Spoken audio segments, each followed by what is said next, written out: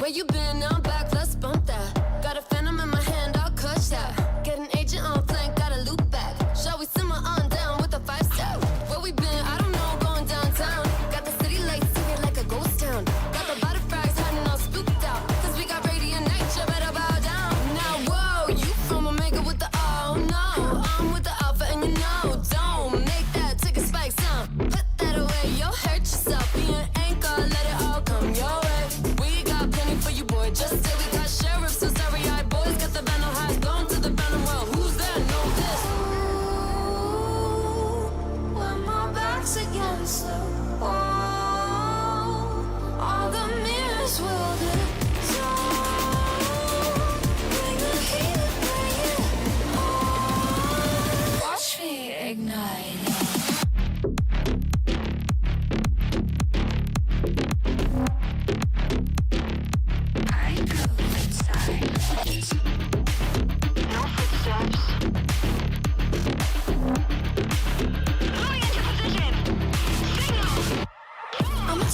Down like dominoes. I'ma take you out with another spike drop. Overheated, but I love to lock and load. I hear the echo, I hear the echo. Bang bang on the back team with the versatile. Rat-tat-tat-tat all day.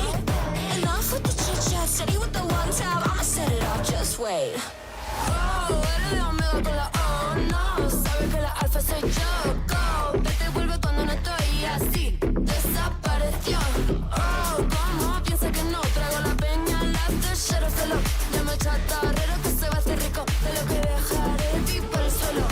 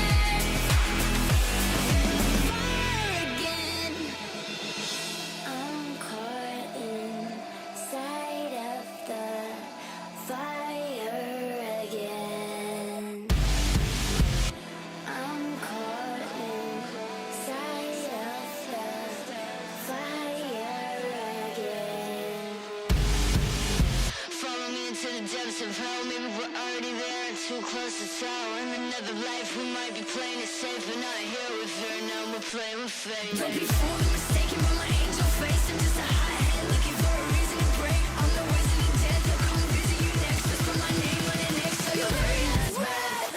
I'm caught inside the fire again. I'm caught inside the fire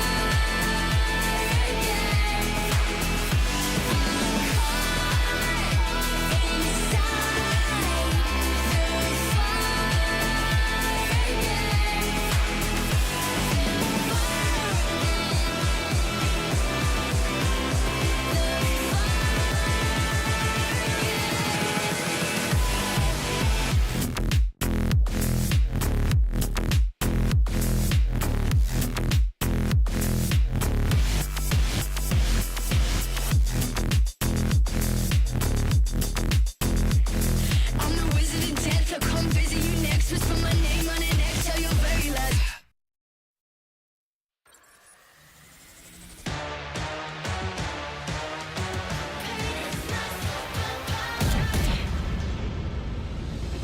틱틱 문을 차고 있던 이건 데자부 이미 와본 걸까 내 성공을 전부 담긴 그릇이 작아 I can't lose 점수 그건 의미 없는 숫자 내 열의 top 10 거는 식당 해골로 채운 옷장 전부 대스탁 상시주의 red dot 경고는 없어 better not 난 사방에 다 뿌린지 마치 red hot Broken and bruised, what's left to lose? Here on the edge of forever. If I never win, I'll never fight. Win or sacrifice, fight until the final hour. Pain is my superpower. Keep my head up high, run through rain or shine. Turn out sweet without the sour. Pain is my superpower.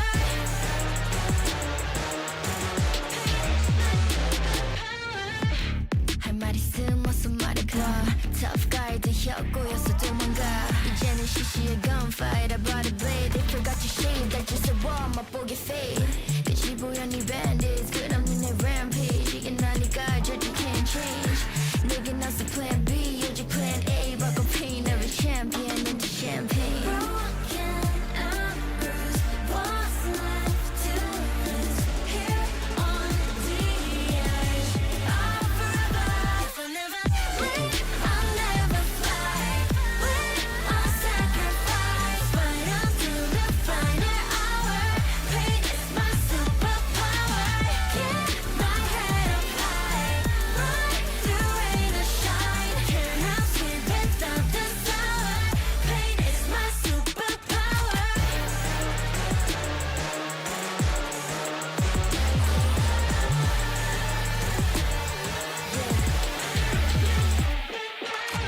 This world never saw me coming I kick down every door they lock No rules, only gods can judge me Only gods can judge me Only gods can judge me Only gods can judge me If I never win, I'll never fight. Win or sacrifice, fight until the final hour. Pain is my superpower. Keep my head up high, run through rain or shine. Turn out sweet without the sour. Pain is my superpower.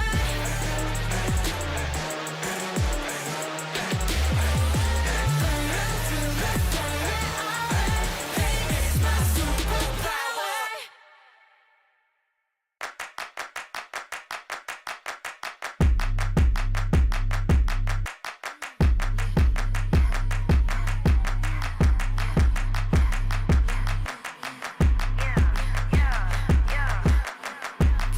Daughter, I'm tipping skills, I'm not the lotto. I got to lead with something, man, you know Denzel the motto. Me and the gang just hit the streets just like they was the lotto. Got the Vando on auto, they know how crazy I go. So if it's been a minute, you can play the bet. If you're independent, come get on the map. If you the opposition, don't you ever let. Cause when I get it, you know it's a all eyes on me. Looking at my team, ain't got it on. All eyes on me. Looking at my team, ain't got it on. Where's the moment? Seize the day. Where's the moment? Seize the day. If I catch you,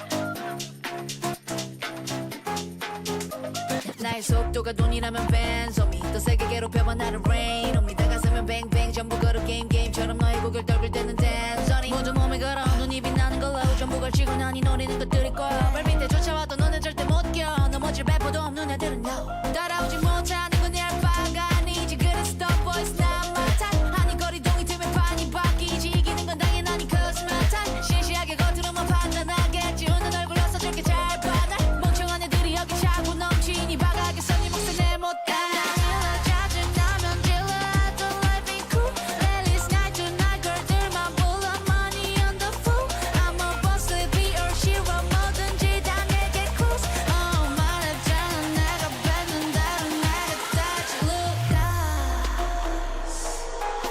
Told you myself I'm so bossy I'm so bad I told you myself I'm so bossy I'm so bad I told you myself I'm so bossy I'm so bad I told you myself told ya 느리게만 보여 눈이 핑 돌아가는 놈들은 한 곳으로 모여 잠위 drive 머리 위로 투 그래서 이건 누가 대신에 money dance on a private jet 여긴 닿을 수 없는 거 올려 넣어 bus 하늘 위로 떨어지는 나를 느끼 like demons 자식 날고 기는 것들은 전부 천했지 왜처럼 증오들은 나의 밑거름 끄나 좁아져도 너의 시선은 어느새 풀려 숨죽여 Hey you better you turn when I pull up Can't slow me down 나 끝이 없는 ride 멈출 수가 없잖아 I'm that 소리로 망설임 없이 주사 위로 여전히 예상 못한 곳으로 향하지 like we still go Told you myself I'm so bossy I'm so bad I told you myself I'm so bossy I'm so bad I told you myself I'm so bossy I'm so bad I told you myself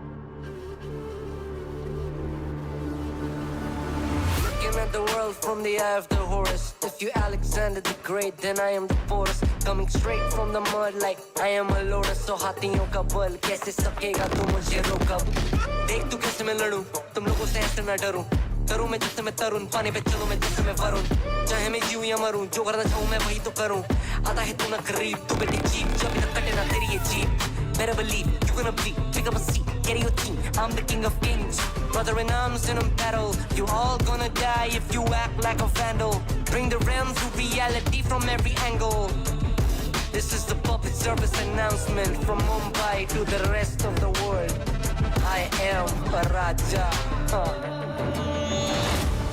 I am the Raja भिड़ेगा तो उठेगा जनाजा ना तू मेरी तरफ आना आ गया तो होगा फिर तनाजा ना ये भारतीय भाषा फिर दुनिया सुनेगी ये तराना ना Cause I am the Raja Cause I am the Raja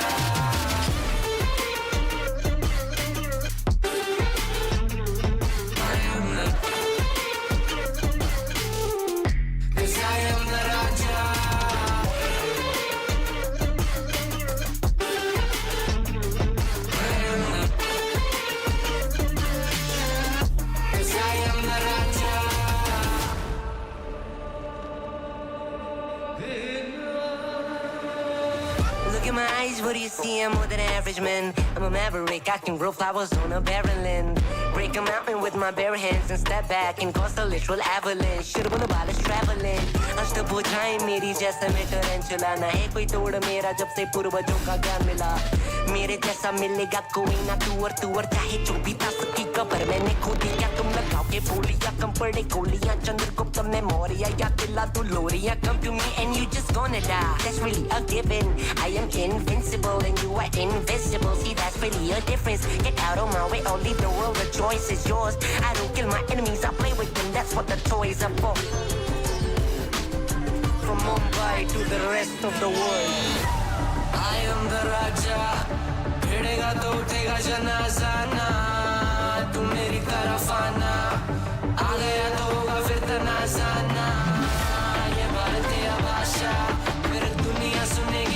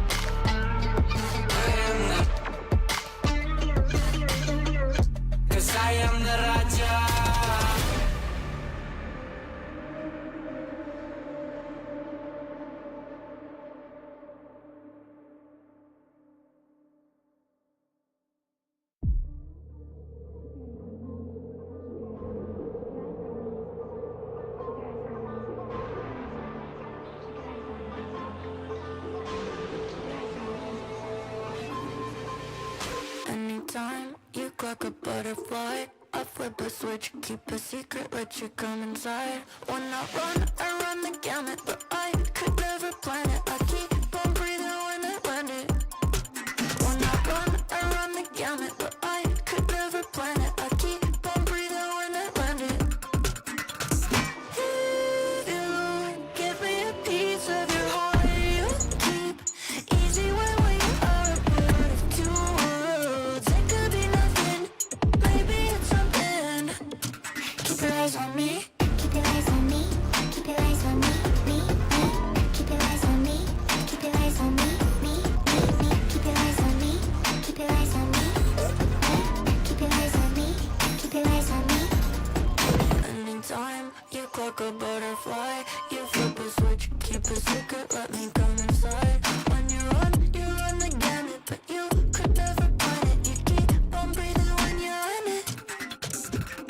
If you give me a piece of your heart, you keep easy when we are a part of two worlds. It could be nothing, maybe it's something.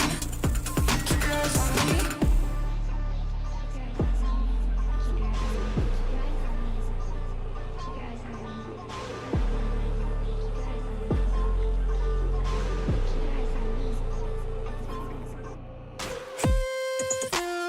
Give me a piece of your heart, you keep easy when we are a part of two worlds.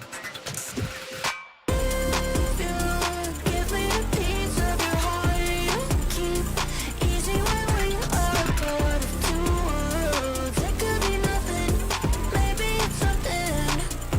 Keep your eyes on me. Keep your eyes on me. Keep your eyes on me. Me. Keep your eyes on me. Keep your eyes on me. Me. Keep your eyes on me. Keep your eyes on me. Me. Keep your eyes on me. Keep your eyes on me.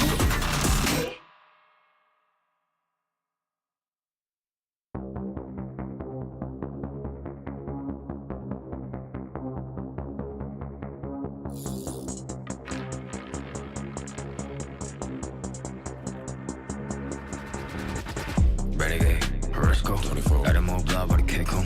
Pedal on a pedal with an old 3, get room, boom, up 400, that's roll. Cut through C100, the end move. Get lifted, body nigga, get cool. Let's do fly over your head. Body got another on me, oh, double nine. Telephone cut that right.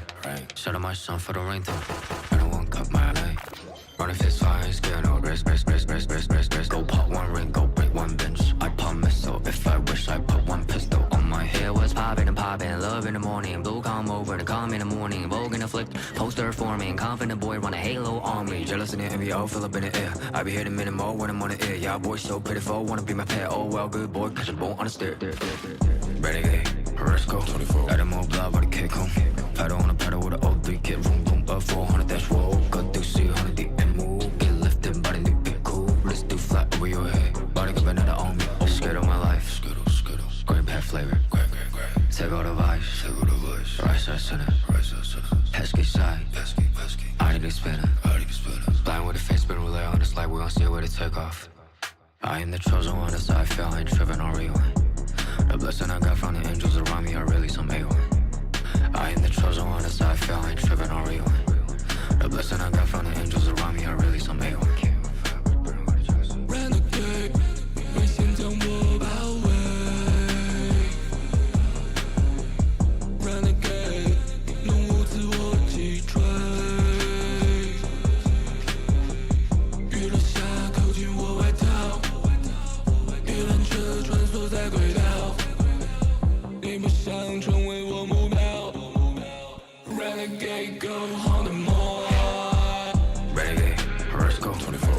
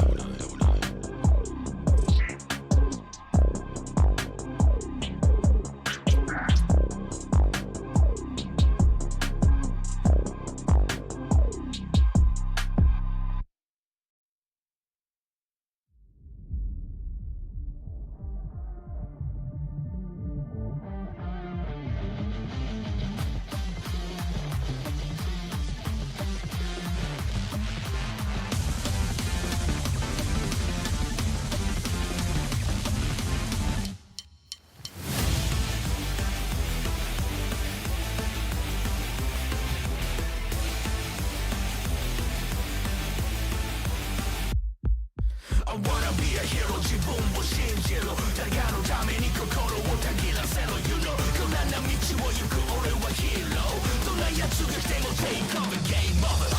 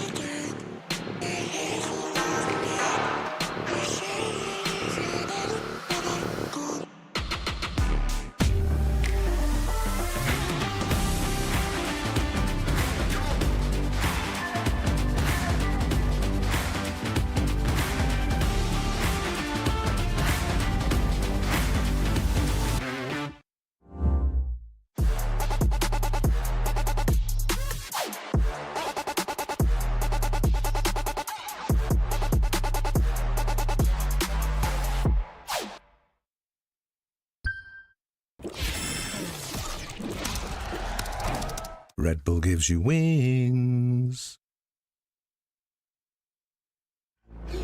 Yeah. Let me get a punch. Let me get a punch. Let you feel the punch. Let me get a punch. What a hoop, don't sleep, oh yeah, yeah, oh. What a hoop, don't sleep, oh yeah, yeah, oh. What a hoop, don't sleep, oh yeah, yeah, oh. What a hoop, don't sleep, don't punch me. Don't keep getting me pissed before I make you bleed. Pray for your rest in peace. It's the only piece that you need, even a punch. This is the purge. Everybody please your perk. Your perk, I'ma kick these people with my kitty pound. Play with the wrong gal pound. Put when they put get my pop on out. Pop on now, yeah, uppercut king my pound, pound, pound, pound. Pack it out, back it out. กูสร้างมึงภาพลับ yo how about now bruh เดี๋ยวบ้านนี้ไม่ต้องรอถึงหูพวกกูจัดมึงจุกnow out Need a pepper pick a pack of peppers people like me pick a pack of bricks for a week per day per minute rapper like me ทำพวกมึง panic บอกกูเป็นผู้หญิงมีผล the proof ไม่ควรได้ pride เข้าใจมึง lose อะไรไม่รู้พร้อมพวกขี้แพ้มาพายกูพูดไปก็ไร point เขาต่อยสักชูดีกว่าพวก What a hoop don't sleep oh yeah yeah oh What a hoop don't sleep oh yeah yeah oh What a hoop don't sleep oh yeah yeah oh What a hoop don't sleep don't push me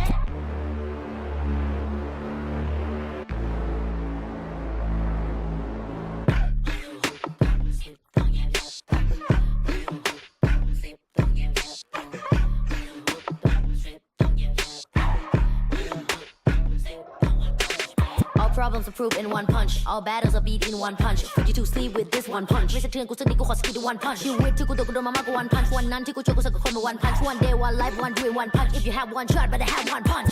Eminem said, Millie Rabbit, I'm the world shark. You just catfish. Kevin said, พ่อแม่คือความจริง Summer and phone ที่คือ competition ผลลัพธ์คือ I'm the best, right? What a hook, don't sleep, don't yeah, yeah, don't. What a hook, don't sleep, don't yeah, yeah, don't. What a hook, don't sleep, don't yeah, yeah, don't.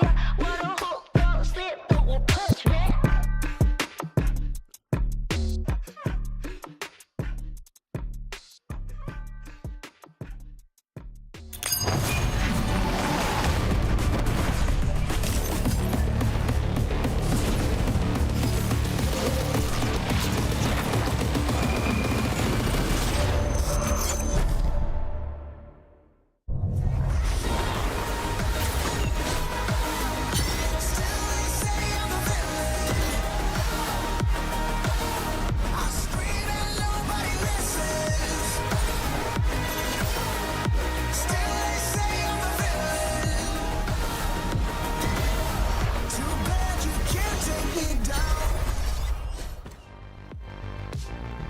The road to Masters Toronto just became a little more difficult with one slot left and no more second chances. Today, our teams will have to give their all to keep their dreams alive. Hello, everybody, and welcome back to the Riot Games Arena in Berlin, Germany. I'm your host, Yingsu, and I'm joined by two people who do not crack under the pressure. It's Kakuka and Billy. And speaking of that, I wanted to ask you, what kind of teammate do you think you will be in these high pressure situations? Are you standing up screaming? Are you chill? Are you vibes?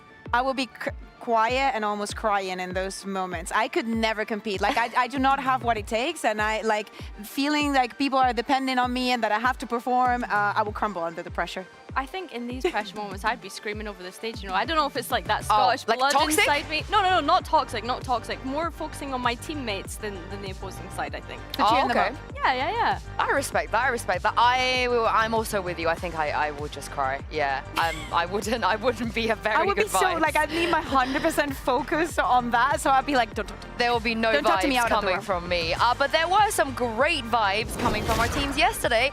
Two teams have made it in Heretics and Fnatic, and somehow it feels like the world is right again. You know, they both missed out on the first one this year. And it was such an exciting day. It doesn't matter if you were a Heretics or a BBL fan. I think that first match delivered so much. We even heard it from the Heretics staff and players afterwards that this was probably the hardest match that they had in the entire year. So hearing that from them is very, very impressive. And the second one, I feel like if anybody missed that, after today, go back and watch it. Thank you later. Yeah. No, it's 100% well worth watching. I think the storylines coming into this as well were so exciting, right? We have Team Liquid, who are the only remaining team that could make it back to another global event with Vitality being knocked out. And then Fnatic, I mean, we just have to look at Boasty here. How many iterations of Fnatic has he been able to IGL to global events at this point? It's been so impressive that they've been able to do this. I am a little bit worried, however, for Team Liquid, because the fashion in which they lost at 11 p.m. last night,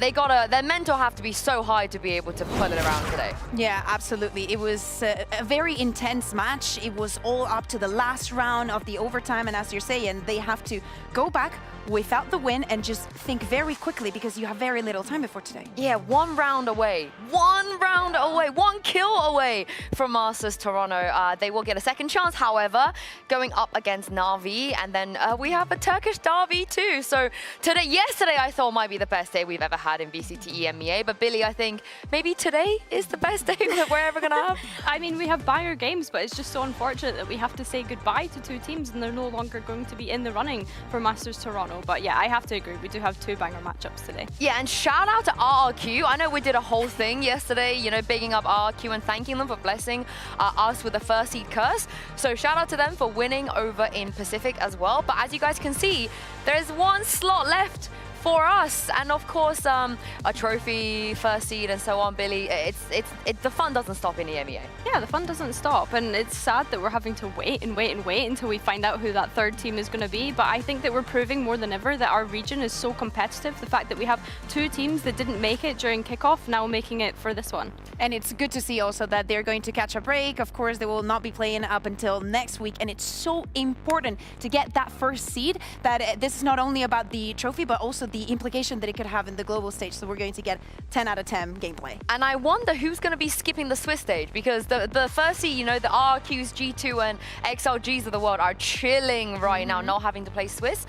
So yeah, make sure you guys stick with us today and next week as well to find out. But for now, it's time for us to play a little game. Some of our players have been great on the global stage, domestically as well, bringing us a lot of titles, but some of our players have waited a long time for that title and maybe will never achieve it, which is very, very sad. And I mean title / trophy quite loosely. I know there was LCQ wins in there. I know there was some medals back in the days when you would win challenges, but these are sort of the players, I think, some of our legends, right? Kakuka and Billy. Yeah, I mean, Enzo did win one, but it's okay. It's okay. Enzo, I remember. Okay, I remember. But let's start with Mr. Farland versus Patatek because, yeah, who do you guys think will go through as the best player to never win a big trophy?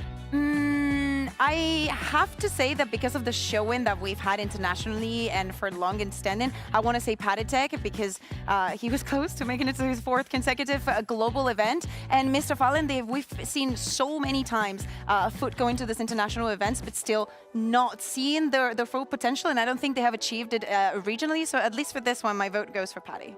Really? My vote would be Mr. Fallon, but I'll break the vote for you. Yeah, you break the vote. Okay, my thinking is Paddy has won like 500,000 Ignition series back in the day. He had one of the longest win streaks we've ever had from any team. So for that reason, I'm going to go for Mr. Fallon. Because I think Fallon needs to enjoy a bit more success. And Paddy's had it, or he's been around for a long time in Tier 1. He's had his day. So can we actually send Fallon through instead, please? And move on to the next one, which is Kute versus Boo. Billy, I'll start with you. It has to be Boo. I think, like, for me, the results that they had last year, always having that 2nd place curse, like, now has to be the time for Boo, surely. And also thinking back in the times of OG, London United and whatnot, the first time that we were seeing new rosters coming in where it was all about the challenges, everything was up for grabs for anything. I think that Boo's been a mainstay and it's about them time. I agree. I'm completely with you guys. So let's move on to the next one. Scream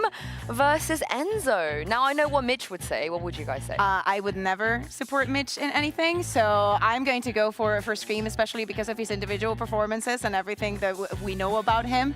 Kind of miss him, you know? I love how we already put it through because I'm completely on board with that.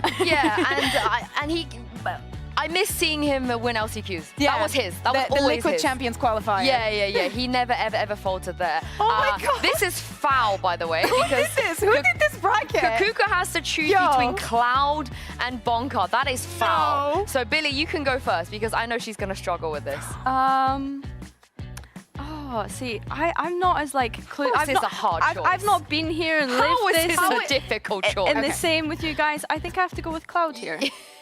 Okay. I will say it.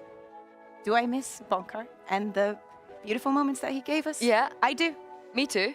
Happy that he's back on energy, but it has to be Cloud. I am sorry, but he has been one of the best players that we've ever had. I think that always want him to succeed. And, you know, Bonkar's moved on to coaching. I think that Cloud still has it in him. He wants to compete. He wants to get those wins in the server. Yeah. So Cloud. I agree. Okay, let's do Scream versus Cloud then. Cloud? I doubled down on the Cloud. Yeah, I think it's because, you know, he's still here. He's been through thick and thin. Yeah. And, you know, to me, he kind of deserves it. Also won an LCQ. We got the LCQ, the LCQ battles. Yeah. I will also choose Cloud. I think Cloud is the obvious choice here. Over here, though, I think this is a little bit more difficult. But Boo or Mr. Fallen? I could make the same argument for Boo that I made for Patatek, so you're going to have to choose. I think just because we have Heretics on the road to potentially being in that grand final of this split, I'm going to say Boo. I will let you have Boo because it's you guys are choosing, but I personally would have gone with Fallen. But now we have the grand final, Boo versus Cloud. Best player to yet to win a big trophy. big trophy. You know what? I think that for this one, I'm going to go for Cloud because I think that he is. First of all, I think that throughout the years has been more consistent, and not only that, he is further away from getting that. You know, they're not in a good position, and whatnot. And Boo is almost like touching it. You know, he's been within touch distance. So I'm gonna personally go. I'm happy to go with that, but for me, I would just love to see Boo win a trophy with his younger brother. Like, that would just be so sweet, you know? I love that story. Yeah, I don't have a brother, so let's go for Cloud. I agree. I completely agree. I think there's a case made for both. I think you guys both made very nice case, but I think this might not even be controversial. I think most people would agree that Cloud is probably the best player that hasn't won a big title yet. One day, split two, maybe. Who knows? We'll find out. But for now, let's talk about the Turkish derby. It's back. We've seen it already, this split, but we've never seen it in this position, mainly because Kakuka, BBL have never made it this far. Yeah, absolutely. Not made it to playoffs. And yes, this is a match that we have already seen this year. But the form, we speak a lot about the form when it comes to the teams and making it to playoffs. I agree with you, the fact that we're seeing a BBL that is performing this well, getting this far, and getting everybody's hopes pretty higher up. Both of them, of course, coming off from a loss in a 2-0 fashion with a lot of shorter window to work with. When we're speaking about BBL not having the experience about being in playoffs, it also works along the lines of you don't have a week to prepare for your next opponent. I think when we look at this match today, it's like more of a revenge match than we've ever seen. Of course, you have BBL, who are usually denied from playoffs by someone like Foot, and then you have Foot that want to get revenge based on that last week performance that we saw in the regular season. So yeah, I think today there's going to be a lot of fire between both of these teams. And I mean, for BBL to continue in playoffs going up against one of their biggest rivals, yeah, it's going to be tough. Yeah, and only one Turkish team can make it through. I know, you know, all the Turkish fans wanted both for the first time ever, but only one could make it through. Does it favor either of these teams, you think? I think that in my mind, Foot has a little bit more to prove because they should be the favorites. And historically, keeping the roster only making one change and whatnot, they should have the upper hand. But up until this year, in the partnership era, BBL had not been able to even grab a map off of them. So the last time that we saw them with this 2-0, it's about Foot and getting their revenge and proving that they're in form, and BBL to prove if they have the resilience to keep going and face playoffs the way that they are. I think as well, we have to consider how heartbreaking that defeat was for Foot when they last went up against BBL, right? You looked at the comebacks or the almost comebacks that they had coming into it, right? That first map, I think it was 6-11 that they managed to bring it back, and it ended up finishing 23-25. And then the second map, it was again 6-12. They finish it back at 11-13. So like, you look at the comebacks that Foot were able to have during that last matchup, and BBL still somehow finding a way to close it out. It's heartbreaking for Foot to be able to go through that. And the worst thing is the stakes are so much higher this time around. You have a Foot that's made many global events before. BBL still haven't made one, so they have to be able to eliminate so many of their demons in order to get there. And we heard from Atta Captain already earlier this week, talking about whether he wanted to even face BBL or not in the lower bracket. The answer was no, he does not. He wanted to support his Turkish brothers. He wanted them to go through on the upper so they can maybe meet in the final.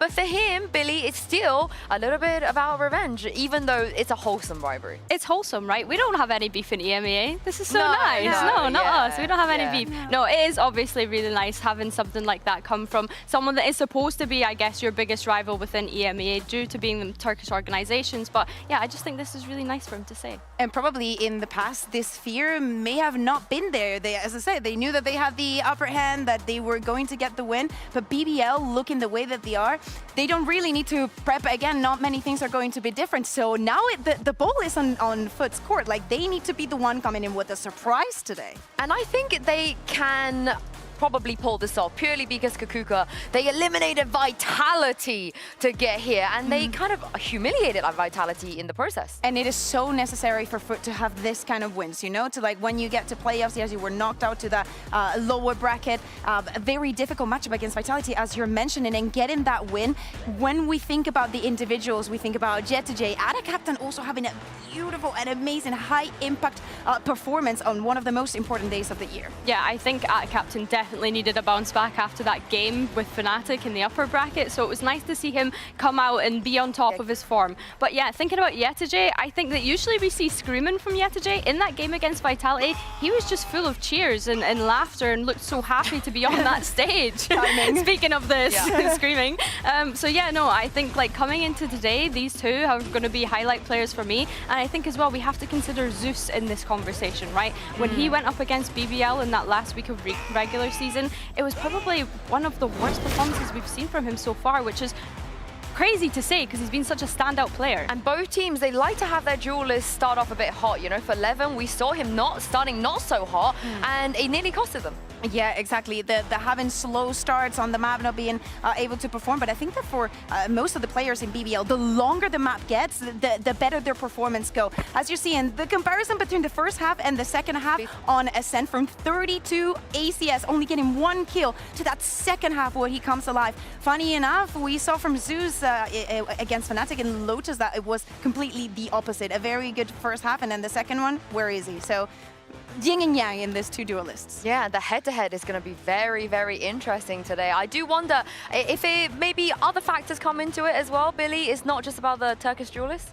I think the map veto will be a big thing, right? Because we've seen Foot already maybe fumble their map veto when they played against Fnatic. So yeah, that's a big thing for me. They battled time and time again, but never like this for BBL and Foot. This is about staying alive for a spot in Masters Toronto. Let's bring out the players.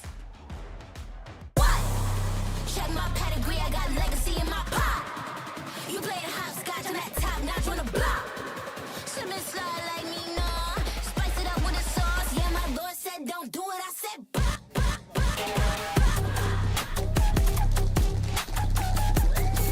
Yeah, my lord said don't do it, I said bop.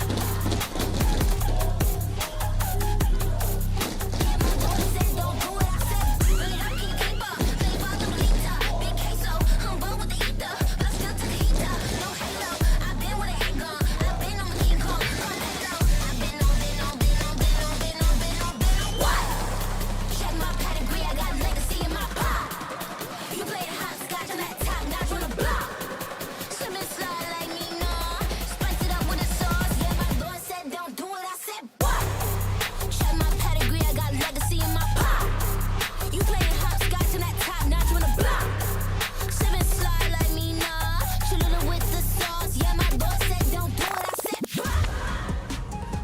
They've traded so many rounds and maps over the last 5 years of Valorant, but they've never been in this position before. The losers' season will end here, and the winner will fight on for a slot in Masters Toronto. Billy, you mentioned how important the map beaters are going to be, so take a look at this and tell me what you think. Yeah, so I mean, Foot banned Haven in that last map veto that we saw against BBL and Foot, and deciding to leave it open, getting rid of that icebox. And of course, BBL, they're just going to decide to pick right into that. I mean, with this being BBL's first pick into Team Liquid a few weeks ago as well, I mean, it just looked so strong for them. So I think that's maybe a mistake on Foot's part. And of course, it's a map that we've not seen from Foot yet. So I'm presuming they'll have something nice prepared. Yeah, exactly. This is a risk that it has to be measured, right? On the side of Foot, picking that split, yes, we have seen them play it, I think 4 times this year already. But they have never picked it. So probably going into this veto, that was one of the surprises that they wanted to play with, because they have played it 4 times, only won it 1 of them. So maybe it was not within the realms of expectations for BBL. And when we speak about preparation, that could come into play. Yeah, we got debated a little bit there because map 3 is actually Ascent, I believe. So we will throw out the right one when we have it. There we go. There it is. Yeah, Ascent will be the decider. Now, I really love this Haven pick from BBL. However, Foot have never been bad on it, in my opinion, and the MVP for me on this Foot team when it comes to Haven is Cracks. The amount of times, doesn't matter what agent this man was playing, most, you know, the Gecko, the KO, whatever, so on and so forth. On Haven, he just has such a great understanding of how to play this map. Always had an amazing impact on it, so I'm hoping that some of that muscle memory stays with him. I love that you're mentioning Cracks, because actually we were speaking about the duelist and how, especially for the Turkish teams, this should be a make or break. definitely something that can make the difference. Krax was the one shutting down Levin most of the times the last time that these two teams faced off against each other, and he was feeling himself. I don't know what's going to happen for the Haven, if they're going to change what they were doing back at kickoff, but if they are to keep it, I want to see top tier Krax. Do you want the KO still? Yeah. If you feel like if they really have a plan around it, we know that Foot has been very down to changing the compositions after not winning a map, but I want to see them play into their strengths and not overcomplicate things. I'm down for a Gecko as well. A Gecko, yeah. okay. Well, I think to even like think back to the overall map veto, BBL are starting defense on every single map, which I think is such a huge win from them. We've seen them be so strong on that defense, and in fact having a 58% overall defensive win rate so far, so it's certainly been better in their attack. Oh my god, are you kidding me? This is, I would have taken anything from this man. Okay. Anything. Not a Gecko then. Holy, how do I keep doing this? How do yeah. I keep doing this? Krax, obviously first time Wow. on the Neon. Wow. We had seen him on the race. It's not the first time that we see him playing a duelist, but the Neon is definitely something new, something that is going to be a surprise, and we kind of understand why they want to go on attack. I'm so happy about this, but the chamber?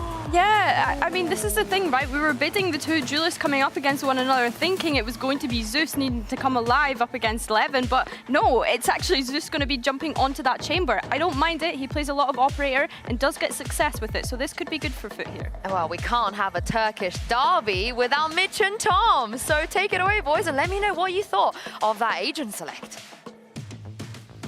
Well, I'm thinking at least 50 rounds. Maybe not on this map, but if we get to that third, 26-24 wouldn't be too bad. We've seen these teams battle already. We have to run it back one more time. Yeah, I'm looking at that third map of Ascent and going, okay, it's definitely going to get a little bit more interesting if we get there. But I feel like we've already started off with a bang. The fact that we have this sort of, I guess, the pick of BBL, one, a map that they've looked very strong on, a map that Foot have looked very weak on, and then we've just come in with this hyper aggro, pacey composition, given an opportunity for someone like Krax to show that, okay, maybe I'm not just a KO main, maybe I can play more than just KO Fade and a Raze every once in a while, and brings out a Neon for the first time ever. Okay, especially in an elimination match for stage one, we've sort of mentioned it, they've never not made it to at least one of the Masters. Well, that's still on the line here. Yeah, it's still a little bit more of a road to go. It doesn't just come down to this matchup, but survival is the name of the game here today. Revenge as well. A squad that have played against each other once a year since partnership began. Now we get to see it twice, and the stakes couldn't be higher. One team will be exiting their Masters run. Their attempt to get there in jeopardy. Levin, oh, he kept going aggressive and pays the price. Foot with the punish early, and a 4v3 as a reward. Yeah, quick rotation from the side of BBL. Two players already in that site. Caught by the paranoia. Third looking to wrap back around. So the force will be a nice shot, at least from Prophet, to do some damage. Yumpy picking up one as well, but it's Yedajay to trade. Left all onto Magnum. Cypher versus Cypher. The first clutch needed within this matchup to take that pistol across the board, but there's still time to play with. That's the thing for Yedajay. He doesn't need to overface this, doesn't need to risk it, but the same can be said for his counterpart. There's plenty of time, but that camera gave the information over to Yedajay. He knows that Magnum is towards the spawn, but Magnum waits long enough that he could have ramped up into heaven. Yedajay has a decision to make, and not a lot of time to make it. Magnum swinging in deep, and the pistol round found for BBL.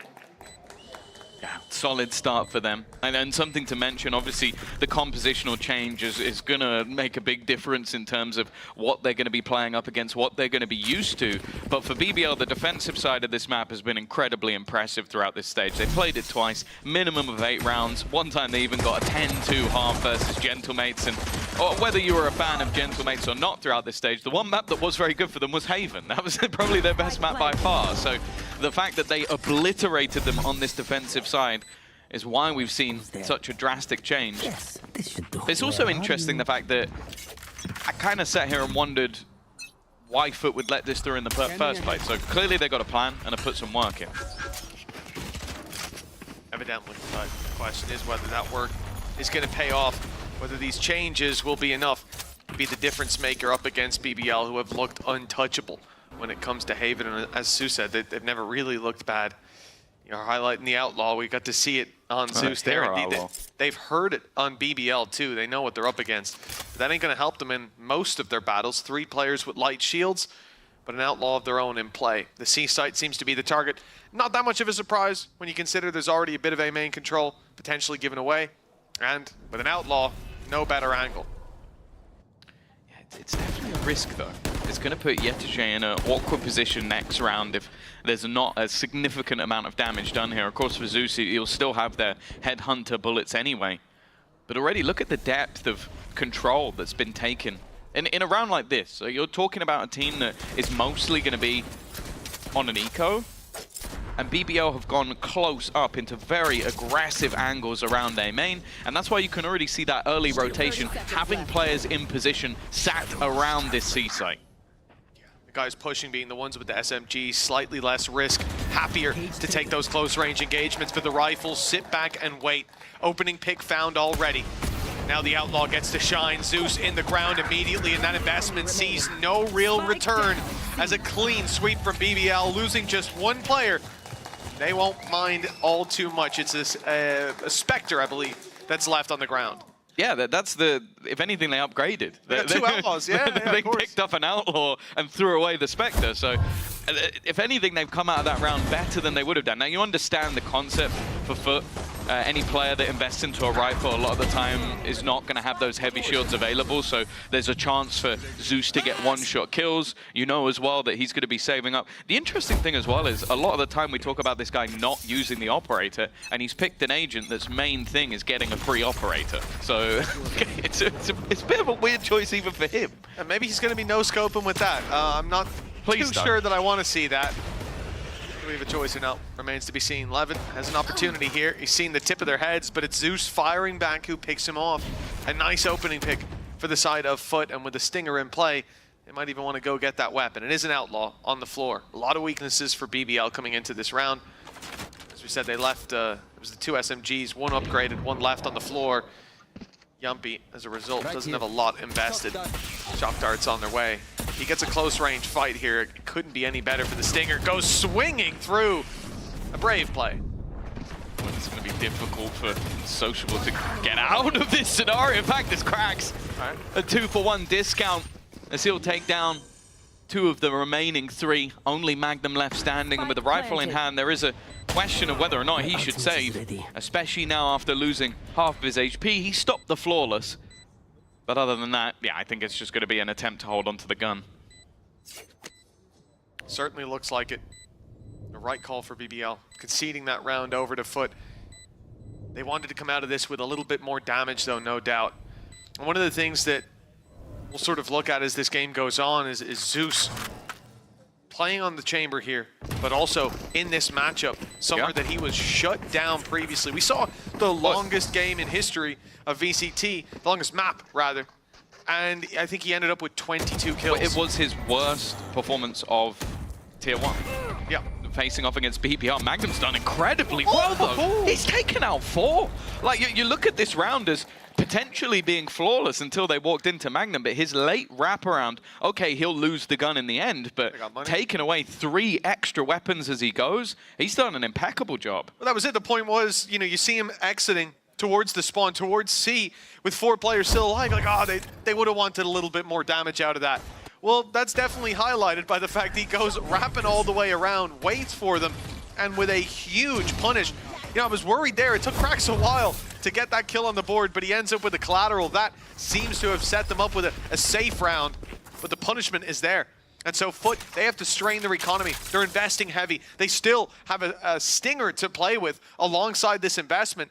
A huge play by Magnum. A triple kill in the pistol round as well. His impact on this series already is tangible. Yeah, he's already got 9 kills. He's having a great time, but it's whether or not they can now make that damage worthwhile. He might be the guy running away with it now, but look back to their previous series. Sociable went 26-4 versus mates. Probably one of the best performances we've seen all season from any player. But it's whether or not he can recreate something like that again. Definitely a little bit more difficult to do on the Sova, but he seems to make it work. Another man who's a maestro of the Sova is Mr. Fallen, though. And definitely a highlight on him with this sort of composition. Spams It's not landing yet. It's gone everywhere else. Dangerously close, yeah. Either side of him. Straight out of Pulp Fiction. Round to the C side. It looks like they're going to go. Levin's waiting there. Op in hand. B side wide open. Late play from Mr. Fallen. Of course, using that weaker weapon, he's going to hope to find himself that late lurk, that player getting aggressive. For now, nothing to be claimed by him, but his team have gotten the plant. Waiting to see if anybody makes a mistake. Ultimate for Magnum. Single kill could be enough to reveal the rest, but clearly feeling confident in their retake. Mr. Farland's lurk has been eliminated. It now just becomes down to the defenders on the side. Solid stun. In fact, they wipe them out, leaving just out of captain standing, and try as he might, he cannot hold off the flood of BBL.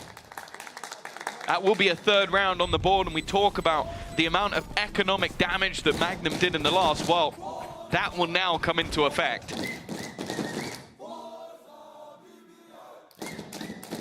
You got to say, great read coming in from Profek.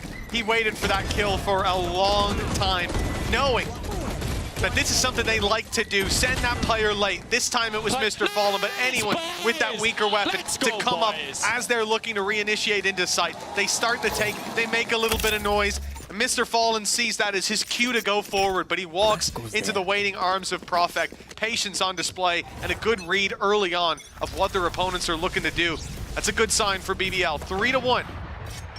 Defense heating up. They've got nothing. Sure, there's a Bucky, but it's not in Mr. Farland's hands, so I'm not particularly nervous for the opposing squad. Crack's going in. No, he doesn't have it yet, but he gets his ult online from diving in with the classic. I don't know how this is working. The headhunter from Zeus has managed to pick off another. And from literally nothing, there's now just one man standing, Yumpy, between a crazy upset round for Foot. Starts with that all falling.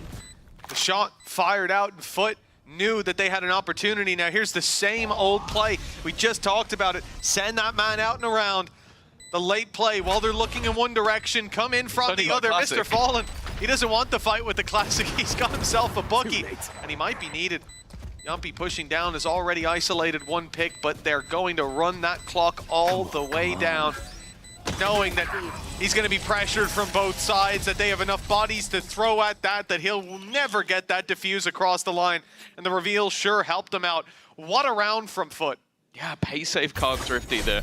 I sort of mentioned it when the round started. They had nothing to play with. It was the Bucky opener, then Crack sliding in with just a classic, managing to win the duel. And from that point onwards, well, they had guns to play with. That is a huge blip for BBL. As I said, it was all about winning that round number 4 to reset their opponent's economy, so they came in with nothing. I did not expect Foot to then win with the nothing. That wasn't part of the plan. It didn't even seem like a point worth making, that BBL don't have the money to lose that previous round, that they wanted to keep so many people alive, because it looked like it should be an easy one. But again, that shot through the smoke told Foot, hey, there's an op up close. We've got a lot of pistols up close. Let's take that fight here and now. And that pressure crumbled BBL's backline. Now they're in a position where they've got one rifle to work with, nothing else really, and already the rifle is on the ground. It'll be recovered. The round is much more difficult to find in their hands. Well, the hope was that maybe Levin gets an early kill, Bladestorm juggles the rifle off to Sociable, they have a couple of things to play with. Instead, Yedajay's lurk wipes out both players there. And then the rest have just gone walking into the C site, got a post plant, and almost guaranteed the round already. One enemy remaining. For Sociable, it almost comes down to, okay, just holding on to that hero rifle again. Credits are not in the greatest of spots. Of course, Levin would have the Bladestorm anyway for the next round, so it does mean that he doesn't necessarily need to have a gun, but with winning that last round, you're not going to decimate the economy of Foot anyway, so even an extra kill doesn't hold much value at all. No, and especially with, Zeus has got the ultimate, so even if there was any pressure on the economy, they've got a free weapon to fall back on. And the reality is, how much damage do you think you need to do to make trading that rifle out worthwhile? And it's almost all of the players, so not a likely scenario. Rifle best off in the next, but Yedajay working wonders towards that site. Zeus popping off with the Outlaw as well, and good containment of the flank. But really, it comes back to that previous round. The one before put BBL in the bin economically, allowed for this round to fall into Foot's hands, and now they're equalized up as a result. Bladestorm online for 11, rifles for the rest. They need to put a stop to this now because Foot, they've got the economy to lose this round and then There's some. a lot of ults. Like, that's the main story of this round, is just having so much to play with. Off rip. Yeah, immediate pop from Mr. Fallen trying to catch, and he has got a number of tags, but it's not like the rest are just sitting there now. Sociable gets an attempt on the other side, and he's going to immediately land the kill onto Zeus. And with a response attempted by Anna Captain, it's now a double up of advantages. That's what we needed to see. BBL back on the horse. A side left a little bit open, but that's all part of the plan. They'll let Foot take that space. Yeah. For Yedajay, that's the real danger. They're watching this. Both B and A from such passive positions, stacked up on C. Cypher utility there as well. It's a big gamble in the late round, and most likely we're going to be looking at a post plant. The question is, though, are Foot going to be happy with just that little bit of control, especially with the player coming back on mid? Probably someone goes aggressive. There'll be an opportunity for a pick, and if not, as you've highlighted, Rolling Thunder's online for the retake. Yeah, they're just playing this one as safe as humanly possible. No need to overface, no need to take risks, especially when multiple ultimates have faded from this round for the opponent. They're not going to mind too much throwing in a couple of their own if it's necessary. For Foot, as of right now, they are kind of boxed in. They haven't managed to get any sort of aggressive positioning, and the rest will just be able to set up for that execution onto the side. Nice reposition of the trap. They're worried about a flank. They only saw 2 players with the drone, but now they don't need to worry that much. Able to focus on pushing forward. That's the trade to start it off. Okay. Yedajay does well. He's been heating up and holding on to that long position. They still don't know about cracks. This is the missing factor. Out he goes! How has he gotten away with the third? The spin on a dime to take him down, and they were watching that smoke. There was nowhere else to worry about. I've heard about 180 no-scopes, but 180 full sprays, that's something completely different. He didn't let go of mouse 1 in that whole move. He's just spraying all the time. That is absolute madness. As I said, we've never seen this man play the Neon before on this stage or any other stage. And these are the sort of plays he's pulling out. 3 in a row, and that's where BBL pick up the pause. Now, this is something else I want to talk about in general going into this matchup. Foot have not had the best group stage, not had the best season. BBL have looked like the better team. I think if you're talking about favorites, BBL come in as favorites.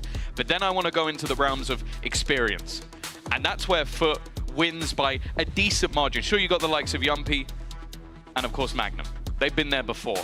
The rest of the players, they are these, well, I was going to say youngsters, rookies. They're rookies coming up to challenge in the league. When they're in that upper bracket match, you get 2 chances. They did very well versus Heretics. But now coming into a game where it is all on the line. You've already beaten Foot earlier in the season, but it was by 4 rounds over 2 maps. It was incredibly close. If you start to lose rounds where you have a big advantage, say for example, a 3v5, this could easily swing into the team with the more experience's favor. And while the only man that's not been to an international on the other side is Zeus.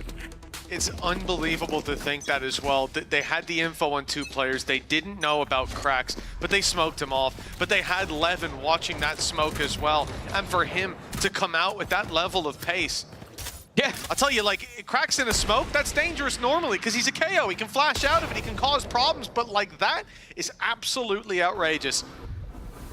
The lead now for Foot. At 3-1, it looked certain that BBL would have a 4th on the board, and that was the moment that Foot could fight back, but they have made their own opportunities here on the attack side. What a display. But this is what Foot does. When they get into that playoffs mode, the straight BS just comes out of the woodwork. Think back, half of their rounds come off winning an eco and off that. And that's all you really need to know. A lot of pressure put onto Magnum here. The only real defender. Solid stun. Will be a pick for them and a rifle for Magnum, who's been their best player so far. Stuck up close with that fight, though. Able to take 1, traded out, but that's more than enough for BBL.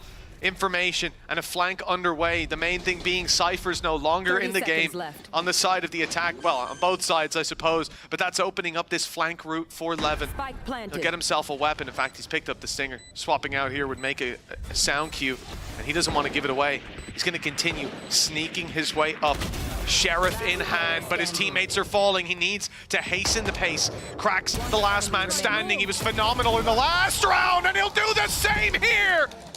A triple kill to put the round into Foot's backpack. Looking at Cracks playing on a Neon, first time, it sure doesn't look like it. And another Red Bull clutch to add to the already growing collection. I feel like Zeus got to be sitting there going, I'm going to lose my job. Like, he's got to be getting a little bit nervous because the way that Cracks is playing right now. And again, it's another round where you look at that from BBL, they have the advantages, they get the openers, they're in solid positions, but then they give just a window, a slight chance for Cracks. And well, he takes it with both hands. 5-3 in the lead. This is where the guns come back out. Already, though, Cracks is frying again. There needs to be a trade, and there will be. Magnum 13-5 as well. He's having a hell of a game. Had a great start to this map. But even seeing him online like that, we need others to meet him, and Foot have been able to dice up this squad when it comes to those late rounds, to those clutches, as you said. Already they've lost one, but traded out with Sociable down. It looks like they'll be grouping back up with Yedege. The B-side's been their play when they have to abandon that early A aggression. But I see pings all over C-Long. They're worried about someone pushing up close, maybe playing behind that trap. The push into the site, well, these traps are covering the garage split, not covering this walk up through long. This is where the pressure will be on Magnum once more. He's thrived within it. And a lot of these rounds, but he's under pressure from that Neon once again.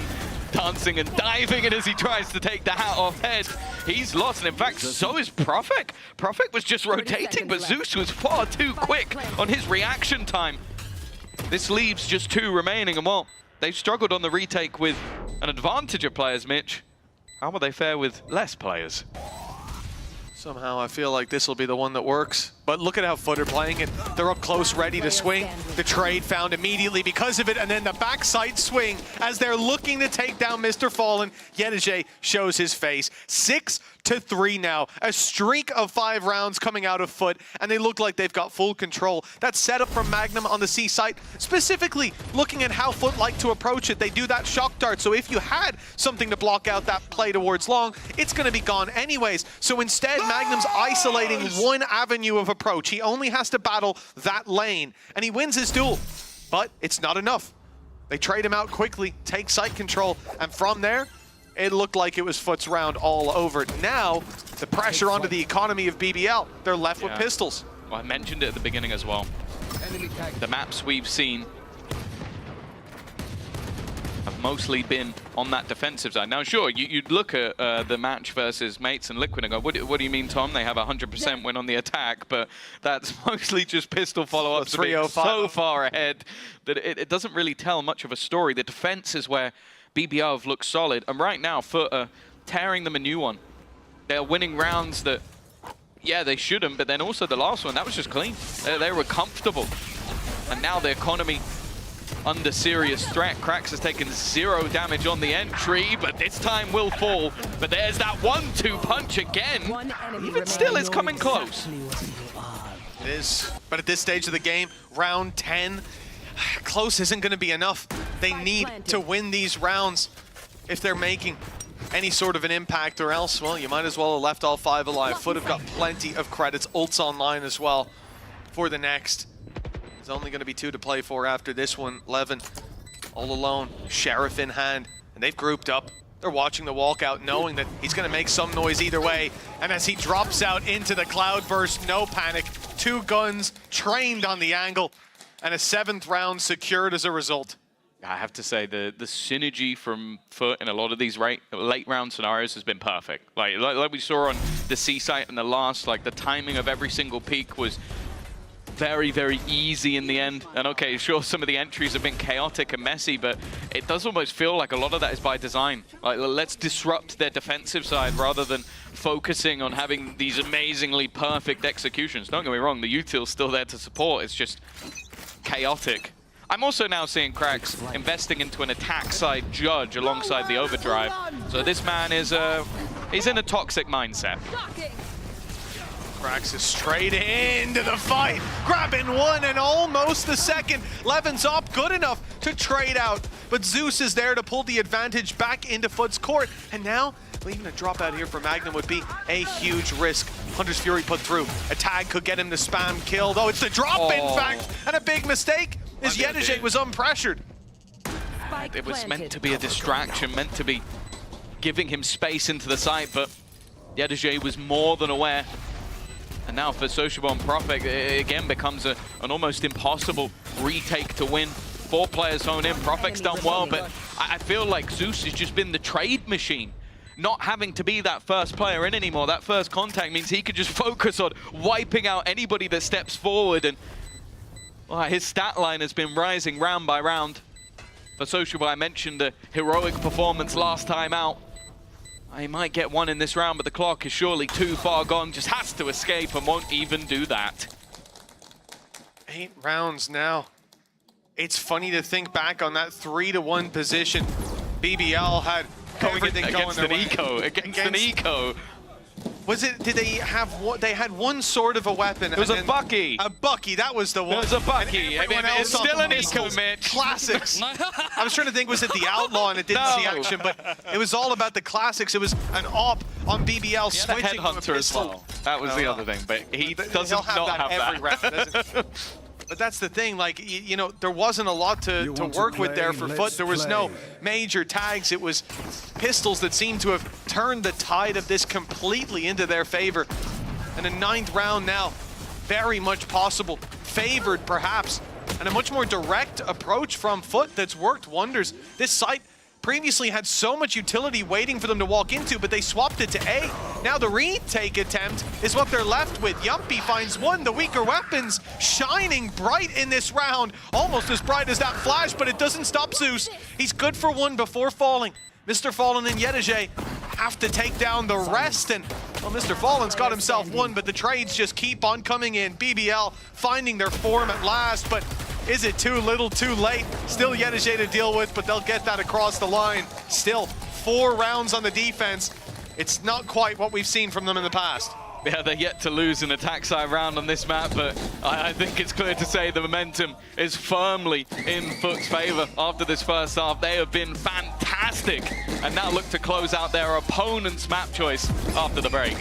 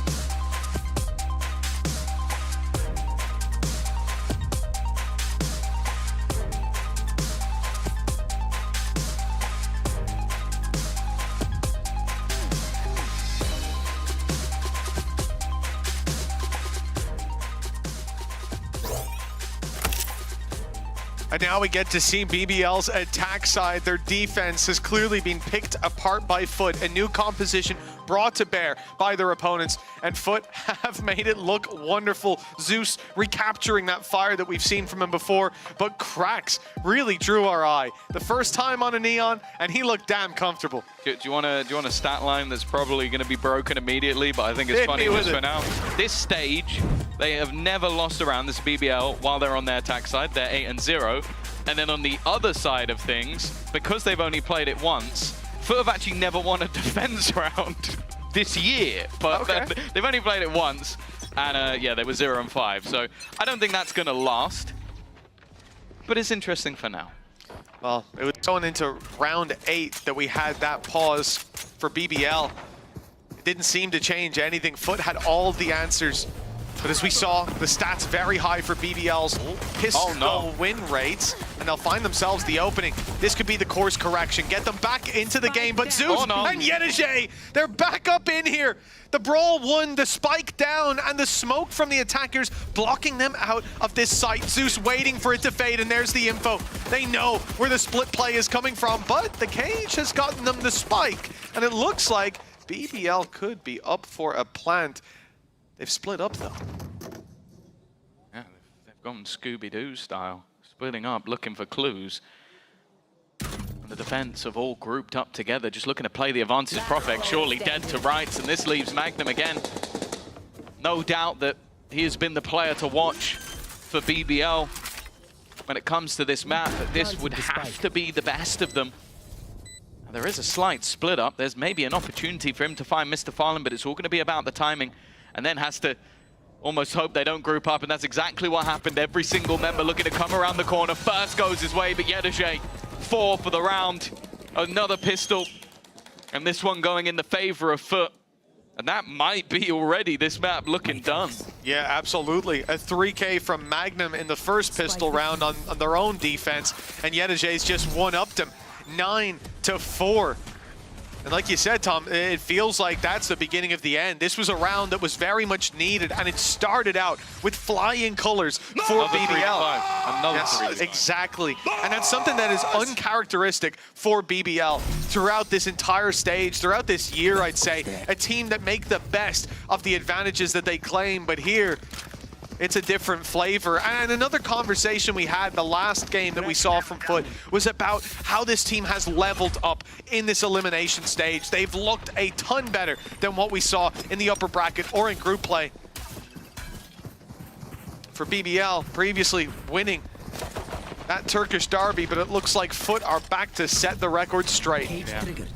Foot looking to do it when it matters most. That's the main thing. Doing it in the playoff stage. An investment here with the Stingers coming through for this attack side, and it's not started out too badly. We don't see the Stinger Pie much in EMEA. In fact, it's only really BBL that likes to run them massively. A good position, but it doesn't work out. And now Zeus with everybody now tagged, but unfortunately, he can't find any of the previously injured members. BBL have found themselves a lifeline. Well, we'll see if they can build off it. You gotta respect Zeus's dedication to the craft, man. He just will not use a scope. He refuses, even in that moment. And that's why he's picked Chamber. Well, the only thing was with the ult, we saw him break that rule a little bit, but Marshall in his hand. I even feel like Iron sights only. Does he use the mini scope on the headhunter? Does that count? No, it doesn't. No, those are sights, not a scope. Okay. All right, get your terminology sharpened up a little bit. So there's a bulldog. You call that a scope? Yeah, I guess. You're mad, More man. than an iron sight. More than an iron sight. More than a banana, I suppose. Get your head screwed on, Tom. Foot down on the pistols, but this isn't a round that BBL can afford to take for granted. We've seen that already. Now Sociable dropping Mr. Fallen. This advantage should be hard to lose. Yeah, Cracks is dead. No, that's the main thing.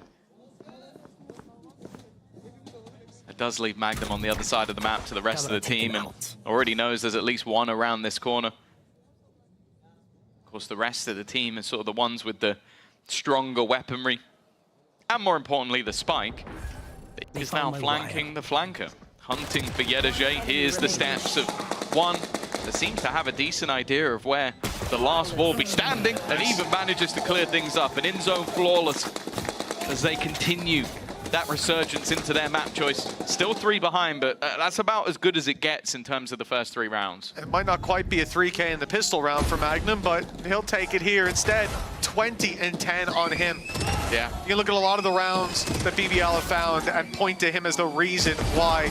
This one, less so, but going into that first half, it would have been a whole lot worse if Magnum wasn't activated. I also want to say, like, his performances since that IGL weight has been lifted from his shoulders have been really impressive. Like, so glad to see him back to that level of form and showing it here in this map that may be the difference maker if they're able to turn the tide. If is the main thing, though. This is where Foot now have their purchase in hand, ready to go.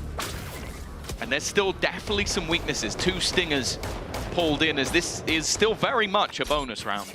And that shock dart did a lot of damage to Magnum. He's going to be playing this one nice and slow, just containing the control.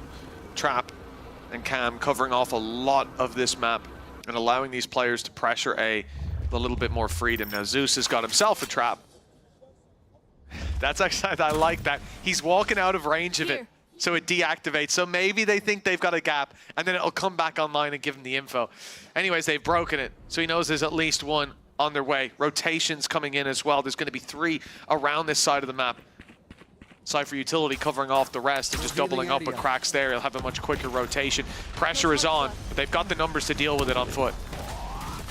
Waiting in the corner. Yadajay there to start. This is going to reveal everyone as they go. This is definitely a problem. And while for cracks, it's easy pickings in the end. Even still, though, there's been a response. Zeus sneaking around behind them, though. He was here the whole time. He was waiting for them. It's a little bit whiffy, but eventually gets the job done. And now all that is left is Prophet to try and fight versus 2. Isolates 1 duel, but again, those trades have been so quick from the side of Foot. They'll hit double digits. But even still, for what was 2 stingers and some weaker guns, it's not an awful round for BBL. They would have liked to win it, though, from the spot they were in. Exactly, that's the thing. The spot that they're in, 4 rounds behind now, Foot on double digits. It's not a comfortable position to be in, and they need to be consistent from this point forward, close to perfect, and a pause is going to be called. The timing. And the shorty inside the smoke, there was an opportunity, but not claimed. I think that's the most finish he's ever sounded. That's like, true. Just rolled the legs. It's the frustration. It happens to me as well. All right, I understand. I didn't know you were Finnish. Yes, I not only when I'm angry. That's the thing. But yeah, a pause for BBL. And last time we saw Pal rattling out the commands. We saw all the learnings in his book being communicated, but it didn't change all the names in the death note.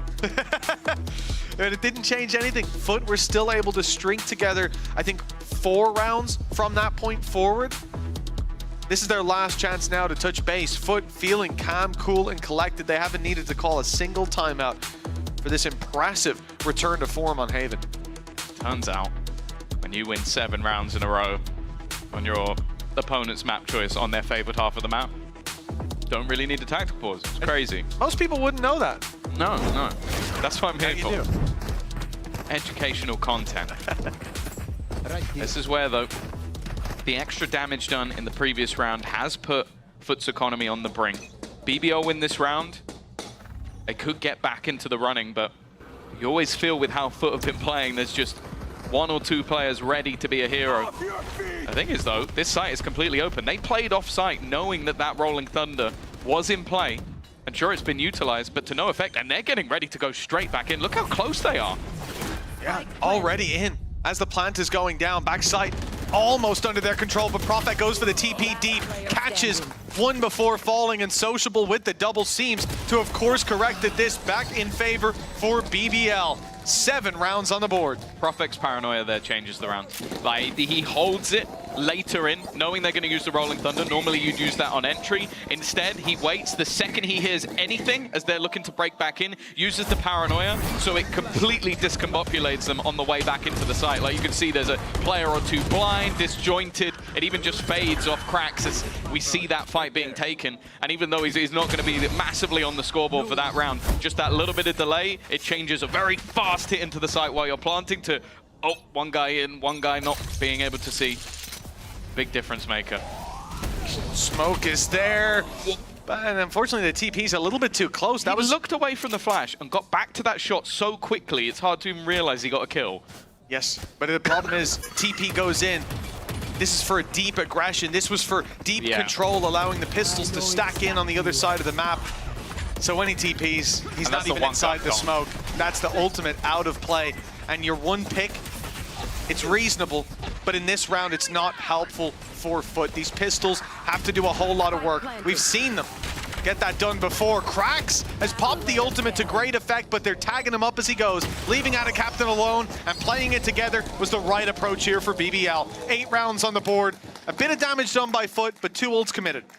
Yeah, so you remember in the round before this where Yumpy used his Rolling Thunder?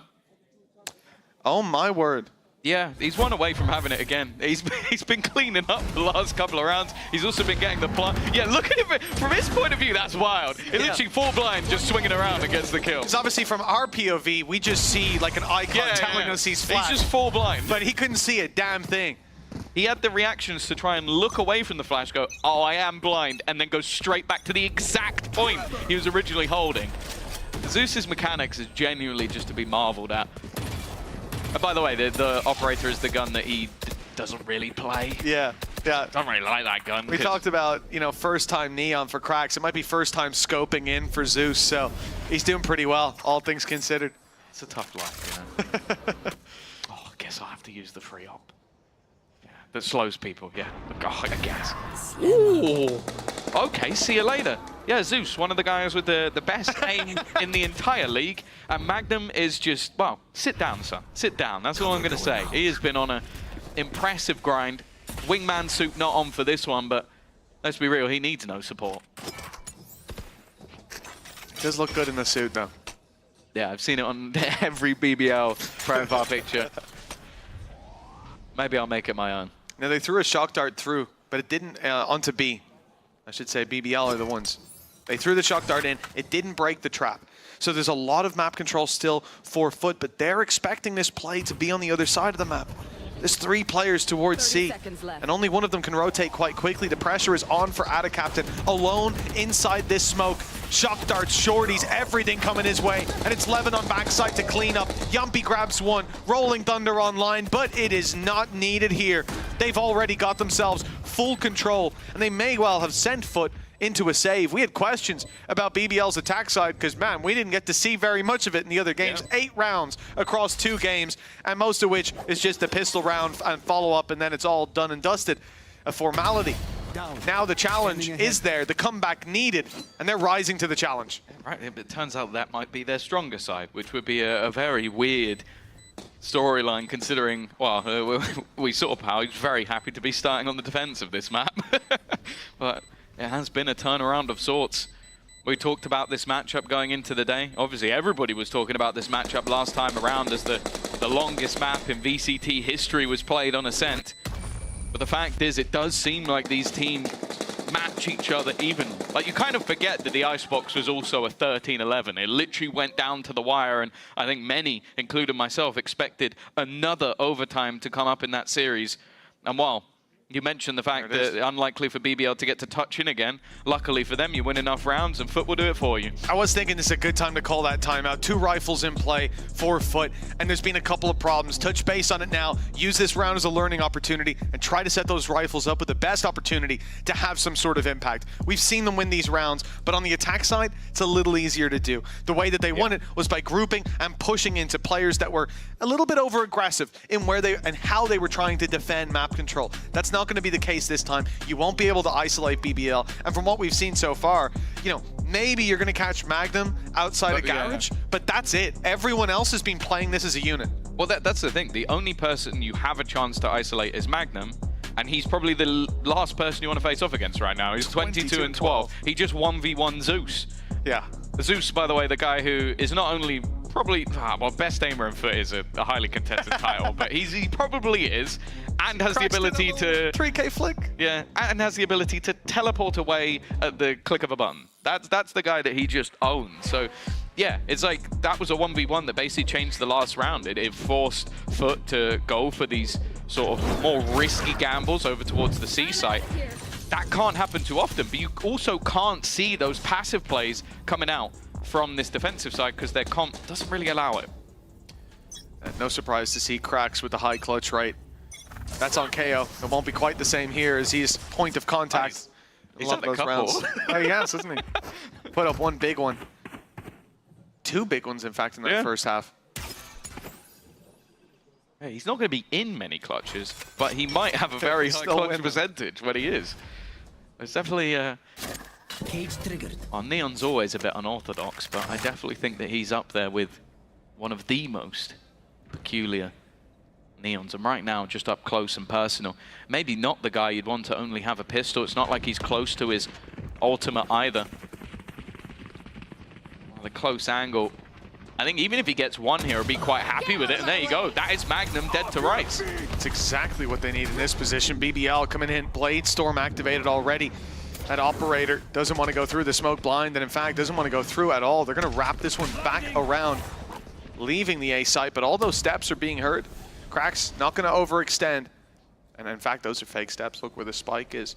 The wrap around from Levin. Maybe he's just going to fire the op. Maybe he's going to put a cloud burst on C and try to drag those rotates. But for now, Foot are steadfast in their approach. They're sticking around. Cracks falls, but still a lot to play with from this side. The ult even committed here from Profec. They really want them to leave the A site, but Tom, it has not worked. The whole body of Foot is still here, waiting for the peaks, and they get all of them. Ada Captain, alongside Yedege, just sealed the fate of BBL in this round, and that is a huge one to walk away with. The pause working wonders, evidently. Yeah, no, they were happy to basically just throw everything into that round. Obviously, you had a couple of pieces missing, so they took a big gamble just sticking it out on the A side, but the ruse, the fake, the TP, the Blade Storm, everything was put over onto that C side just to try and get them to move. But the solo player that stuck around was enough to just go, look, they're not here. Stay in your spots. Hold on that angle. And I think Yedege basically spent about 50 seconds just AFK in that corner. Just basically just waiting on, I'm not moving. Either you're going to come to me or you're going to plant the spike. And so what? If they do go to the C site, you don't even have to play the retake. You've got enough weapons to save. The others can just throw themselves at it, play the exits. You have choices there. And so I love the idea to just sit steady and acknowledge that there's a chance BBL are trying to play off our lower buy, where teams often rotate that little bit faster. Still a buy for BBL. Levin with the opening pick, and it's Cracks down in the dirt, but Yedege is the man that's been hard to remove from this site. He's put up numbers, and he's got it again. One found, helping out his teammates and grabbing yet another. He'll take the Hunter's Fury head on, but he gets the info for Mr. Fallen to play with, and the spike is down in front of him. It's all up to the IGL now. Two players stand in his way. Magnum, unsociable. A potential map point on their opponent's choice. One that they had a very impressive first half, and what Mr. Fallen has been spotted to be around this area. There's plenty of time. He knows now. To play with. More sociable, even just looking to take the fight. Maybe a little bit risky, but that is, well, that's Sociable's game to a T. I was a bit nervous there seeing the recon go out. They just spotted him, and they should have a decent idea. At least what I thought they were trying to sell by just pumping the brakes there was that they had gone wrapping around, that someone would be coming behind. But Mr. Fallen gets that information. Problem is, he's up against the op, and Yedege not being able to survive. He was waiting for a swing in on short for that player to try to punish alongside, like as he's avoiding the Hunter's Fury. So he tanks it, but he doesn't get his pick for his trouble. 11-10. We've seen many a tight game between these squads. I was just gonna say, I feel like they are hitting into where Yedege is every single time. Zeus has pushed mid. There's also been the move from Ada Captain that's found him all the way into the window. He's just run straight down and then even has the ability to teleport out of there. The pure disruption from Foot as they get aggressive in mid in the early stages of this round has put BBL firmly on the back foot. Big recovery needed. Weaker weapons not gonna give them that much of an advantage. Foot have the numbers on site. They think they've isolated Yedege, and even if they had, that's a big enough challenge to take that man out. Sociable, desperately low, and Profec coming to the rescue, but he's a little too hasty. Runs right into the trap. And now it's left to the low HP Sociable. The rifle in his hand, credits in their back pocket. There's no point really in going for the save, but 1v4, not looking too likely with 40 seconds on the clock. If he was healthy, maybe he'd have a chance, but just look at where the firing squad of Foot are currently sitting. He thinks he's revealed one, but doesn't know that there's 3 more waiting on the other side. Foot switch things up from a completely passive A-site hold to a very aggressive mid-take. And that combination of Zeus and Ada Captain was just such a nasty surprise. Like, I think they even put, they put the Hunter's Fury in just to create that extra little bit of drama to the scene. But the individuals were enough.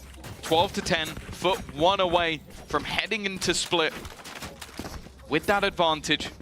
The second half has definitely been that little bit more troublesome. Now they look to push A. That's a good spot. BBL had so many safety nets as well a couple rounds ago with all those ultimates that they committed up against a lighter buy to try to get them to make that rotation play, and it didn't come into play. Foot, the ones that have had the better read, the ones that have had the individual step up in this half. Double digits on the board for BBL. They're still trailing by 2. One mistake here, and this map falls out of their hands, and Foot could deliver that 2-0 right back to them. Right here. This is where the point of experience comes in. That depth of youth versus the players that have been there so many times before. Do BBL crumble when it matters the most? Uh-oh. Ada Captain's either expecting a very strange dart to come through, or I think we might be rolling this one back. Yeah, I think someone is playing with his mouse on the stage right now. So that's what's happening. I think something maybe being cleaned or just, I'm looking down there. So it's maybe at the worst possible time for something like that to happen. All the suspense completely drained out of the round. The worst possible time would be if damage had been done, would be if a play had been given away. Luckily, that doesn't appear to be the case. We're in a different scenario. And here it is, 13. No. Don't worry. Don't panic. I think his mouse might have had a little bit of a hiccup there. I'm sure they'll be on the case quite quickly. Yeah, I think it will require a reload, as it does technically end at 13, but yeah. It matches his jacket at least. Yeah, he's blending into the background. He does that quite a bit. He's a sneaky player, Ada Captain. Yeah, I haven't seen him teleport into the same place as much today. Yeah, he's up on that, hasn't he? He enjoyed doing that quite a lot and trying to bait opponents. And individually, he's not been having the best display, but when you have Yedege and Zeus having standout performances, technically the double sentinel. I wonder how many years that mouse has been with him, and this is the moment where the sensor just goes. Oh, it's happened to all of us. I claim it happens to me every game of ranked, but people have stopped believing me now. Yeah, it's probably because they hear the bang of you throwing it into a wall. Yeah, I think the sensor's gone again. Mate, just so unlucky. As has every other piece of the mouse. Oh, it's entropy, bro. It's entropy. It's hit me again. I can't believe it. You need like a mouse sponsor for like an indestructible mouse. I think that will be. It probably exists, and it probably isn't that good. Oh, don't scare the sponsors away. Unless you want to give me one, and I will test VCT EMEA. But for now, at least, hopefully he's got a backup. Or whatever was being done with him spinning around, staring at the sky, was actually the quick fix. But yeah, obviously a suspenseful moment. That's Foot one round away from obviously taking this to split. A map where they definitely weren't playing in the best of form up until they went into the game versus Vitality. And then they just looked incredible. Like, we had some of the best performances from Yedege, Zeus, and, well, the man on screen. Well, I think we've seen all season. They were fantastic in that map. So clearly a reason that they feel that extra little bit more comfortable going into it versus the side of BBO. Kind of avoided it for this split. And I think a lot of that is down to we haven't really seen anybody running Jet on that map anymore. Levin has basically gone back to purely playing Jet. So it'll be an interesting conversation of, does he now continue to play that Yoru as he had done in the past? Has he been working on the Rays? Or are they actually going to go back to that sort of old school Jet Rays double duelist, which I'd like to see. But if you're mapped down, that is a gamble. Well, we've seen teams make that gamble before. It was Vitality, wasn't it, who pulled out a little bit of an unusual composition when it came to series point. Yeah. It's certainly not... But the comp wasn't that unusual. It was just that Safe had gone back to a duelist. Yeah. But the Jet, I feel like we really haven't been seeing that since Yoru has become popular. It just is a better version of, okay, I want this space, I can just teleport there rather than having to throw something, dash, try and get through utility. Like, there's so much more risk to it. And also, a lot of the elevated positions you get, I feel like you can do better with blast packs, like especially spots you want to get into, and with the nade, and with the showstopper. So I'm genuinely interested, and that's a map that's obviously guaranteed coming up next. And then Ascent. We need Ascent. Well, we do. I feel like we do. I feel like we need a do-over. So strange that neither team picked it, huh? Yeah. I think for Foot as well, you lose like that, you kind of want to go into it again and go, hey, you beat us by the narrowest of margin. But nonetheless, that is enough waffling from myself and the man they call Mitch. We're going to be going over to the analyst desk for a little bit, as we'll be back with the game soon.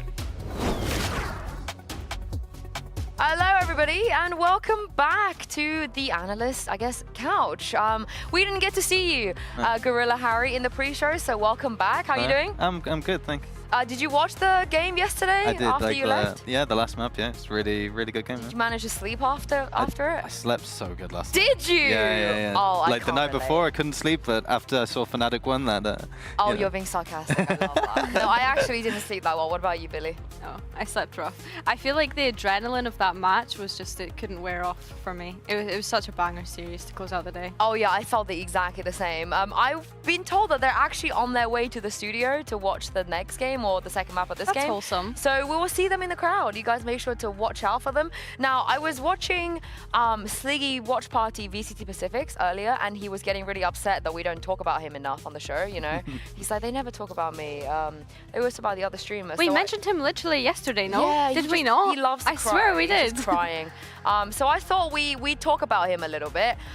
We did this segment before the last time we had some tech pauses, which is talking about some of the GOATs, you know, some of the GOATs in our scene. So when you think of Sliggy, what maps or agents or comms or, you know, what's his legacy when you think about him?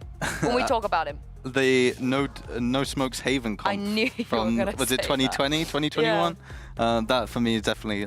was it Haven? It was. I think it was Haven, yeah. Oh, for some reason I thought it was Ascent for some reason. They probably did it on more than one map, huh?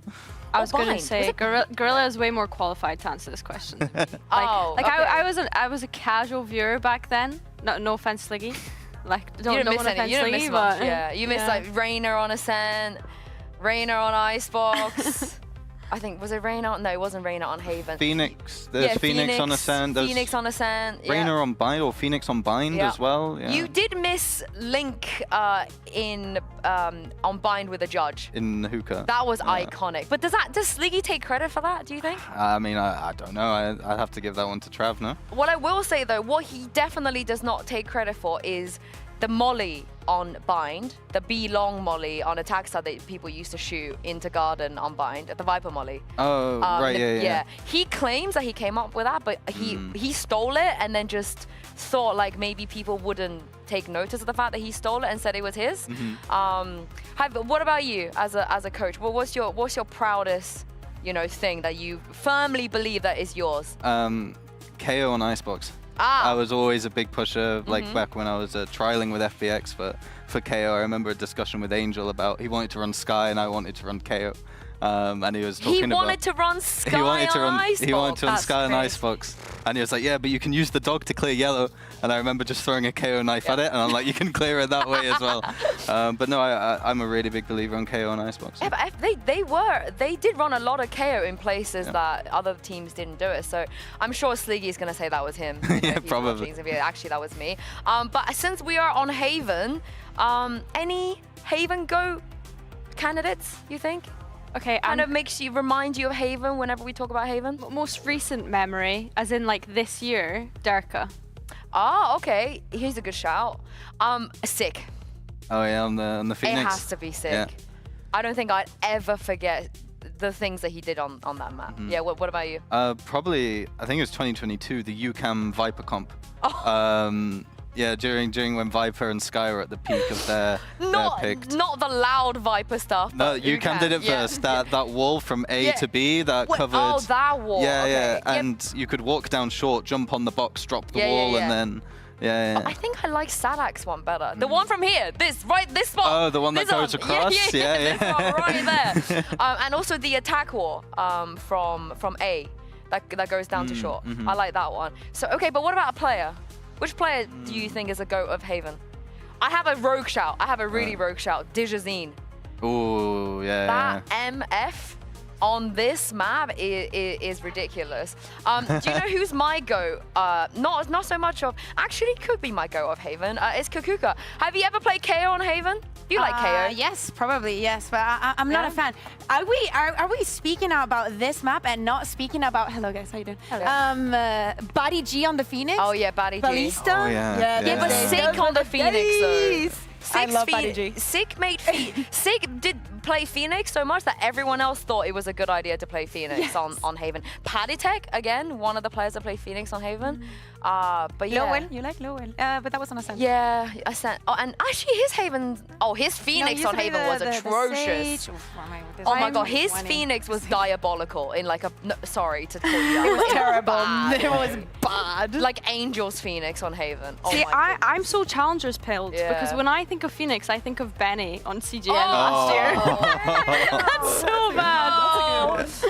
It was bad. Yeah. It was terrible. No, but I'm so sorry. Hey, him looking B, it was something else. No? It was an amazing support Phoenix, you know, as a support Phoenix. As support Phoenix's go, I think it's He really should have played more. He should have. He really should have. How about Scream? Yampy, I really like Yampy and all the iterations of Yampy on the Omen playing up, on the Killjoy playing up, on the Breach playing up. I think kind of Yampy. Scream Sage on Haven. That brings that was me back. good. Yeah. Against Oxygen specifically. The Battle Sage. Yeah, specifically. They put in the wall and just pushing. Recently I had a conversation with Alpha. Don't ask me why. About Oxygen, and he named every single player that played on that roster like that. Like no. Like Zistu and like Sturban, zero struggle, just riffed them off, and I was like, how do you? Because he was 14 when that happened. So I was like, how do you remember this when you were 14 years old that these players were playing for Oxygen? But that was a good time. That was a good time. What about Turkish players? How are we feeling about Turkish players on Haven? I don't know, like when I look back and I start thinking about Haven, I'm just never going to forget the Gambit one. It literally feels like it was yesterday when we finally got to see it, and when we had the conversation with Brecker after, and he was like, I don't even know like how Reyna works. I didn't need to know how to dismiss. But then the second time he did it, his dismisses were good. I mean, obviously Turkish on Haven has to be Alpha, not this. Yeah. Saying now on the ISO. Yeah, I think that's a good shout. I think Wood probably sneaks his way in there. Now we talk about Oxygen, just them getting owned on Haven against Liquid is burnt into my brain. But there was another thing I wanted to ask you about Turkey, but I forgot. So someone else want to yap for a little bit while I gather my thoughts? I'm always down to yap. We do not want to yap about this match. No, because it might be over. Things. Yeah, it might be done. Yeah. Okay. Can I ask like a very random question? Yeah, go for it. Okay, lovely. Billy, what's your Roman Empire? My Roman Empire? Yeah. The thing that just keeps coming back to Make it Valorant related. Make it Valorant related. Yeah. Oh. What is this moment that you cannot escape from? Like one kind of memory? Like for example, you know, like I can start with mine. Mine's so easy. Maybe my Roman Empire is Apex losing Ascension Gun Finals against Gentlemates. You think about that often? I do. It was heartbreaking. I remember I remember the sadness that day. Yeah, that was a sad day. My Roman Empire is really left field. Like it's actually a little bit concerning how often I think about this. Okay. Liquid versus Sentinels on Breeze. Zoms getting a 1v3 with a classic in the post plant. I don't know if anybody else thinks about this as often as I think about it. Kim, I'm sure maybe our producer, but I think about that a lot. None of you remember that? No. None of you got to remember that Breeze 1v3. Well, first of all, I do not have a memory. You Yeah, know that's that. true, that's true. And also, like, when I think of Breeze, when you watch it, you'll be like, oh yeah, it's this. yeah, absolutely. You'll know, yeah. But when I Sui? think of Is it Sui? Breeze, no, actually, I was going to say Boo, because I believe that one of the first times, if not the first time, this is a moment actually that I think about a lot. Whenever I hear Pansy casting Boo, I remember the first time that she ever casted him, and I remember her, I think it was on Breeze, and I remember her saying, Boo, I like this name. I hope we have it more often. And now look at him. Oh, so every that single must time, have been when he was OG on... London Oh, it would have United. been before that. I She think casted it him was, a it was lot before before that. London United. You know, before it was like the full But she thing. would have casted him on like Prodigy and No Panky. No, I don't think teams she like did. that. I don't think she did. And if she did not remember, because I remember specifically her saying, Boo. I like how that's with that on No accent that Panky, Lauren right? has. Am I going crazy? First Strike. Was he playing for No Panky? Was he on that roster? I might be lying. You might Maybe be. that was the No, I Pipson don't- roster. Yeah, ignore Yeah, me. no. That I was the think you might Pipson be lying. roster. Yeah, ignore me. For me, I think it would be the Nitro Steel, like avoid CNED. yeah, and on it's Breeze. on Breeze, On and Breeze, it's yeah. something that I've taken with me to every team. Whenever I play against CNED, it's just avoid him. We have spots around the map, like the ice box. You know, you have yellow, and then the box next to it. That's called CNED, because CNED always sits on that spot. So it's something that always. And that's sticks your with me. Roman Empire in general. Yeah. Why is all of ours on Breeze? Oh my goodness, I hate that map. I don't even like that I love map. Breeze. That's traumatic. What was Yeah. the last time we saw Breeze? In hell. Yeah. In my worst my nightmares. nightmares? Yeah, literally. It was stage 1 last year, no? Was it? Yeah, it was 'cause- when the door was there, then the door wasn't there, then the door was Yeah. there again. Yeah. Yeah. I Do you remember- reckon that when we have it, is there going to be a door? I hope there's No? 2 doors. 2? I hope they make like Balls? 3 doors, you Yeah. know? Yeah. I hope they completely remove tube Oh, again. I remember That was because it was best like, case. Yeah, you liked it it was then? like Dirke and his whole thing about how he was going to be playing the Yoruna. Yeah. Yeah. Alpha's I remember Neon was that. really good. I really enjoyed his Neon on Breeze. They did the whole wall up mid run up and then TP. That was That's cool. like I change me. really enjoyed his Neon. I think that not whenever, so much on Pearl. I think that I'm down to give Breeze another chance when it No, when you're it comes not. back. It's gonna come back last. It's one going to game? come. Yeah. Yeah. I mean, it's going to take one game, or I think it's because when it happened, when the map was played, especially when it was first introduced, we had so many long games, overtimes. It got very repetitive, and it to me it just felt like what's this movie that it's the same day over and over again? And Groundhog Day. Groundhog Day. Groundhog Day. Yes, Yeah. it was to me. It was like that because I remember. Do you remember Harry? Just Harry when we not this Harry, He just was right Harry next to us. Yeah, the CS caster. We had him. Oh, for, the tall Harry. Yeah, yes. The ginger one. Love the guy. We had him to cast when we were in Freaks for You back in the 2021. Yeah, 2022. Would have been 22. And him and I casted a Breeze, and it was like one of the first times that he ever casted Valorant, and it was a Breeze. Was And it? That's good to hear. It was like a 2018.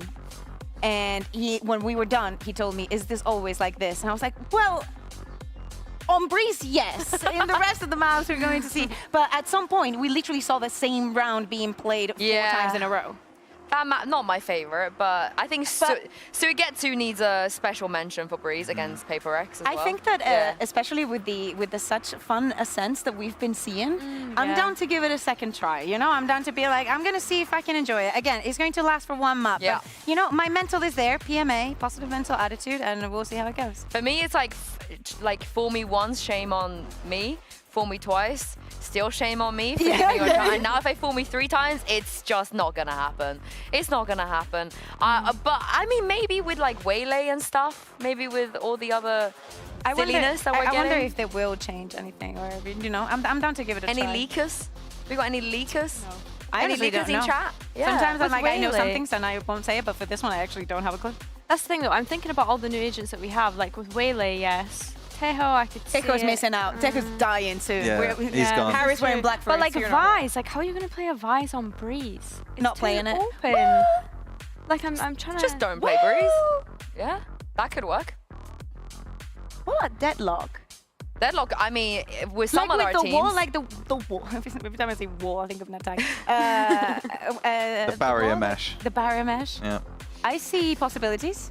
Yeah, I mean, I feel like with some of our teams in the league right now, you know, Liquid are definitely going to lean into that when it comes back. Na'Vi is going to go straight in with little shenanigans like that also. You missed out on our Sliggy discussion earlier. Oh, what happened? What do you think about? Kid you not, I was preparing to tell us straight on Na'Vi and the deadlock. What do you think about when we... Well, what is Sliggy's legacy, you think? What is exactly? What is his? What is He is better watching his? Liquid than coach. To me, I think of the no smokes comms already been mentioned. Yeah, of course. Yeah. I think that's him stealing stuff is also been mentioned. I think I asked him one question that to me stuck to me forever, and is when there was this point in Team Liquid, a very long moment in time where there was no IGL.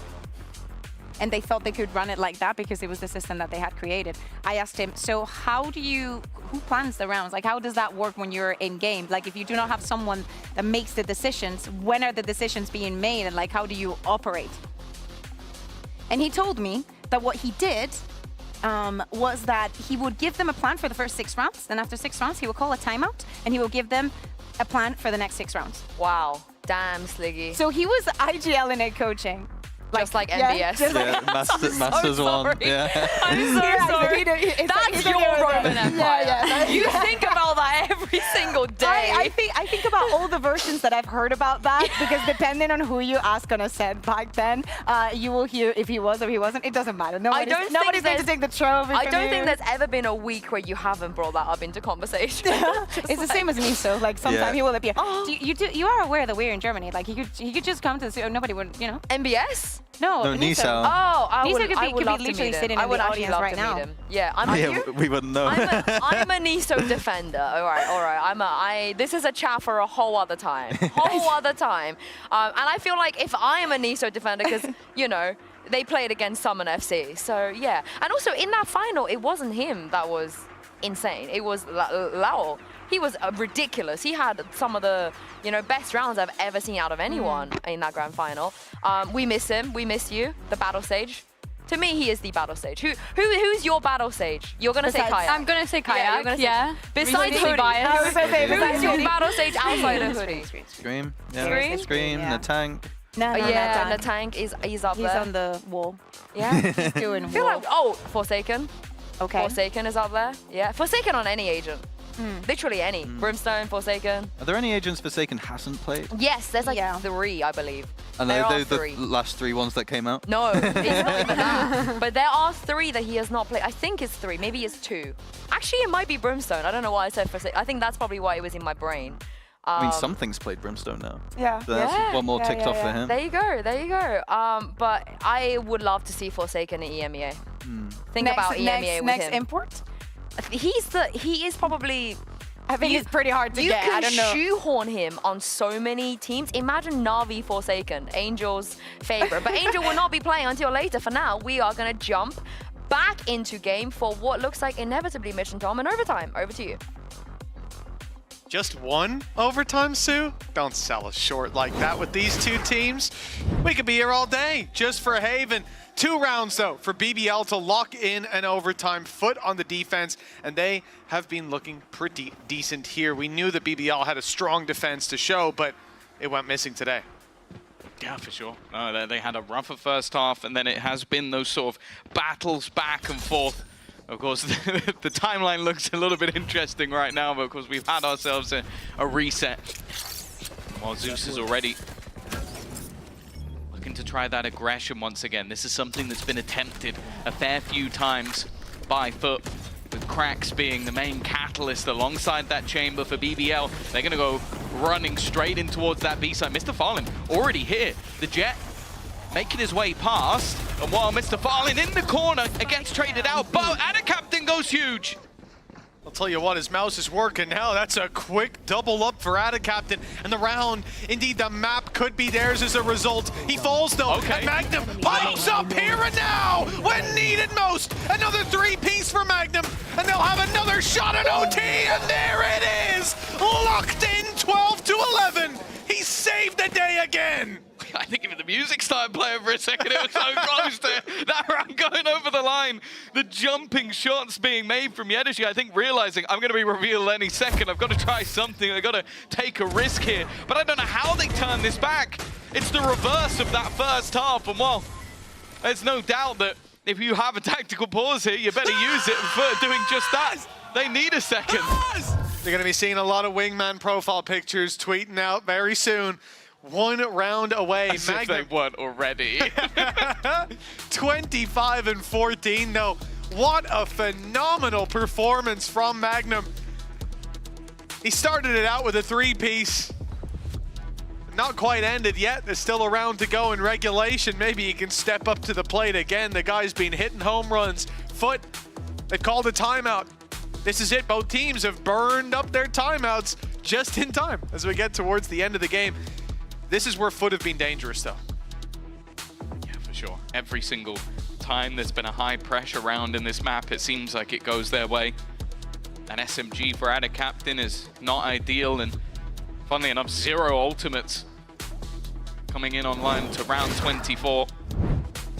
1 or 2 of them close the tour de force, but for Zeus that at times has felt meaningless.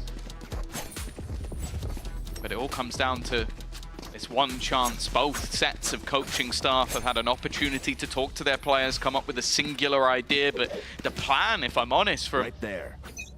Foot looks exactly the same. Set up aggressively on this A site.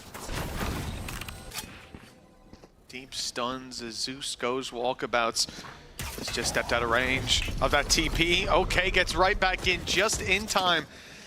The pressure applied, BBL get map control, but they've sent a lot of the squad backwards. They're just getting Magnum embedded for the late round. Whether it's going to be the flank play, the lurk up through A, or whether this is a ruse remains to be seen. But the C site's certainly a bit more open. Claiming of the orbs isn't changing too much. It seems like they are going to look to dive in towards this setup. Yedege has been an absolute superstar. Krax is here as well. They've still left that solo Cypher behind and just ground to a halt, maybe expecting that there'll be some sort of swing, some sort of peek, some sort of hunt for information. And now with the cages being thrown in, it did slightly bait those rotations back. Krax under pressure, paranoia thrown through, but they still hold the line at the back of the site. The wraparound coming in from behind though.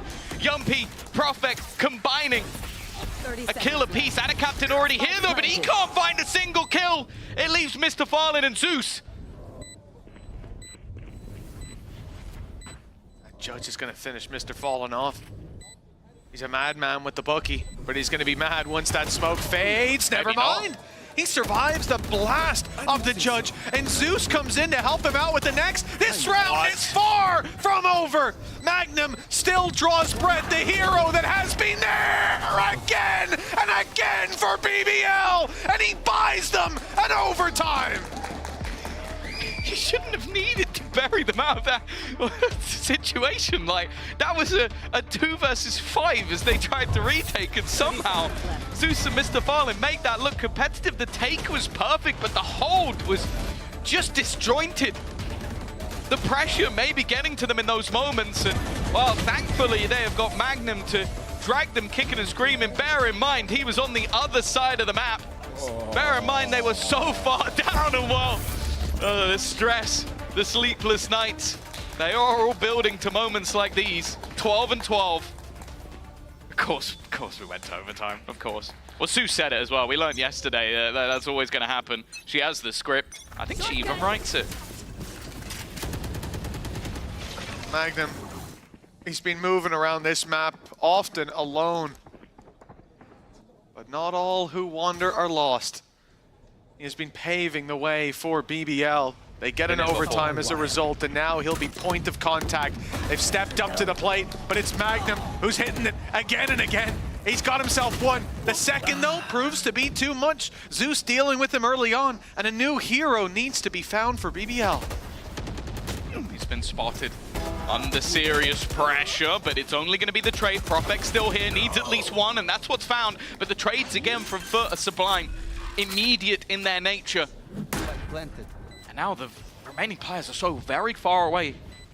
The Turkish members left on this Turkish organization, Sociable and Levin, looking to try and give BBL the lead. Trip broken behind. And the response from Foot is to go pushing deep into the spawn. It's Yedege dropping 11. Now they've got the information to play with. They were 12 and 10. Multiple match point, or map points, I should say. And now it seems like they'll have another. The plant is perfect. The cam spotting him. And already the defuse halfway, but pressure not really on with bodies still lurking around. The reveal still there. Desperately close in the end, but time had already ticked away. Foot, they have another opportunity to close out BBL's map pick. A map we have not seen much from Foot, and in fact, where BBL... All right, where BBL absolutely trashed Team Liquid 13-4. Foot, well, they received a 13-4 in the other direction. Seems like they've learned a lot since then.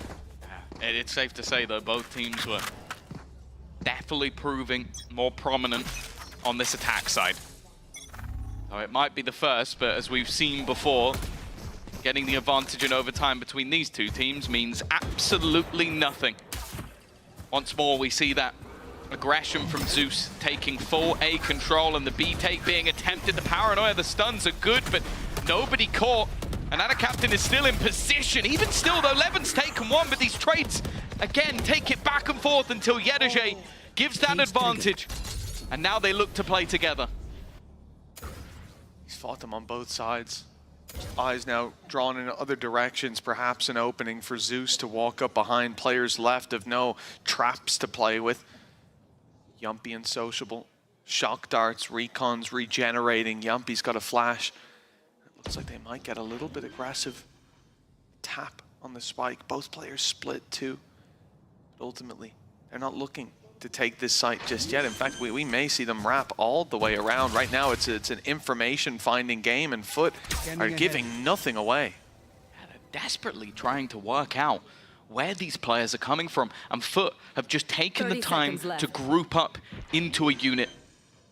Take this as 3, and BBL have got nothing of what they wanted. They were hoping to be given a fight, and eventually they find it. But it's now left all onto the leader. Yumpy, in an attempt to try and save them. The man who has brought BBL to the playoffs now has to try and do that little bit more, and he's got a player coming up behind him, and Yedege will put this one to bed. A map on paper that looked like it was BBL's to lose, and Foot have come in with a nasty surprise. When we saw this veto, Tom, I was certain we would go all the way to Ascent, but seeing Foot pick up that opening map, now that casts a bit of doubt into the equation. A bit of uncertainty lurking around the corner as BBL have looked untouchable here. But Foot have drawn blood on now to their map pick after the break. Nice! Nice! Nice!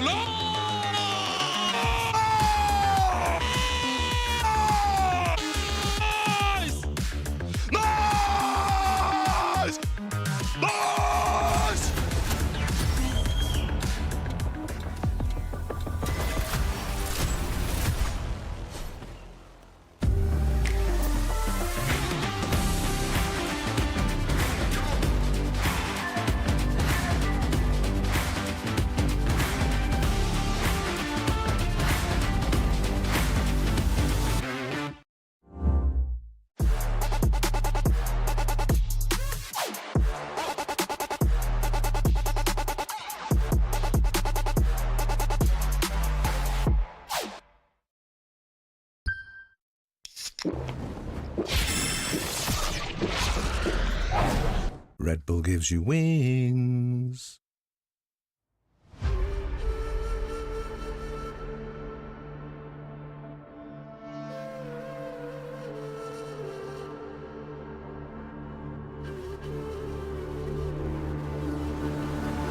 Looking at the world from the eye of the Horus. If you Alexander the Great, then I am the Porus. Coming straight from the mud like I am a lotus. So हाथियों का बल कैसे सकेगा तू मुझे रोका? देख तू कैसे मैं लड़ूं, तुम लोगों से ऐसे ना डरूं. करूं मैं जिससे मैं तरुण, पानी पे चलूं मैं जिससे मैं वरुण. चाहे मैं जीऊं या मरूं, जो करना चाहूं मैं वही तो करूं. आता है तू ना करीब, तू बेटी चीप, जब भी ना कटे ना तेरी ये jeep. Better believe you're gonna bleed. Pick up a seat, get in your team. I'm the king of kings. Brother in arms in a battle. You all gonna die if you act like a vandal. Bring the realm to reality from every angle. This is a public service announcement from Mumbai to the rest of the world. I am a Raja. I am the Raja. भिड़ेगा तो उठेगा जनाजा ना तू मेरी तरफ आना आ गया तो होगा फिर तनाजा ना ये भारतीय भाषा फिर दुनिया सुनेगी ये तराना ना 'Cause I am the Raja 'Cause I am the Raja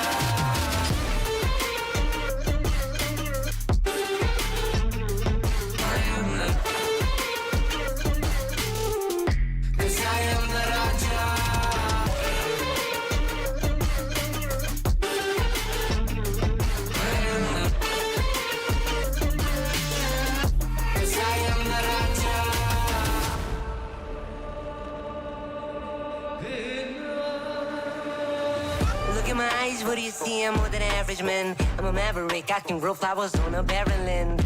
Break a mountain with my bare hands and step back and cause a literal avalanche. Should've won a while traveling.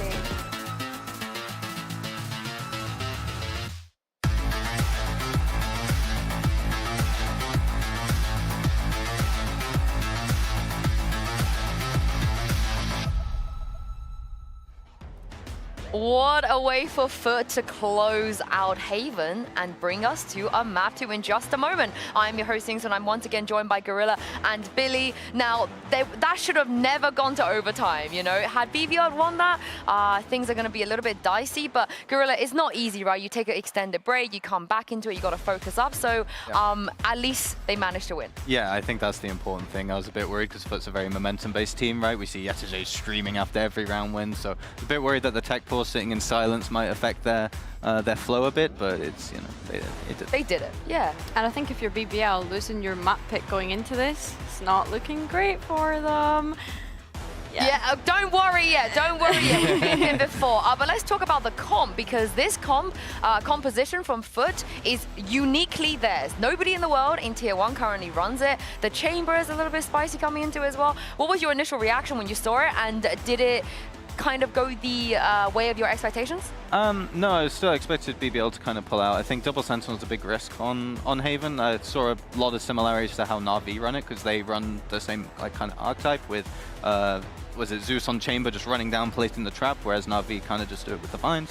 But no, I didn't expect them to be as strong as they were on attack, and I felt BBL kind of autopiloted, like they were playing against like a mirror matchup again, because we saw the basically Zeus just disregard the A stun, and then Foot transition more into garage pressure, and then by which time, I was going to say Na'Vi, BBL. They play later. Yeah. By which time then BBL stopped kind of going for that hard A pressure, and then Foot had A lobby for free. So I was expecting BBL to do a bit better on their defense. The adaptation. Yeah, Foot definitely had their number. The thing is, we've seen this from BBL before, right, where it feels almost rehearsed at points, where they're just doing things that maybe have worked out well for them in scrims, and then when it comes into an official and they go up against something that they're not expecting, they do struggle to adapt to that, especially in those first few rounds. I thought BBL starting on the defense would be good for them. I was like, okay, they have a decent win rate percentage on defense, but it was actually a struggle, and it wasn't until they got onto that attack that they decided to start pulling the rounds back into it. Yeah, my goodness, you know, when you look at this combo, when you think about who is going to be on what role, I think this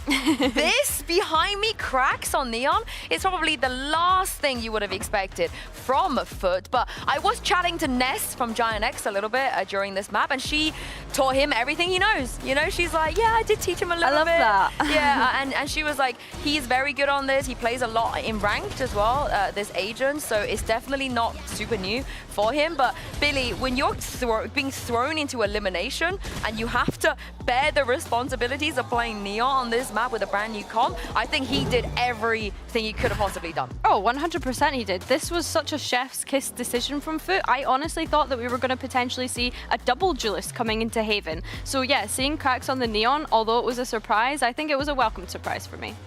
You like it? Yeah, I think maybe it's a new look for Foot. Like maybe it's their next step in the direction. We saw it on Split a few weeks ago with Cracks on Raze and Zeus on Chamber. So maybe it's just like their new kind of thing. Yeah. Do we want? Obviously, the other component to this is Zeus on Chamber. Again, not something you see on Haven these days. Once upon a time, every single map, but now still a little bit funky. So would you like to see him do this more? Considering watching him op feels so weird. Yeah, he's, for those that don't know, Zeus isn't really an AWPer. Like, even back before VCT, he just never picked up the AWPer, or even when he was playing Jet.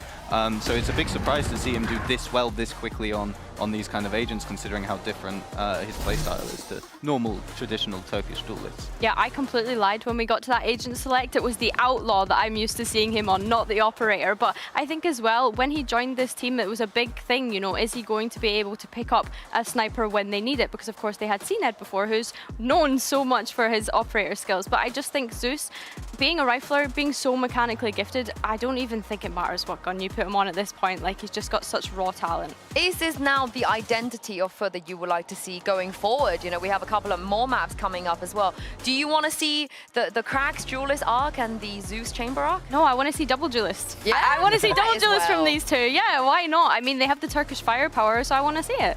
What about you? Yeah, I think I'm in agreement. I think the KO was getting a bit too readable. Obviously, that Fracture looked really good the other day. You know, not a lot of teams run it, but on the maps that they do traditionally run KO on, it gets a bit readable. You can kind of figure out what their game plan and how they want to play around it is. So I like this. It's something new, something fresh. Well, let's talk about this split, because against some of the other teams we've seen in the past, maybe this pick would be a little bit risky. You know, in the upper bracket, we heard Fnatic say, why the hell did they let us have split if it was a weird decision? But Billy, in this scenario, however, it's a smart one. Yeah, because of course we've not actually seen Split from BBL this stage so far. So, I mean, in saying that, we hadn't seen Haven from Foot either, so it could completely turn on its head and they might regret having that decision. But again, this is when I want to start exploring the idea of the double duelist. We see so many teams running double duelist on Split in our region right now. There's no reason why they can't go and do that, and I can't wait to see what they've prepared. Yeah, now on kickoff, you know, we did have Levin, Yoru, and Sociable Raze.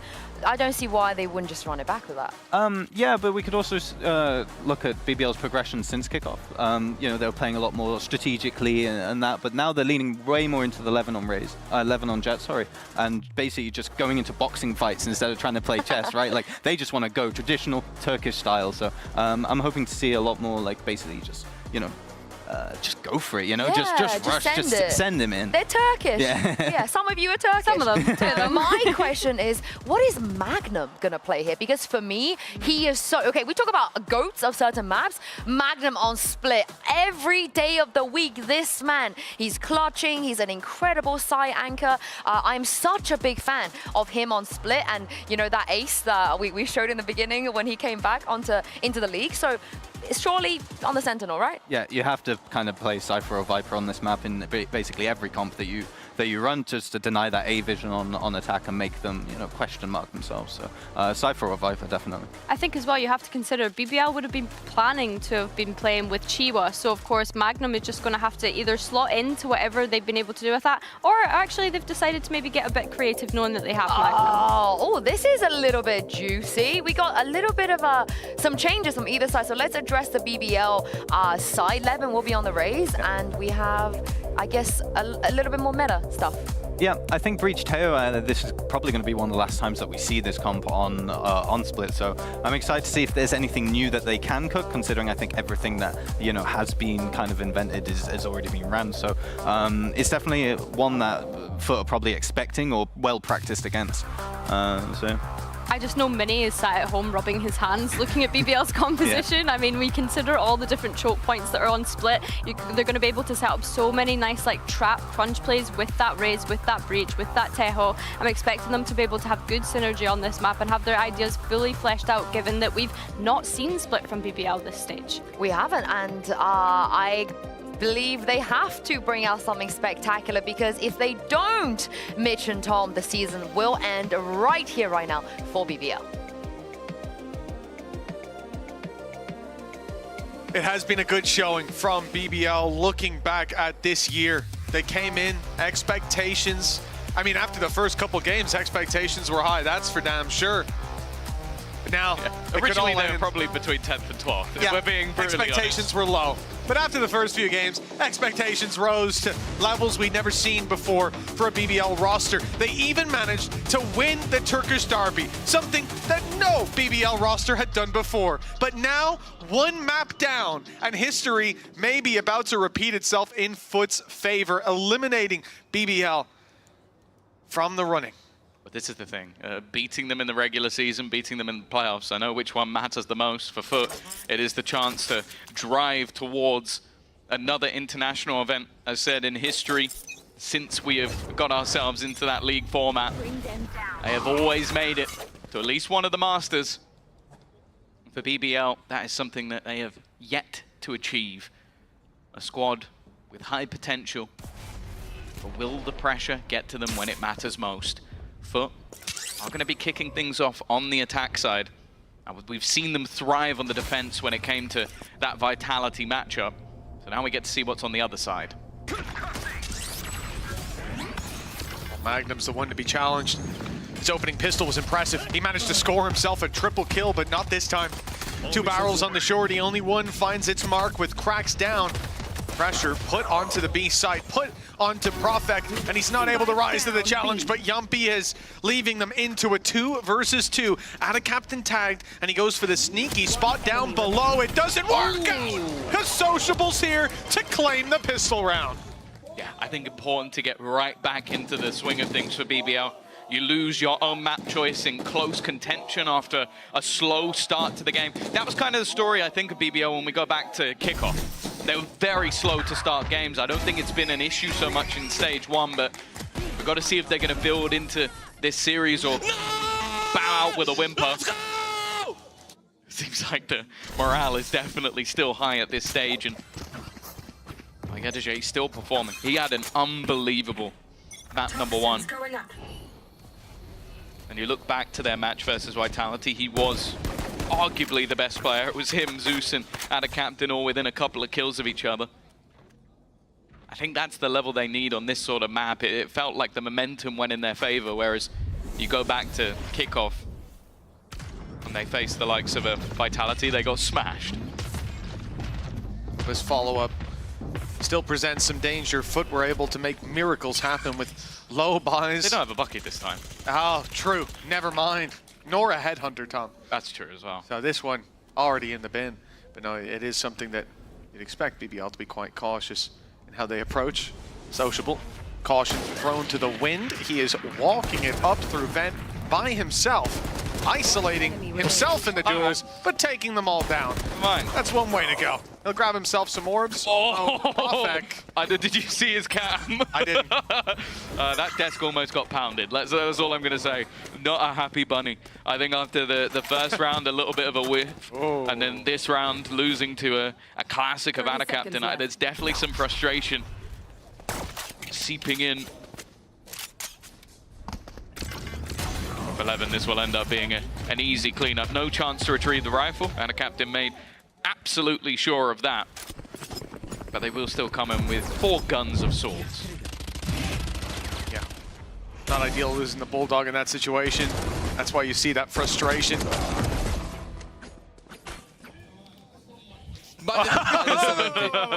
Hey, he smiles. He smiles right after. He catches it. It's all good. It's all good. Keeping the vibes up. 4-0 start for Sociable. We talked about him on Haven the last time that we'd seen them before this. It was, what, 29-4, you said? Something ridiculous. KD off the charts. And, well, it was Magnum taking the mantle in the previous. Although, talked a lot about Magnum, about his impact. Yedeje, massive clutches across the board and ends up, what, dropping a 30 bomb by the time we come out of that map? Levin is in danger, and he will not get out unscathed. Only a Marshall lost. He was just trying to be a little bit cheeky with it. The shock. Put through the wall. I don't know if that was intended, but it hasn't delayed the opponents at all. And the only real battle I want to be watching is Perfect. He gets another bite of the cherry and he loses just the same. And a captain already starting to dominate that early battle. I think that's 3 in a row now for kills versus Profek, and this round is looking very clean indeed. Oh yeah, there's no danger for Foot. A 5 versus 1. Magnum coming in, Spectre in hand. Weapon here. The only thing is maybe he can isolate Mr. Fallen, but that's a battle he's not likely to win. 2-1 we go, and an in-zone flawless for Foot as they get their first round on the board. Yeah, best way to break back into things. I want to keep an eye on how that battle between Captain and Prophet goes, because that has now been 3 different ways that fight has gone down, and every single time, even though the rounds were going the way of BBL, every time it has gone the way of Captain, even with a classic in hand. And that's going to be one, if you can deny that space for whichever player is going towards B main, the map becomes so much more difficult to control. That's a part of the map the defense is constantly going to be fighting for. Ton of credits for Foot now. Margin for error quite high, and they come into this round with full rifles. This is a very strong position for them to battle from. Just going to see double flashes thrown through, but the TP is a fake. Foot approaching this one relatively slowly, considering they've already burned up quite a bit of utility. Zeus doesn't have those initiating flashes, and the backside's being cleared. They see the markings on the floor that this was a fake, and it's worked wonders. The A side is wide open at the moment. The adjustment from BBL will be to push mid, but that's right into the waiting arms of Foot. But Profek, well, he is course correcting, decimated in some of those earlier duels, but now he's dishing out the damage, and it's Captain on the floor. A potential ace for Profek, and he's gonna go hunting it down. No frustration to be seen if he grabs this one. You unlike this man when he's angry. Oh no. There are some players that almost seem fueled by the frustration. I think the mention of Didier Drogba has been said in football, someone that you play them when they're happy, it's an alright game. You play them when they're mad, and you better watch out. And right now that seems to be the case for Foot. Profek desperately hunting for where that last player is going to be. That little bit of an extra confidence boost. It's Ultima already online. There is nothing else other than removing that weapon from Yedej's hands, and he will find the fight. I think he's just spotted the pixel around it, and it will be the ace for Profek. A way to bounce back. As said, it was 3 battles in a row, and he turns and takes every fight versus the squad of Foot. I tell you what, there's a big smile on his face as he finds that final kill. Every battle he took here, precise, clean, and in these rounds, sometimes you go, yeah, but Tom, they had a few pistols, you know? My first ace in VCT. His first ace in VCT, and he reckons the best one as well. Certainly his best one, I'll give him that credit. 3-1 for BBL. We've seen this before, and it all fell apart. It went downhill, and Foot had a much worse buy to make that happen. Hey, it worked last time, Profek. Oh, I respect it. Almost exactly the same spot that he just faced in the last round. You can see this time there is going to be the drone sent up, and he's actually been immediately dinked through the wall. Now, bear in mind, Yedeje found a gap in the previous round, even if it wasn't exploited, and he's almost done. Now he's stuck in the aftershock, has to face forward, but still manages to win one of those fights. But Yuppie comes back with a double trade. Oh, they're not happy about losing Haven, I'll tell you that. Back with a fiery vengeance. Foot had a full buy in the previous, and one man stood in their way. Now they come in with the same. Credits invested, opportunities, but not seized. Does BBL have the man advantage? And they're looking to bring this towards the B site, bring it past Levin. It's a brave play. See if he's going to be hitting his shots. Taking him down puts a lot of pressure on Magnum, and it could see the round switch into their favor. And in fact, even just sending him backwards could be enough. Magnum has to step up yet again, and he will find the first. The second player, though, could be his undoing. Will be, but Levin trades him out. Wonderfully done with Mr. Fallen all alone. Time. That's the main issue. 15 seconds left on this clock for Mr. Fallen to try and achieve anything, and I don't think there's any world in which he manages to win this one. Does at least clear out the first. The second goes this way, but the time is gone. No time. All he has to do is hide, and well, thankfully, that's exactly what the IGL will do. That was somehow within a semblance of a chance, and honestly, I think if it was anyone else at BBL, they might have risked that. But Yuppie is a calm head. You might not think it from the cams, but he is. Too late. Wow. Yeah, and as well, he already had a decent round. Many a player would go for that swing. It looked like that one was locked in. Prophet goes from an ace to he not even quite looked being to able to land exactly that where shot. Yumpy was, by the way. Like, that was where he switched his aim to. He's like, I know where he is. I got 4 seconds to hit this shot. Like, Mr. Falling is so intelligent in those moments. It's a great read. The execution still leaves BBL with the advantage. 4-1. And now a rifle for Zeus. The rest of the squad playing with pistols. It's a similar buy, indeed a better buy than where they managed to turn the tide back on Haven.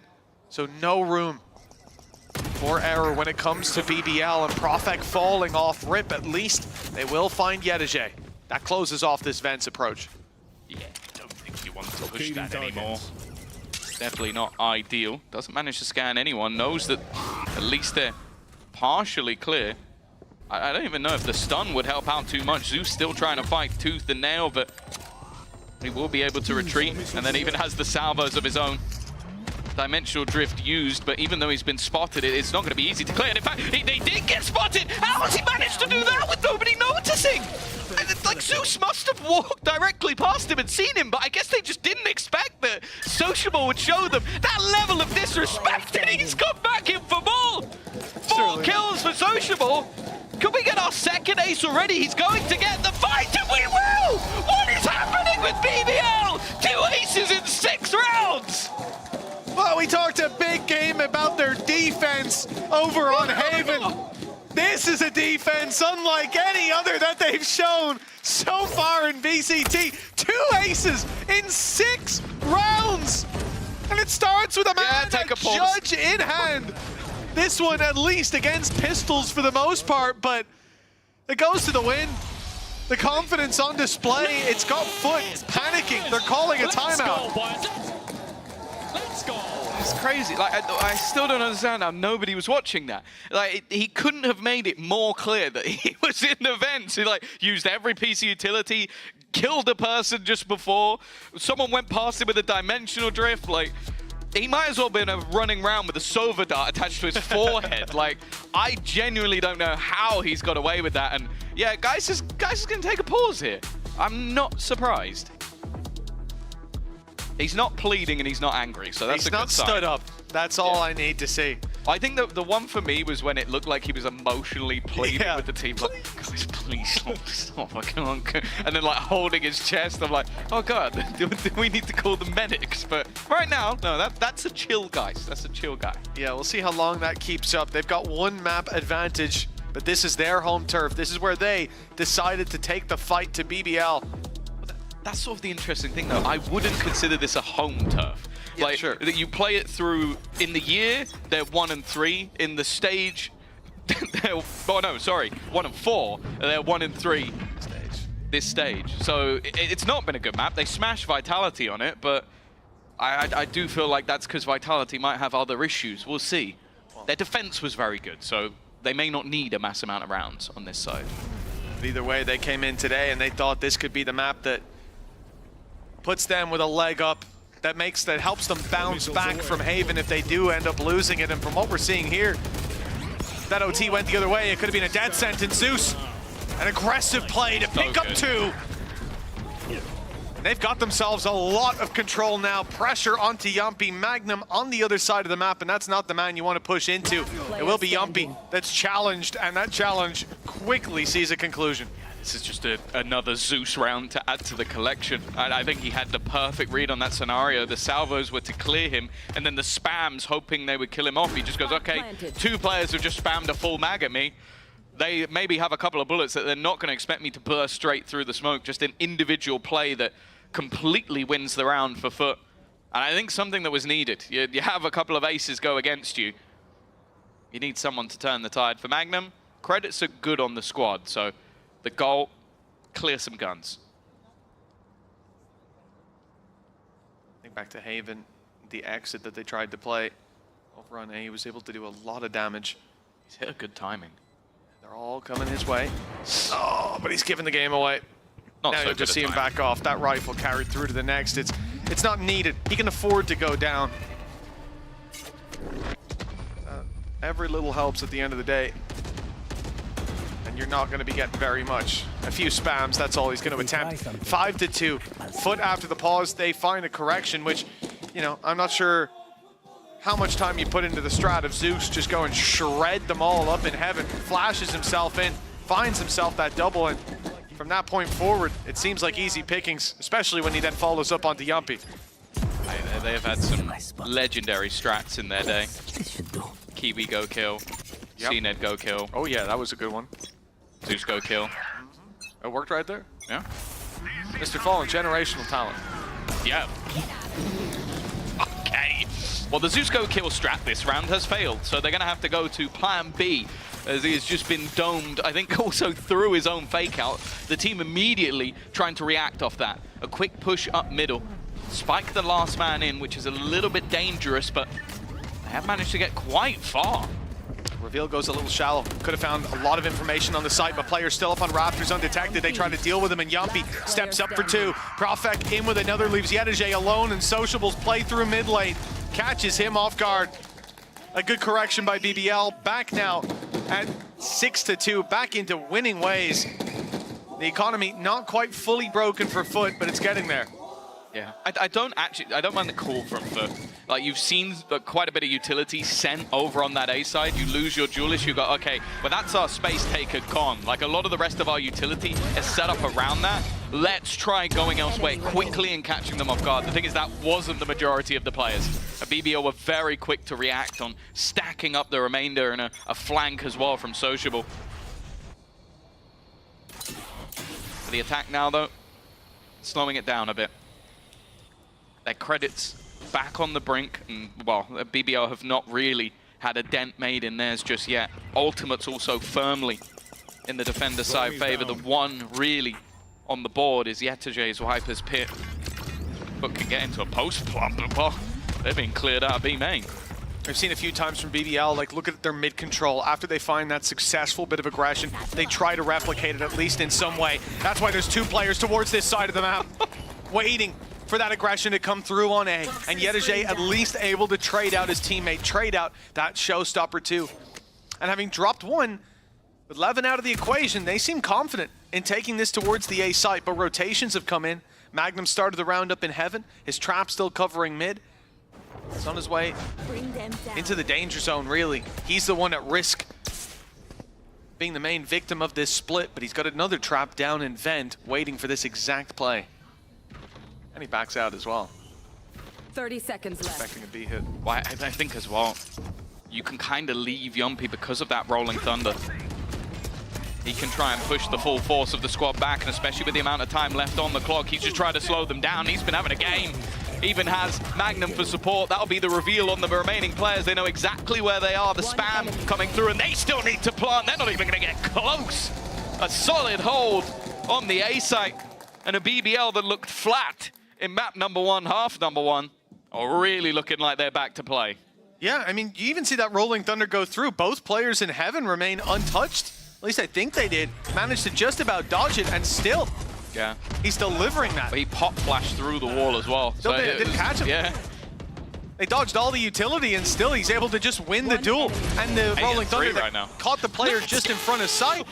He's got to go somewhere. Thinks the smoke towards screens is a safe spot, and it was not, being watched in the end by Magnum. 7-2 now. BBL in a very strong position, even if the rest of this half falls apart. And Tom, they're up against a very low buy. I never doubt it. Not for a second when Foot are the ones with the low buy. Somehow it seems to be where they pull out their best rounds. The amount of kills they've got with a classic has to be up there with the best of them. This one's at least started well. Another conversation to be had is about Sociable on this Teo. I remember Sue in the interview asking him, is he in the conversation for best Teo in the region? He seemed almost gobsmacked by the question being asked. But you look at the way he's playing right now, I think that's his 12th kill. An ace in one of those rounds as well when starting with the judge. And oh, he's going to add another to the tally as well. An in-zone flawless. But this man has genuinely looked so stellar. And if they carry on this way, I'm almost hoping that Sue will ask that question again. That is it. You sort of got a flare of this starting it out when he was 4-0. A lot of confident duels coming out of him too before we even saw that ace in play. Right there. We talked about Haven and how he had this massive performance previously, but in the previous map it was Magnum taking that mantle. Well, Sociable is back to claim that crown. Another timeout used by Foot before the half is over. They've used both of their timeouts, really showing where we're at right now. 2 rounds on the attack, it's far from enough. Okay. A little bit more frustrated on the guys' front. You can kind of understand why. A lot of what's happening is these early battles not going their way. I think also BBL have done a very good job to force them into more disjointed takes, like be it the delay from the Teo utility, those salvos causing issues, or just Yumpy with the stuns. I feel like they've caused so many problems where you're watching never like the split, especially onto the A side. I think from Heaven and through main, it never comes in at the same time. It's never been able to because of that denial of utility. They now come into this round with 4 of their 5 ultimates online, and while BBL have been slowly expending theirs in order to take rounds home, Mitch, there's only 2 rounds left in this half, and we might be singing the praises of the defensive side. But this would have to be a very strong one at this stage.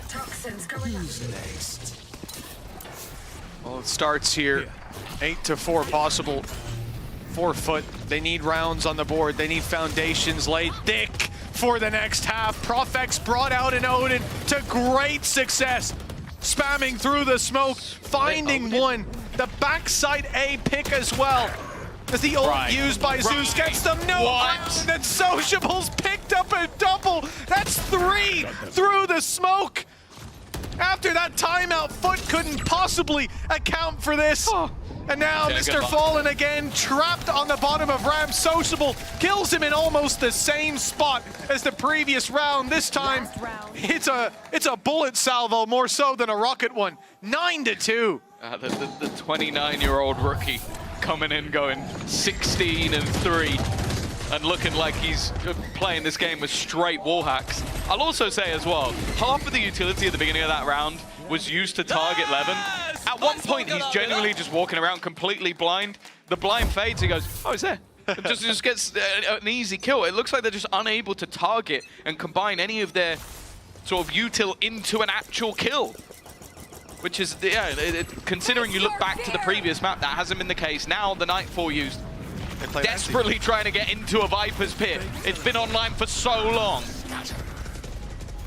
Oh, it might not get an opportunity to be used. They dodged the ult. Magnum slipped into elbow then afterwards, but he's being put to bed. There's the pick. The Viper's on site. That deep pick can come into play right here and right now. There's a gap for Yumpy. I don't think Sociable's quite so lucky. And in fact, yeah, he gets absolutely nothing. The shorty from Yumpy. The shot to the head of Zeus. And double digits at the half for BBL. Unbelievable. Their defense on Haven seemed like the thing of legends. Well, we should have been talking about Split, evidently. Well, it has been a crazy, crazy half, and I think maybe a few people potentially wanting to give us a little bit of a reaction to that one. We're going to have a halftime interview with Alfia, Kayak, and of course, Yinsu. Let's go! Let's go! Let's go!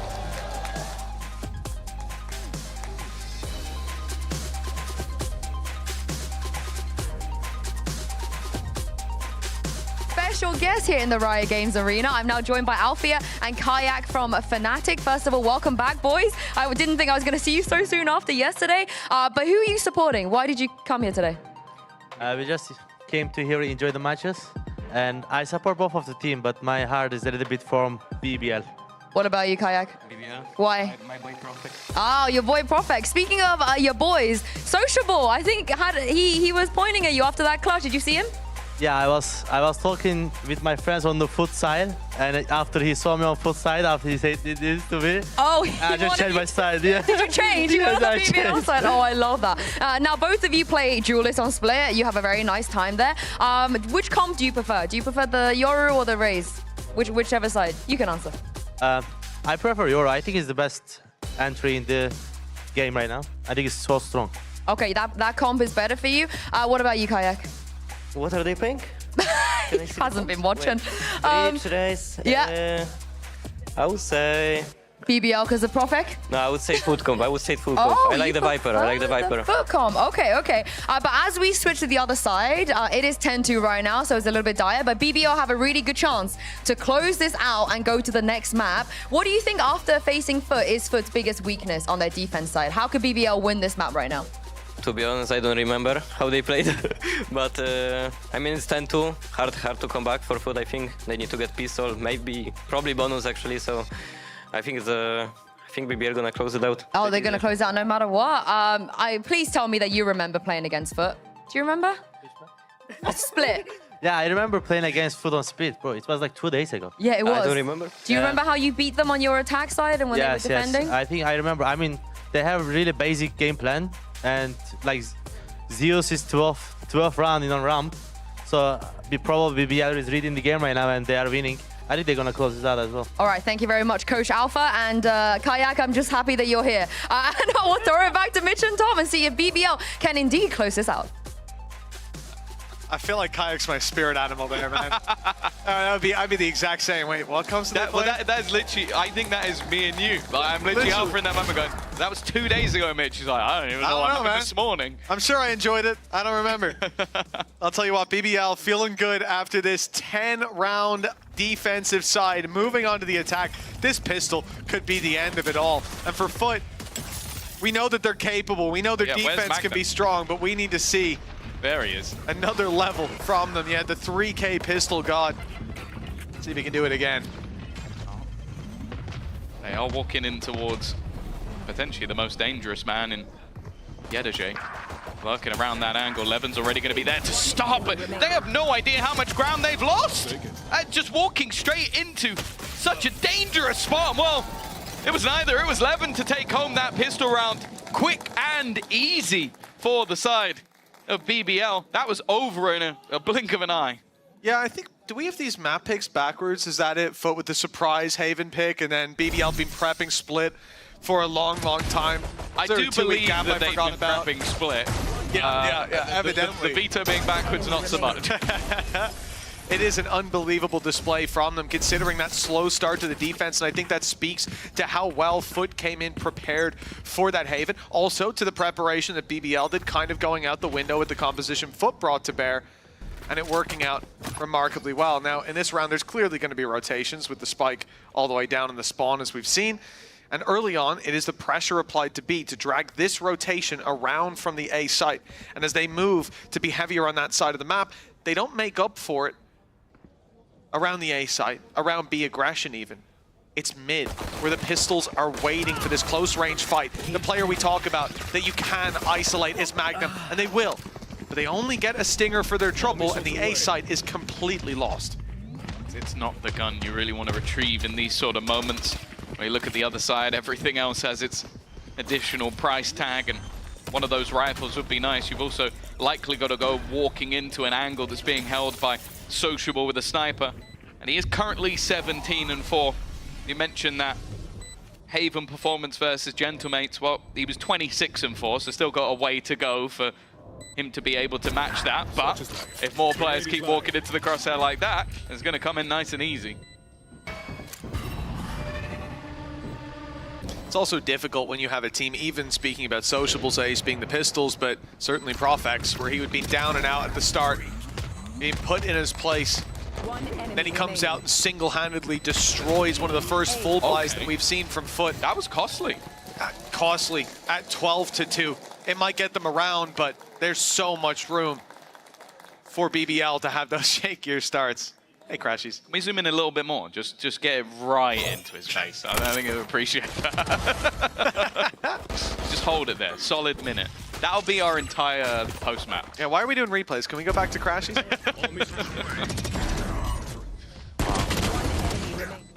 Elimination, of course, on the line for both of these sides, but it's looking like Ascent is on the horizon. Definitely getting some flashbacks.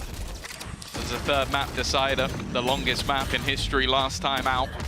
And already a death-dealing blow to Yedaje. He was phenomenal in map number 1, but he has been taken out within the first 10 seconds of this round. The call from BBL. making some noise on A. Mid has been overtaken, especially with Magnum dropping Mr. Fallen. It pulls this rotation off the B site, which is now wide open for the players that are lurking their way up through. It's going to be a free take without a captain dropping Magnum. Sociable spotted as well, I believe. I'm pretty sure they know that he's here. Paranoia used, but it's dodged nicely, and he's causing problems. He's buying time, but Foot have managed to equalize now in a 3v3 for the retake. Yumby's still only with the Spectre, but a full belt of utility to play with. Levin just making sure that he's not falling for the Durkaroos. He will just about manage to cling to life and then takes control of the spawn as well. That's another angle that has to be cleared for Foot. And that time now continues to tick down, already getting towards the spike, but Prophet winning the duel when it matters the most. And now all that remains is Zeus. It will be a 13-2 decimation after a close call on Haven. It's not quite the 2-0. A third map is going to be needed. This could have been the 2-0, a round in the difference over on Haven, but they lose it in overtime. Now, we have made it all the way to map 3, a necessary map between these two teams. The Turkish derby ends on Ascent. Please ace, first ace in VCT. Yes! First ace! Nice! Nice! Let's go! Nice! Nice! Ace! Volkan, ace! Nice! Nice done! Nice! Boys! Let's go, boys! Let's go! Nice!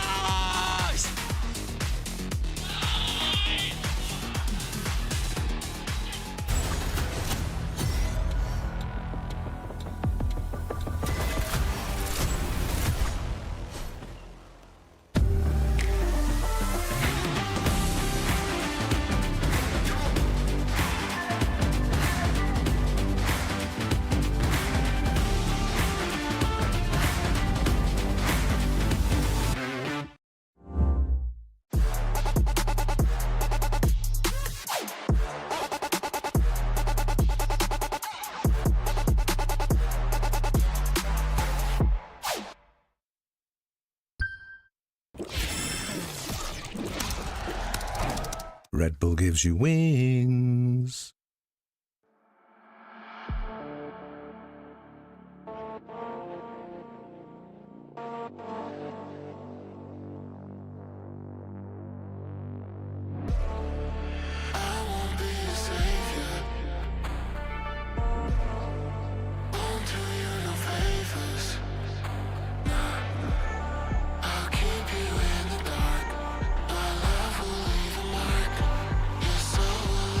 Body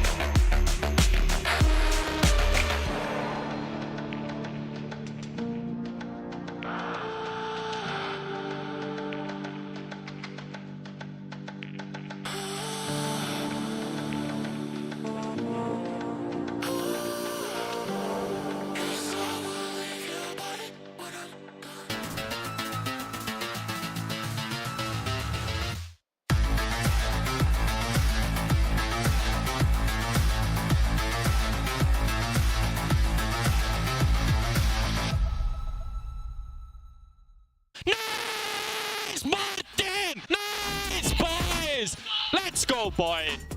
Nice, boys. Good job! Nice, Martin! Nice, boys! Let's go, boys. Let's go! Let's go! Let's go! Nice, Falcon! Nice! Let's go! Let's go, boys. Let's go! I'm gonna need Yumpy to come in here at the end of our day and just tell us what a nice job we did. Yeah. Give this man a crowd. Nice, Kakuka, Seriously. nice. Yes. No, even when he's like, good, nice job. No! I like the Martin. That's my favorite. Yeah.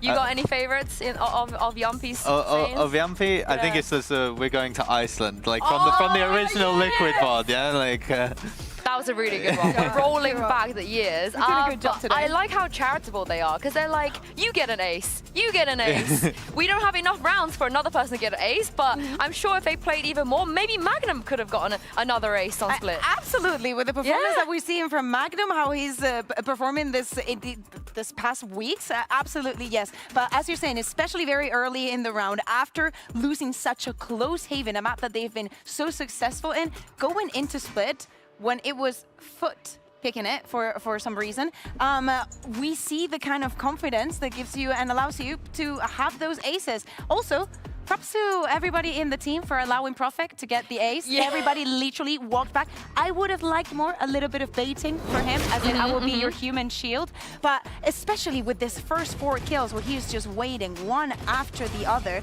and he just walks around the map to find the last one. And for some time, those were the only 5 kills that he got. But congratulations, Prophet, on your first ace. Yeah, I will say though, Sociable got done a tiny bit dirty there because it is his ace. Yumpy's had his, fair share in the past, but Sociable's time to shine. And you heard it there in the interview that Sociable, after doing this, had the audacity to look up, spot Alpha in the crowd, gestured to him that, why are you sitting on the side of Foot? And then Alpha promptly moved over. And Gorilla, that is the kind of confidence you need to have in a game that's this high stakes. Yeah, I mean, it just reminds me of when my friends have asked me for tickets, and same with my assistant coach Like has asked for tickets, and then we see them in the other team. It's like, you traitor, man. Yeah, like, come on, like, doing that. I can't be dealing you tickets if you're not coming to support me. It's the fact that he's sat on that stage, just lost map 1. Yeah. He has a million things he needs to focus on, but it's Alpha that he wants to point at. He's very cold-blooded. Like he keeps calm under very high-pressure situations, and I think that this map, even though it was very quick and brief, like Mitch would say, it was a great display of his abilities. Every single time that we see him playing on the Tejo, he has the kind of impact that many players struggle to find. Having the confidence from swapping for the abilities, and not only having a brilliant individual performance, he's always on top of everything. He doesn't save that much of utility, and he sometimes has the bold movement of just keep pushing with the judge. Go for it. Yeah, I think an issue that a lot of Teo players struggle with is overusing the utility. At every point, as soon as you get a kill, you're instantly pulling the rockets out, or trying to stun, or trying to drone. And the thing that I like about Sociable is half the time he's not even... See, he's got full util here already. Like, they've taken ramp, and he's just facing, right? So it's the thing where it's like, he just doesn't need to use his util. He's just so reliant on his aim, and so consistent when he's doing it. I love that word, consistency, because I think it's really difficult to be consistent in this game, but he's really, really up there with every department, the mechanics, the aim, the util usage, as you mentioned already. But it almost felt like too easy. Foot didn't really even get into the game. And is this at all just because of the veto questions that we've had this entire playoffs? I mean, yes, let's bring the conversation back. Okay, I will mold. So you go up against Fnatic and you ban Icebox, a map that they do not play. Do you really think that BBL are going to pick Icebox? Like, coming into today, knowing the stakes of today, they're going to play to their strengths. Do not get me wrong. The chances of them picking the Haven, if it were not to ban it, were very high, and that was a win for them. They had something prepared. We see the cracks going on the Neon and a different plan that throws BBL on a map that they've been extremely successful on, completely off the charts. Going on to Split, you pick the Split, another map that has been good for BBL. You pick the Split, and this is where I expected to see something different. Some maybe double duelists with cracks, another change of composition that we didn't see. So I guess we have to wait and see how many rounds we see this time around in Ascent. Yeah, I mean, the only thing I can think of is like Foot had a good showing against Vitality on Split. Maybe let's lean into that because maybe that's our map. I think it comes down to honestly he, like. He better be sitting on the side of BBL right now. By the way. Sorry, Gorilla, carry on. What's Mini doing? Mini thinks he's on the team. Mini's just like, oh, you know, get me back. Whoa, wow. In front of Milan. That's it's because Mini has been told so many times that the vibes got better after he left. So he feels like he's got to prove himself a little bit, right? Sorry, Gorilla, I derailed you there. But let's take a look at Agent Select and tell me, what do you think about this, Harry? And which one do you prefer? Honestly, like, so when I think of Zeus, I think of Yoru, and so it's, you know, it's not necessarily the CNED playing the Jet, it's the Zeus playing the Yoru, so I think both humps make sense. I would like to see BBL kind of exploit their kind of triple initiator a lot, not using all their wave utility at once, and maybe keeping a bit, so maybe catch Foot off guard, because they're going to be using their knife and their recon 140, 1 minute and 30 seconds. So that's why I'd like to see BBL do a bit more than what they did the other day against Heretics. And coming into today, they had the higher seed. They decided to be that team A, so they get the first ban, and also they get to decide the side on the last map. Also with the chances of it being Ascent, they get to start on the defense, but of course, elephant in the room, the triple initiator, and as Harry was saying, a little bit more of layering. You have so much to work with. You need to be very smart in when to use it, especially now that Zeus has moved from that Jet onto the Zero. Well, last time Mitch and Tom brought us 48 glorious rounds of Ascent. I think we can aim higher than that. Let's go for 50 today, boys.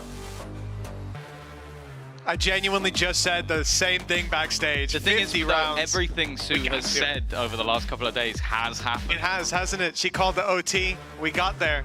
She did it yesterday. We got there.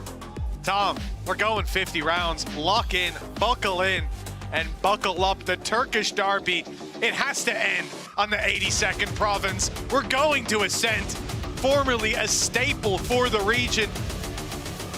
Other people have caught up, but now it's time to fight for that crown. BBL looking to not just beat Foot in this head-to-head for the first time, as it was when they faced earlier on this stage, but doing it twice in 1 year. Not even Foot have managed that. Interesting. BBL have the lowest retake win rate of all EMEA playoff teams. They have more rounds played on this map, I reckon, than any other team in one series. So I'll cut them some slack there. It was an attack-sided affair when we got to overtime.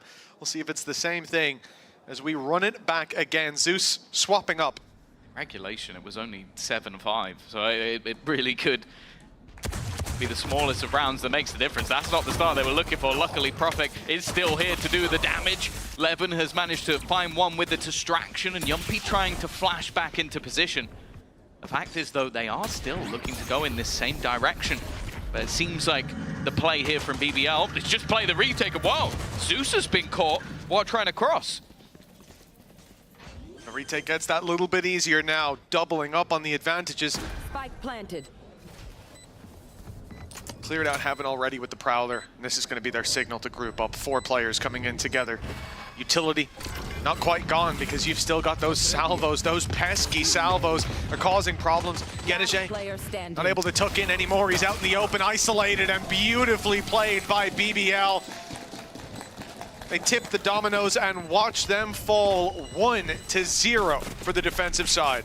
Yeah, I think one of the major highlights for me going into this match, and more the matchup, is the swap up for Zeus. It is the only change in composition, but I can only assume that is more of a comfort thing than anything else. Like, the guy really struggled in the Jet v Jet battle, so he's now going to try and change that play up. It was mentioned by our wonderful analyst, Alpha, that he thinks that Zeus, or not Zeus, Yoru is currently the greatest entry in the game at the moment, and it's going to be so important when it comes down to this map in particular. Getting through some of those choke points, A main, B main especially, is so tough if your entry is not having a good game. Well, that's a lot of information to work with. Deep nade going to be sent through. That's a lot of damage, and indeed it will be a couple picks. Although Zeus manages to fire back, Cracks and himself are desperately low. Those Profek.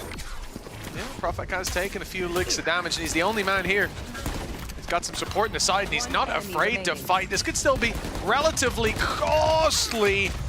They lose another player. Mr. Fallen looks for a bit more, but won't find it. Yeah, they still keep the majority of the heavy weapons at least.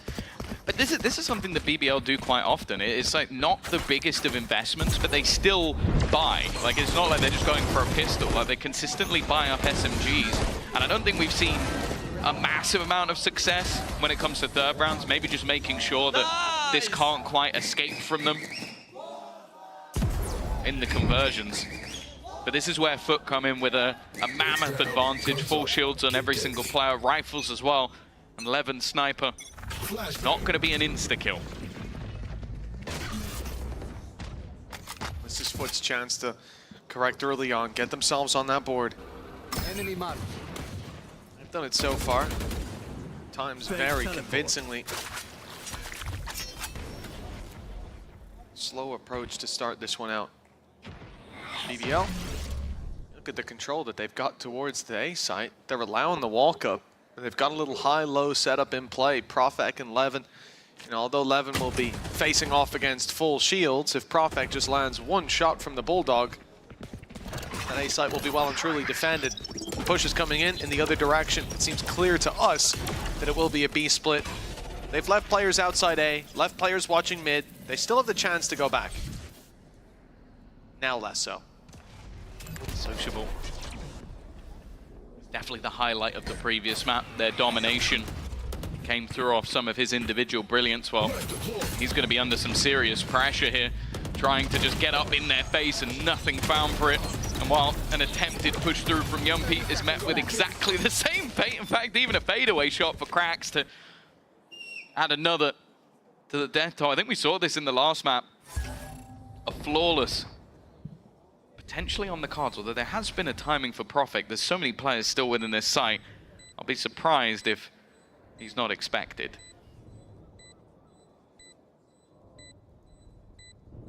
I mean, there's something as well that we've seen from Profek.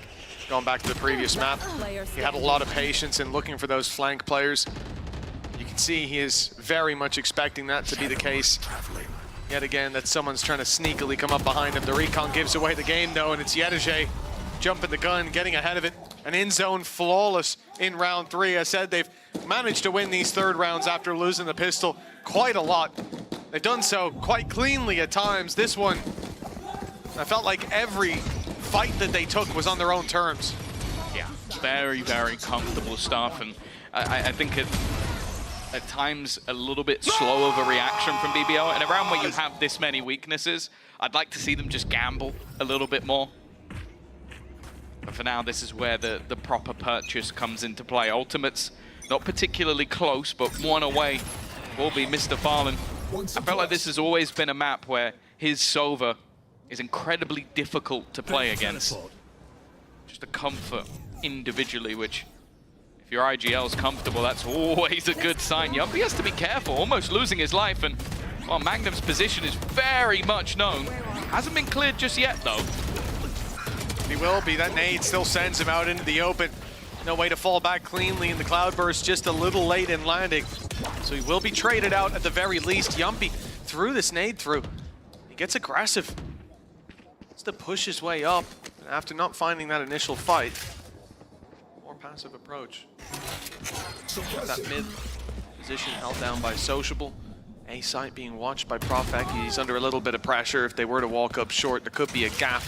The Sociable peeks it here and there, and with Yedege down, Wood are sending it in his direction. It's Profek with the pressure on his back. And the rotation again not coming. He's now finally made the spot, but this now becomes more of a survival effort. Maybe in the hope that somebody will be able to get there in time. Just created a little pocket of space for himself. This angle is just in case anybody crushes to the side of the site, and that's exactly what it's done. Clever stuff from Profek, still surviving in the backlines. He's lasted such a long time. And that means that spike is still yet to go down. 10 seconds as the rest of the players will now start to move their way forward. Nice shot from Mr. Farland, gets rid of Sociable, but Levin's there as well, and he has to try and stick this plan. Profek, for me, ends up being the hero of that round, as BBL again are off to a strong start. I agree with you 100%, Tom. Profek buys so much time sitting down in the back of the site, picking off the first as they come through and making them push his smoke. It's only when it fades that he's really in danger. You can see already trading blows. It's coming down to a narrow margin, and the fact that one player almost has to stick that spike allows those 1v1s. The switch up, dude. That's like two personalities. Nice, good job. I love Magnum. I genuinely think I could just sit and listen to his comms all day and I'd have a great time. The fact he admitted in the last match I'm giving fake comms is hilarious. Beautiful flash. And a captain now being pressured. A second flash through. And while Zana captain to win the battle versus the young duelist there again after getting an opener. Going to immediately react off the back of this. Now there's two players within the site. Nice flash by Zeus. Profek, though, still going. This smoke, we saw a similar one in the previous round, and it's bought them an advantage, or at least, rather, it's pulled it back into equal footing. The problem is, the advantage goes to Foot, as the B site now wide open. They've stepped in already. Yedajay has closed that door, and Mr. Fallen has a free route down onto site. An open plant as well. They could play Boathouse, move back towards main, where they've actually embedded Ada Captain. A lot to work with. Against the KO, it's much more difficult to play that backside, play off those crossfires, because it can be so easily cleared by all of that utility information.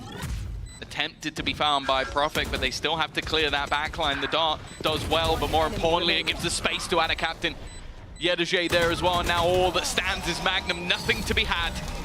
It is Foot with, again, a quick response in the calling, finding that gap in the form of their Sentinel. And they're right back within distance again. I'm seeing that back and forth, Mitch, already. It's deja vu, man. Deja vu's kicking in. This is exactly the kind of vibe we had starting out the previous time that these two faced, the 25-23 game. I say game, it was just a map. But there's series that looked like that. You're high-fiving him whether you like it or not. And you better like it. Foot, one round behind. And look at BBL's buy. This should be the round where they equalize. Profek, player with the biggest gun for BBL. He's been spotted. They won't be surprised by him there, but he has rotated around to spawn as Magnum just takes a heads-up duel. But there was a lot of util thrown in there. The salvos, and I think there was also maybe an extra little piece before, but yeah, that cross being held. Cracks, no, it's not Cracks to go down. In fact, it's Yedajay to fall. They've also left Levin at the back of the site. Zeus is trying his best to maybe create some sort of distraction on the other side, but he's now going to be tagged up as well. A lot of players ending up low. There are problems being created, but the thing is, look at Foot. They need an individual to step up. Everybody's isolated. The idea to move towards the B side, it's the best one. Zeus will be able to fall back. He has ult for the reposition, for the clearance of sight, but they'll go in ahead of the clock. 40 seconds. Have some time to play with. Maybe hoping the backside is clear. Now they know it isn't.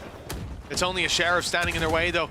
No shields even on Levin. He's in a lot of danger in this battle. The numbers thinning out. Yumpy goes down. One kill here for Levin. Would be wonderful, but hard to land up against the rifle of Mr. Fallen. BBL. They have recovered a rifle for Sociable. They've got salvos online, but the advantage, again, goes to Foot. And the post plant on B will be tough to break back into. Maybe those salvos can force the players in the open. That's best we can hope for, but you got to get past Zeus first. Yeah, he also has dimensional drift, so if things get dangerous at any point, he can look to regroup, but it isn't going to be the case. Looking comfortable once again, and even going to use it just to clear Sociable. You know this guy has been a real danger, just almost trying to ignore his opponent, who has every single piece of information. Sociable's goal now is just to try and clear them as they fall out of the site, and it's only going to be the one. Good recovery from Foot. The initial deficit now depleted as they look to build into this attack. Yeah, I think looking for those exits, a good idea. He wasn't going to get anything done if he walked out. It would be the easiest spam of these players' lives. The fact that Zeus is able to take down Magnum, split these players up on the B side as well, and then continue to fire up in market. It recovered the round that was very much under threat. And it was great target selection as well. The fact they moved towards B, the players waiting for them there, a classic and a Sheriff, no shields. A very different game. A very different one that we're walking into in this round. The operator of Levin, and maybe about to see action. Yedajay is waiting outside B, pressure on middle, but the spike, it is shifting towards this side of the map, right into Levin's waiting arms. Yumpy almost gone. They've had some trouble around that short control, and yeah, already forcing them out of position. That paranoia has removed the danger of the setup. That's the issue of not having that sentinel over on the defensive side, is you need to have more of this aggression, target selection not working out for Profek, and it's already falling apart. Magnum almost hoping for a bit of a miracle spray because they have completely lost control of the site, and even with bullets being spammed through, nothing is found. There was a moment where it looked like Levin was about to pop off. He was about to have so many opportunities with that operator. But once Yumpy goes down foot, they realize there's a weakness. Where Levin is right now. Time is ticking. They found a pick. Ult's going to be committed. They're going for this, even with Levin so far away. Yedajay's had all the time in the world to wrap around, and he's about to execute Magnum from short. In fact, Mr. Fallen gets ahead of it, and the ult will be lost in the end. That looked like conflicting ideas. Yeah. Two different calls, and the wrong one was made in the end. Yeah, I think that was Magnum purely doing that of a reaction to his own kill. I think that was a call in the moment of like, right, now we go for it, maybe not realizing how far away Levin was, but that definitely feels like a misplay. Like a single kill really hasn't turned the tide of this round, even with that Nightfall being available. And that is that has made things so much more costly for the side of BBL. A 3-round streak and an ultimate expended because of it. A BBL timeout, and I think that's exactly when you need one. That is them overplaying their hand. Absolutely. You know, you look at Levin, he's holding on to the B site control. There's two minds I'm in about that. One is that he's looking for a flanker, which we've seen BBL be very conscious of before. But with that A hit coming in, you have to think the flank's hardly going to come from B. Most of the time it won't. The thing is, if he is looking for that flanker, or if he's doing the second thing of just saving the weapon already, calling it where it is, and maybe seeing if they get a huge opportunity on the A site. The reality is that after that much time has passed, the call is made for you. That is a save opportunity. And if you go for it, a massive risk. The problem is that if he was watching for the flank, it did come in. It came in, but on the other side of the map, it came in on short. The more normal place, I suppose, for players to come up behind you. A misread in the moment, and I think that will be Powell's opportunity to call that pause and tell the guys, listen, we're overplaying our hand there. We committed too much. We lost the up. Percentages are so close to perfectly matching up. The worst 5v4 and the best 4v5 right now. It seems like everything's working out for Foot. Even when some of those disadvantages come through, they've been able to turn the tide, and after a bit of a slow start, doing quite well. Now Profek here is just the bait.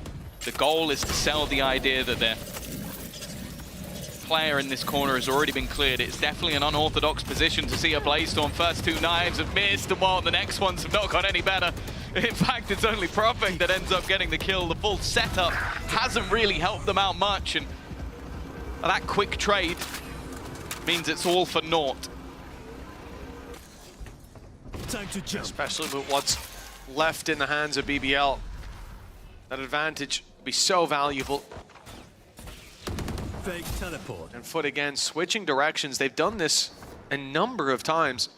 Sociable is not falling for it. He is going to stick around. Levin is going to rotate into the B side. They've got the read, but the weaponry just doesn't match up. Big performance needed.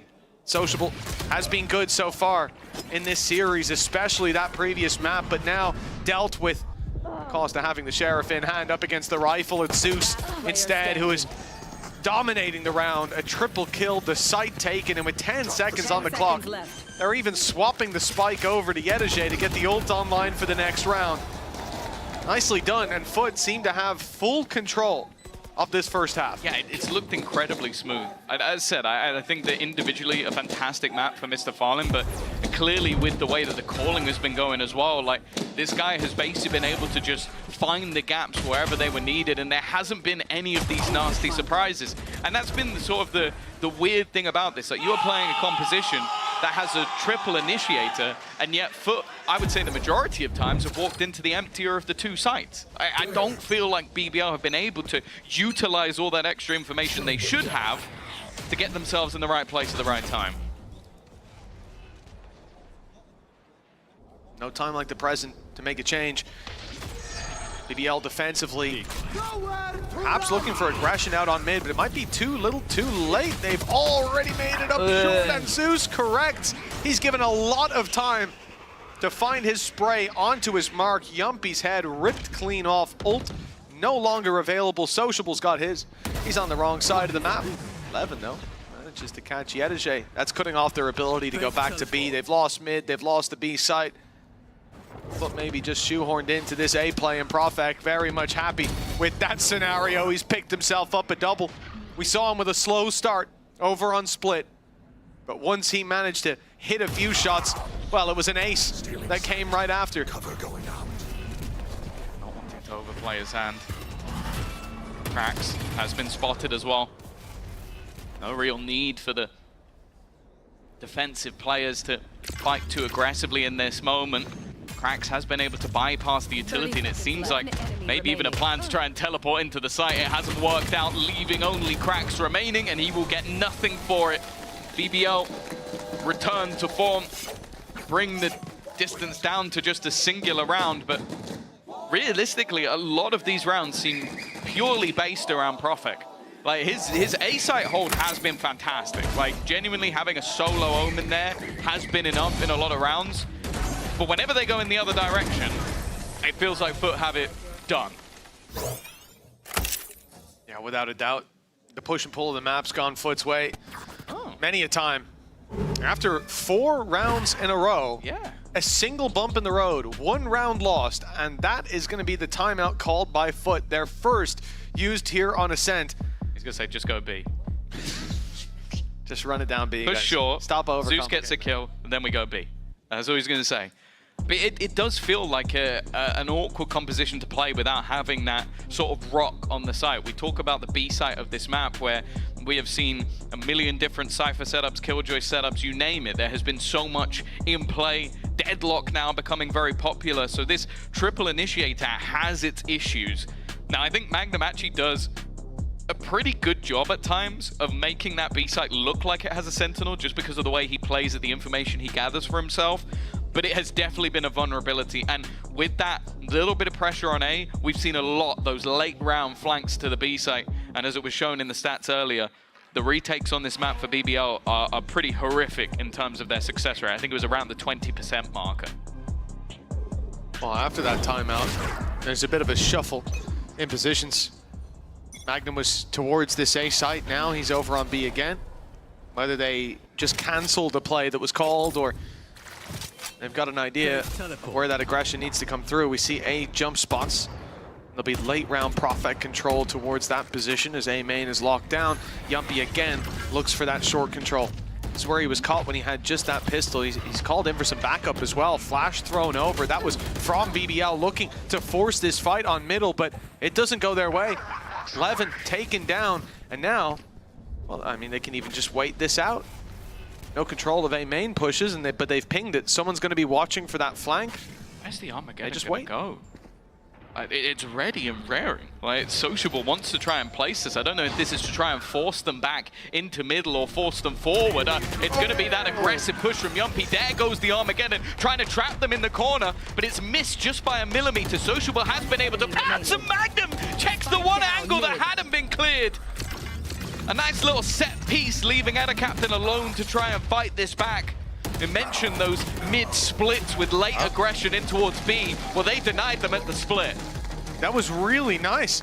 The ultimate at first, you know, the full freeze coming out of Foot, and BBL's response, like you said, Sociable had the ult in hand, waiting for the Armageddon to come through. The timing, catching Mr. Fallen, going for the recon, and then, as you said, there's a gap. Salvos aren't even thrown into that gap. They are just sure that they can hold them in.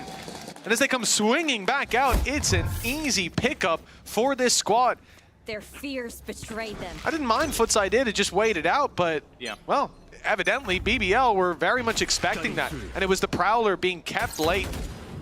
that confirmed they were in that corner. Magnum getting that info as the trigger point. See this challenge into middle, but Placing alarm bot. there hasn't been a whole lot of success in those individual fights. We've seen it attempted by Prophet, Levin now once more. This round has fallen back. Still though, it's going to be challenged. Consistent use of the nano swarms just to make things more awkward in the battle, and Prophet trying to defend, but the paranoia is solid. It leaves both players completely blind, but there's been a counter. Lockdown also utilized by the attack. Oh, the head spotted, but Mr. Fallen is the one walking away with a double. Prophet gets in there just in time to cancel out the lockdown, but they've already gone in the other direction. And Tom, this is something you highlighted, the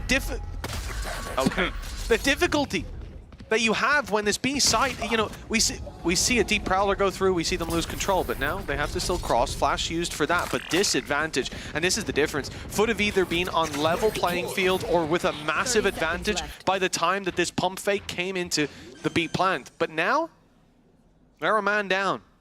Maybe a riskier play needed, and look at how BBL approached this. 3 players, a conga line moving towards the B site. There will be no untradeable kill offered up. No command was picked up by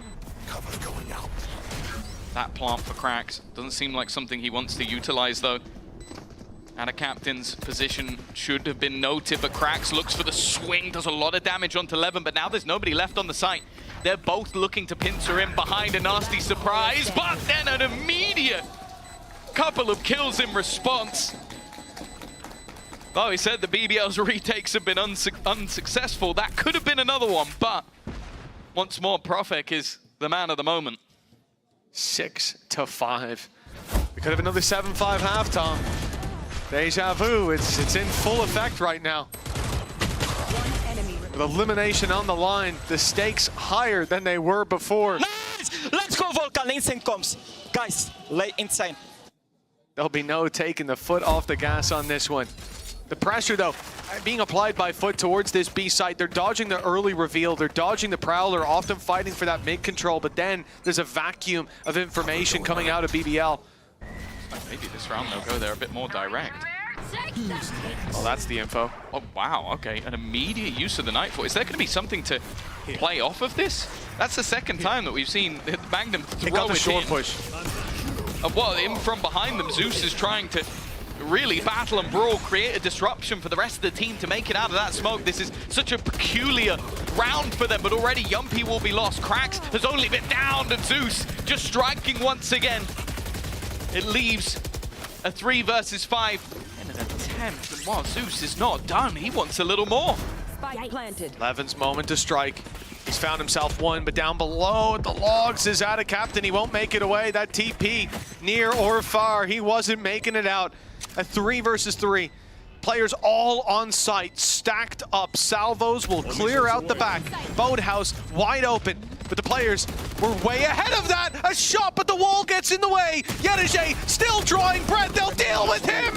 And Sociable with the shorty. It's Profek and himself firing the shotguns to lock in that 7-5 half. It's deja vu. And it really is breaking that retake stat. I don't think they should have been coming out with that round onto the board. But what a first half in the decider of the Turkish derby. There's still another to come.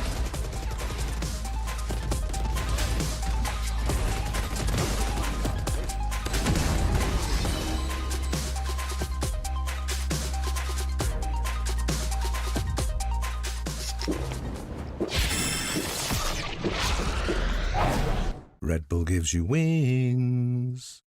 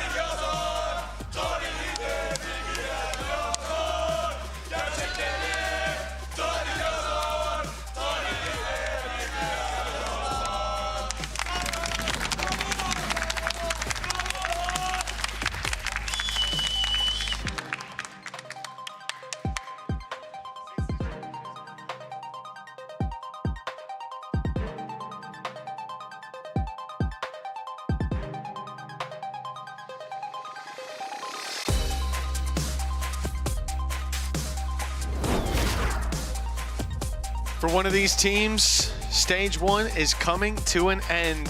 For the other, the Turkish derby will be theirs back to back for BBL. Coming into this year, they couldn't do it once.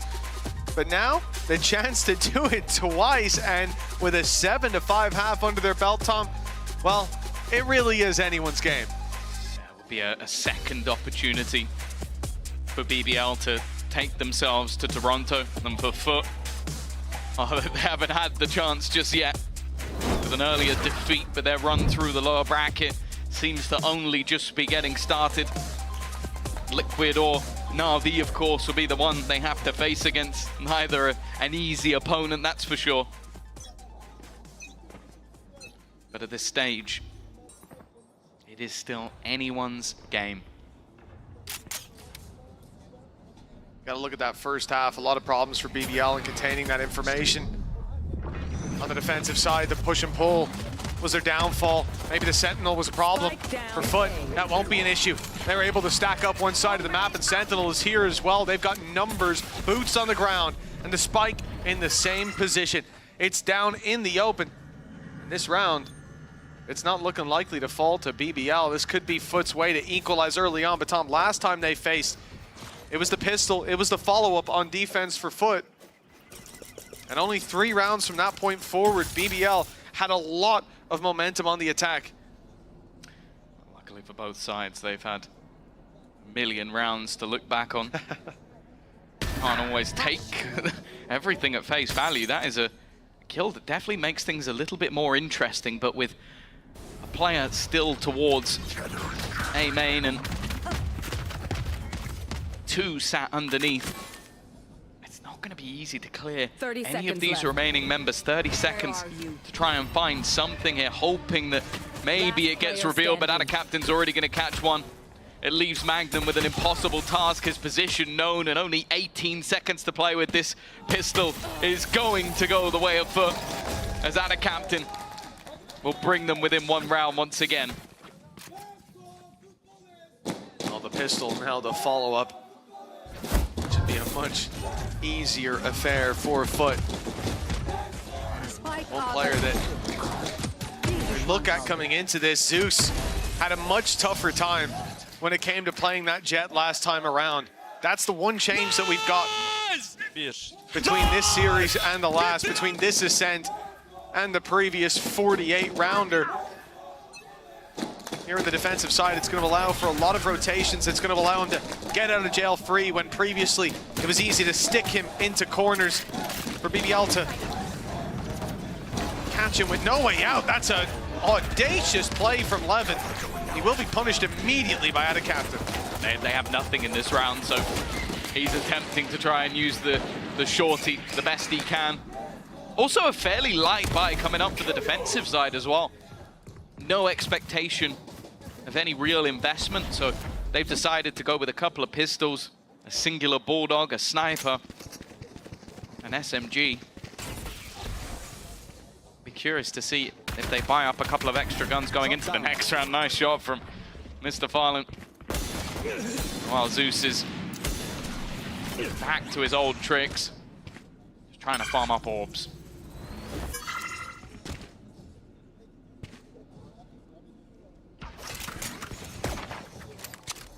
Looks like it'll be an easy close, 35 seconds. OHB unsociable, Zeus able to take them down. He scoped in, and that's his downfall. A hip fire, I'd be confident he would have hit that. But an easy cleanup for the rest of the squad. Mr. Fallen rushing his way, well, no one's rushing their way in. There we go, finally. He'll grab himself the Marshall. Yes, he did get it, just about. So, 7-7. Tied up, and the defensive side gets off to the same start as we saw last time. This is where BBL started to put up resistance when rifles came in. Triple initiator comp. When you're talking about the defense, you can already imagine the struggles sacrificing the Sentinel. When you're talking about the attack, you can imagine the advantages. Well, we saw that going into the pistol, though, is still that disadvantage of not having it. Is Magnum was basically having to take direct contact, and the defense were happy to just run it down towards B. They're doing it again.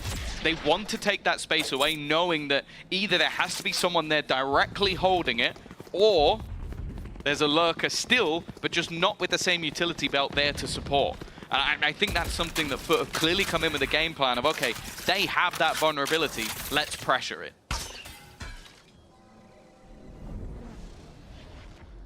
Mr. Fallen, the one to keep that It's Marshall. a tag. Rifle given over to Zeus. The A site, where all these weapons are found. There's a flash in there to try to sell a bit of a ruse. But the thing is, for Foot, they know now that the split isn't coming in, not least because Mr. Fallen's covering that space, but with the alarm bot there as well, they can afford Mr. Fallen to be that little bit more loosey-goosey, running around the map, filling in the gaps that they see fit, reinforcing a site. Quick rotation possible as well for Zeus, as he's got himself that gate crash, and it will be used fairly soon as the pressure comes in, and Redege only good for one. Yeah, Krax is there for the immediate response, needs a little bit more, but look how low these players are already tagged. The SMG is becoming weaker, but what a shot from Profek. Straight through the smoke. That's something that BBL will have to think about going into the future rounds. That Prowler didn't clear that close corner. We'll see if the damage is fatal. So low on these players swinging, but that's why they're going in together. Getting ahead of the problem, leaving out a captain all alone. A clutch he's more than capable of winning, but how did neither of them fall? Levin continuing to aggress there. It made me worry, Tom, seeing those yellow health bars. But hey, listen, the confidence is key, evidently. I guess when you're up against a Turkish aimer, they're only going to hit you in the face anyway. So if anything, health is meaningless, but you look at the way that round started, and with an SMG in the corner, Krax holding the cross, it was a nerve-wracking round, and that was just the bonus. Foot now immediately get to respond with rifles. There is the Armageddon in play, which leaves a lot of spots, I'd say especially on this B site, completely unplayable.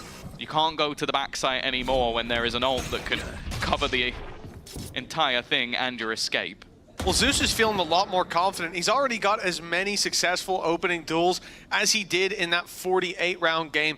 Evidently, the Yoru allowing this aggression is enabling him much more. You look at that mid-fight that he went for just there. You've got flash over, push through the smoke, and an immediate fade out. He's using himself as a drone that gets 1 or 2 bullets off before it disappears. It's a nice problem to have.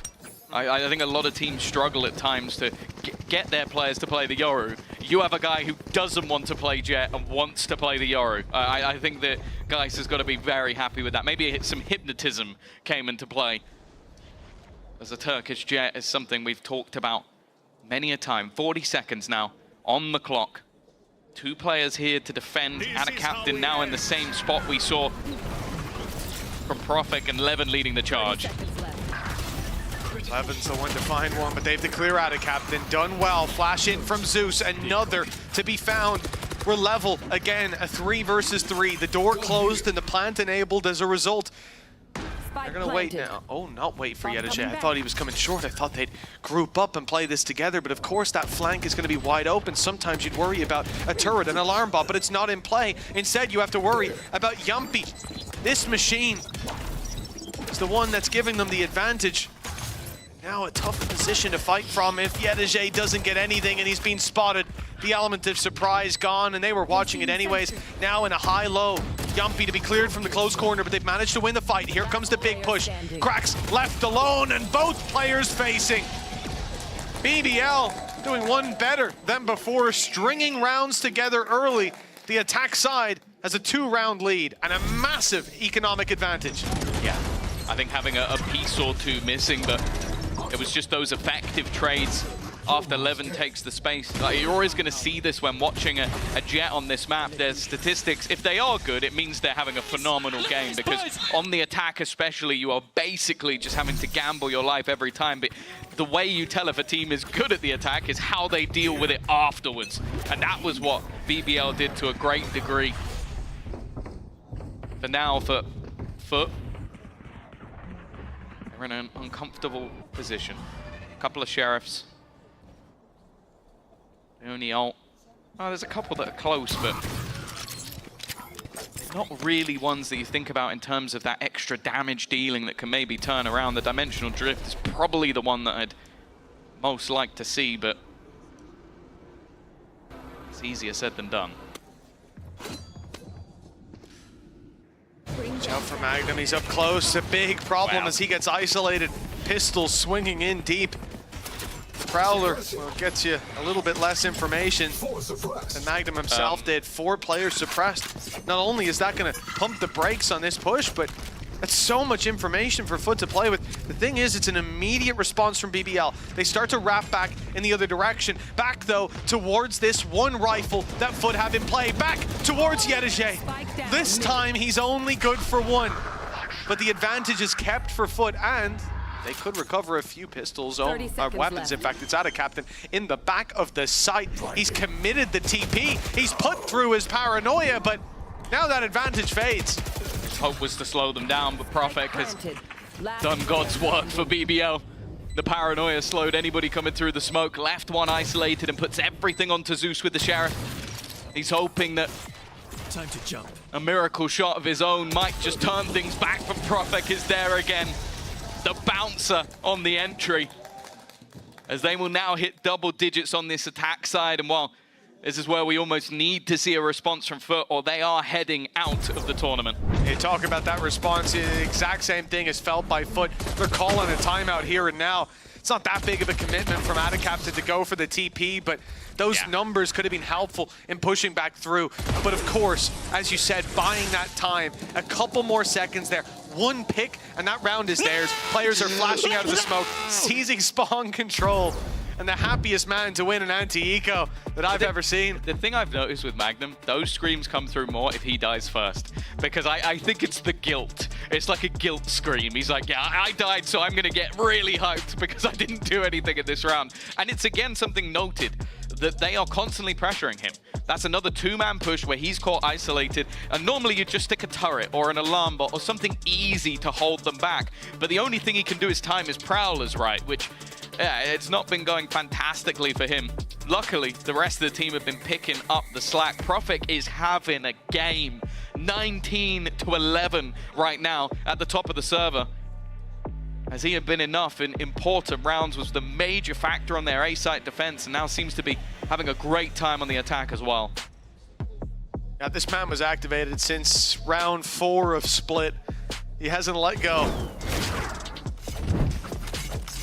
Coming into round 18.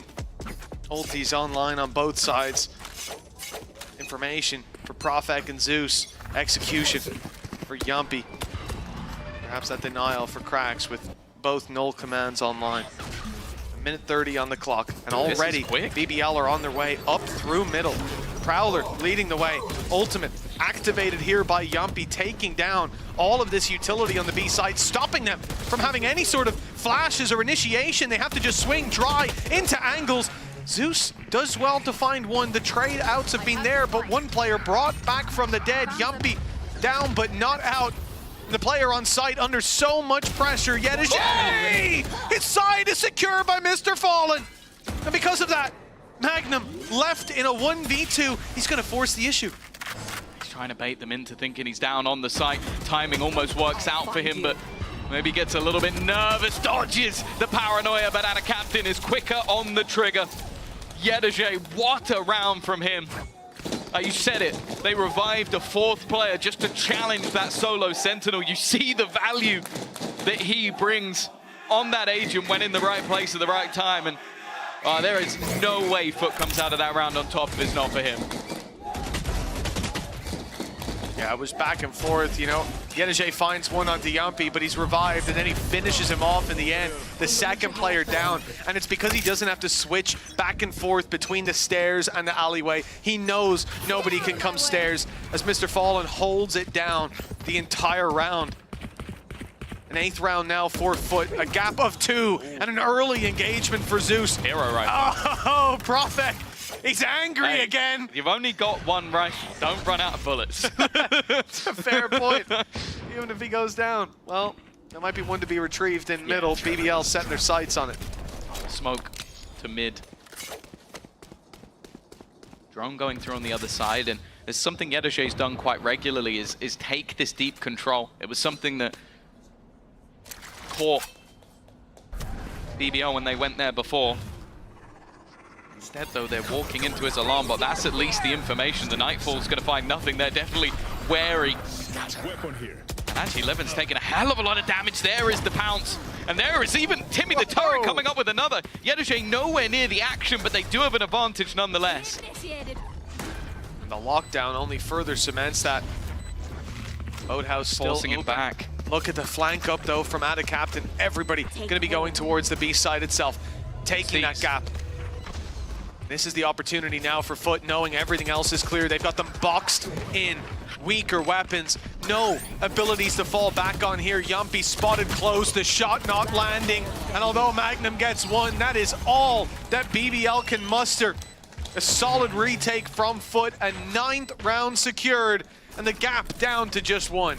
Yeah, I think they're probably improving their 4v5 right now, because it's been a couple of rounds where we've seen somebody get caught, but the reaction, and it's Yedoje. He had a quiet first half. It can always be difficult playing that lurking role, but he's been happy to get aggressive. Sure, Timmy the Turret does most of the work, but it's his utility that does a lot of the damage on the way into the site while they try and react. Nice!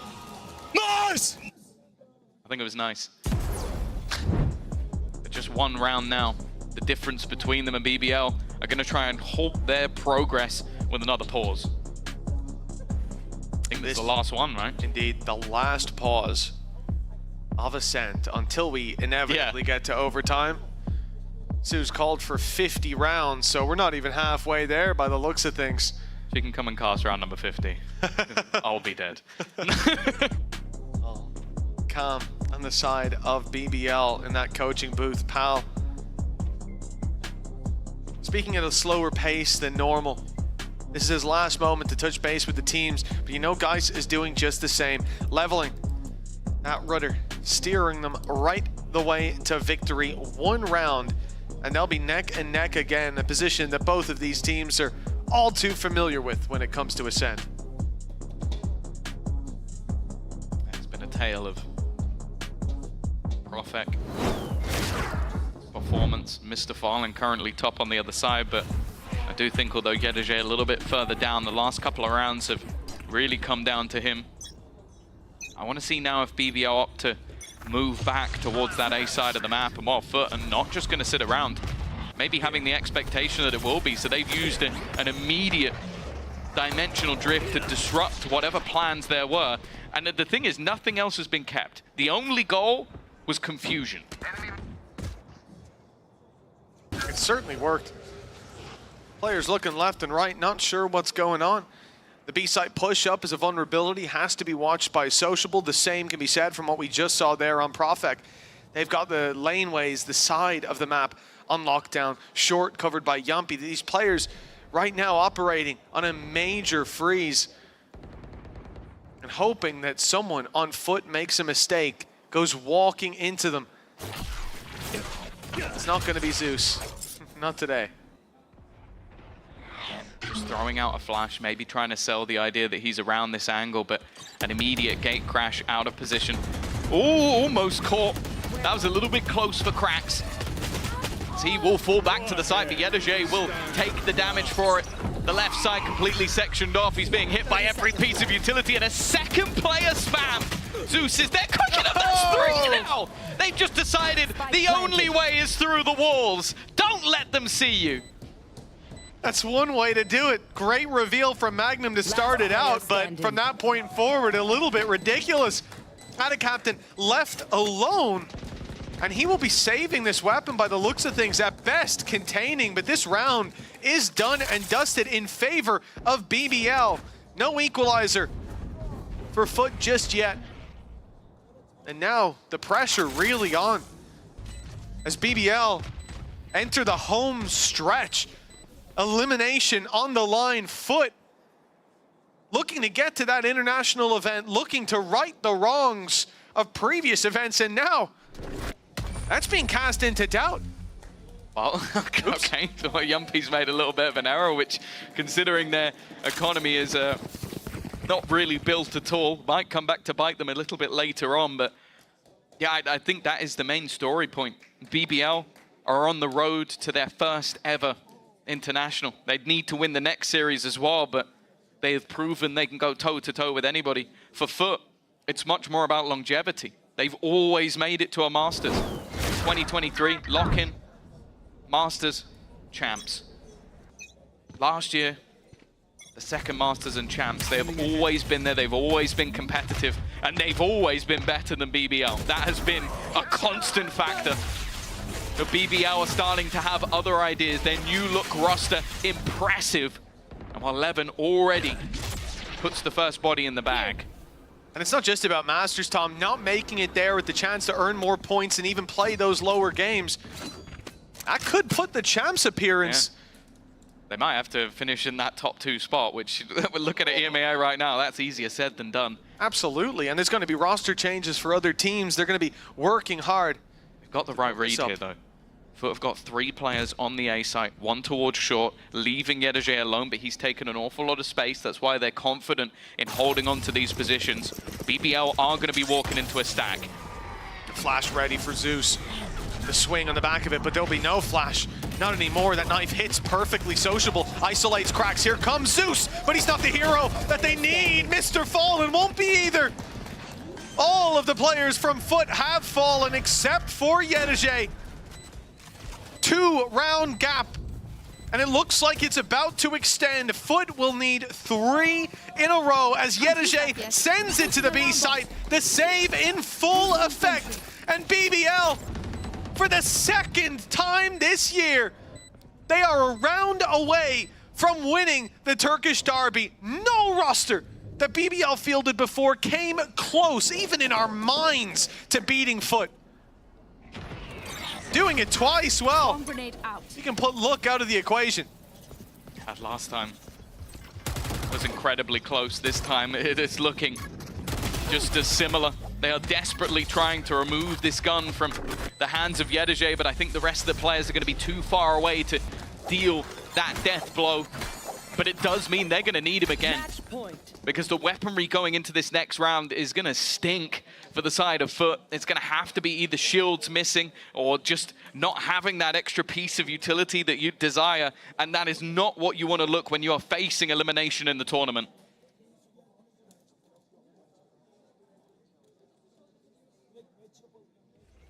This is what it all comes down to. A 3-round streak for Foot to claim an overtime, as they did many times in the previous matchup. And if they can't keep their feet, they will be swept out of stage 1. BBL, the team to do it. It cannot be a nice feeling to be sat in the Foot camp right now, but they've managed a decent buy. They've got utility. But so far, these rounds, these last few, have been convincing for BBL. The scariest thing is there are no ults that are even remotely close. There's nothing that will pad the gap of those minor weaknesses, and once again they're going to attempt this split through B. Yedege realizing he has to move forward. Nowhere else for him to go, but he's found the gap that was needed! Mentioning they'd need a hero, and he has come alive at the exact moment. Zeus as well to trade out with 3 of his own. You might be talking about the stories of BBL winning, but they have got to get that last round over the line. And I'll be honest with you, Mitch, at times they have been a roster to crumble in these moments. They were left in darkness after the round before, but the light has not gone out just yet. Yedege and Zeus digging deep and sparking the flames of hope for Foot. 2 more for OT. They face a full buy, but weaknesses can start to shine afterwards. This is the road to recovery for the defensive side. This is the last stand of Foot in stage 1. If they falter, if they fail, they'll have to wait and watch from afar as Masters slip out of their grasp. A quick play from BBL. Yeah, they're doing the same thing. They split through, but this time they catch Mr. Fallen. They fight towards the spawn instead. Levin is going to go dashing in, trying to isolate Zeus, and that's exactly what he's done. Winning that head-to-head again. 2 already to the good. 3 players stand, 2 of them at the back of the site. The other is out of captain, and he's going to be the one under pressure, trying to fight forward against the full force of this squad. Yedege has found 1, but it might be too little too late. That A site is completely under their control. Spike planted. Magnum was left behind on the switch. An attempt to finish this round early. He was taken out, but there's another snake in the grass. Hell, they're everywhere. Sociable drops Yedege and cracks now. The last man standing. We talk about his KO, but this is too much to ask. BBL, they've claimed Turkey's 82nd province. They've won the Turkish derby not once, but twice this year. And FUT are sent spiraling out of stage 1 as a result. The crazy thing as well is this time they did it in regulation and it didn't take the full 50 rounds. They've undone some of the calls, but more importantly for them, they have taken victory when they needed it most. They will get a second bite at the cherry, a second chance to take this organization to an international for the first time ever, and for FUT, a team, as said, that has always made it to Masters. It will be their Turkish brothers that deal the death blow. They are out of stage 1, and it is now all about that recovery, that return in a few months. BBL, they were just 1 win away, and now they'll be 1 win away again.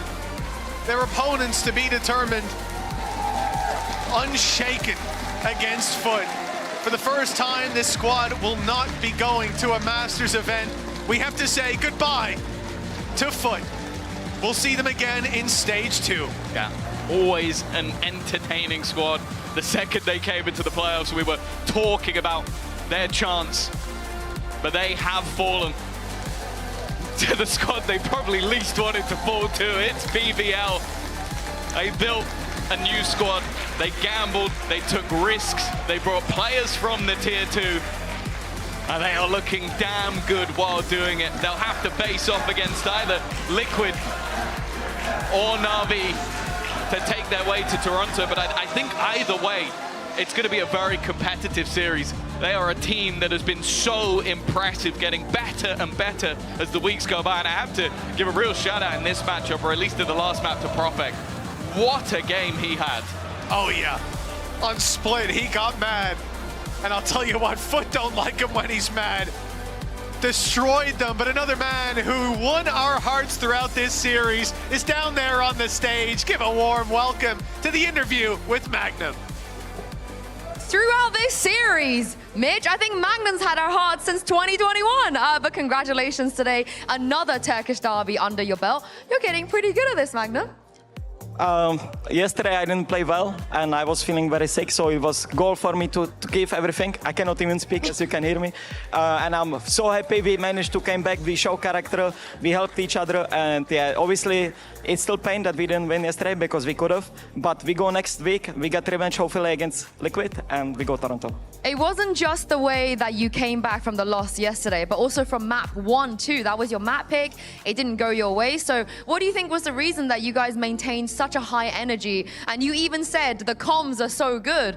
So how are you doing this? There's a lot of resilience. So first of all, I think obviously because I played well, I could hype up the team. It's way easier. But on Haven, I think they just won the clutches, disadvantages. But it's footballers, they are known for this, and like we shouldn't want that map. And I think that's what kept us like going even harder, because we knew we can do this if we just talk in retakes and advantages.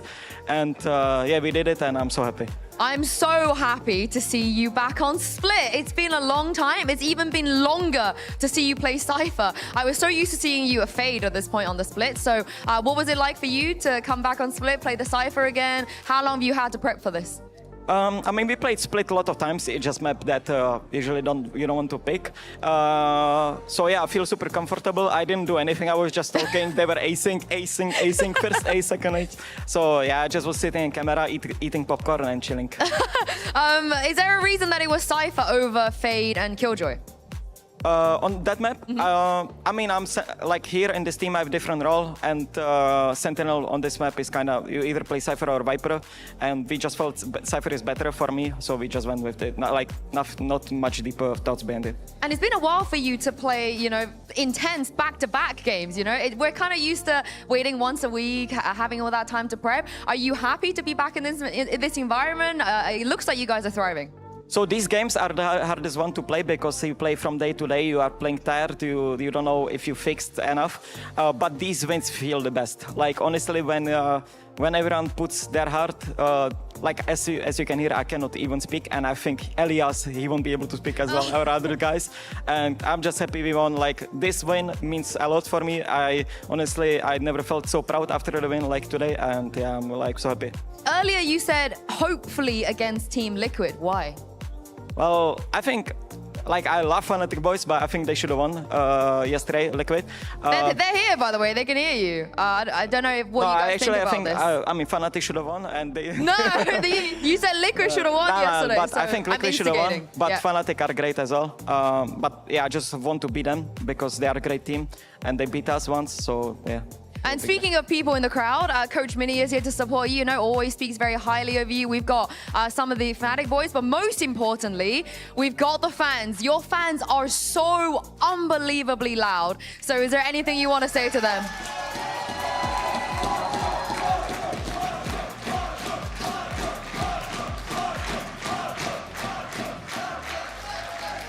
Like, honestly, I feel my gear from watching, so that's lovely. But yeah, like you are incredible guys, like all of you. It's like insane. It's insane when you win around and you just hear this shouting, you know, BBL. Like I was in KC and it was like fans were crazy here, but here it's like you can feel 2 times more, you know. Like so, thank you guys, you are incredible. I love that, and they're gonna love that as well. But thank you very much, Magnum, for joining me today, and we'll see you back here next week. Thank you. We are going to go to a break, but do not go anywhere because after this, Profek will be joining us at the Analyst desk. Sana zomba bomba. English. Zomba bomba. Say them zomba bomba. Zomba bomba. What does that mean? Nothing. Nice. Oh, it is a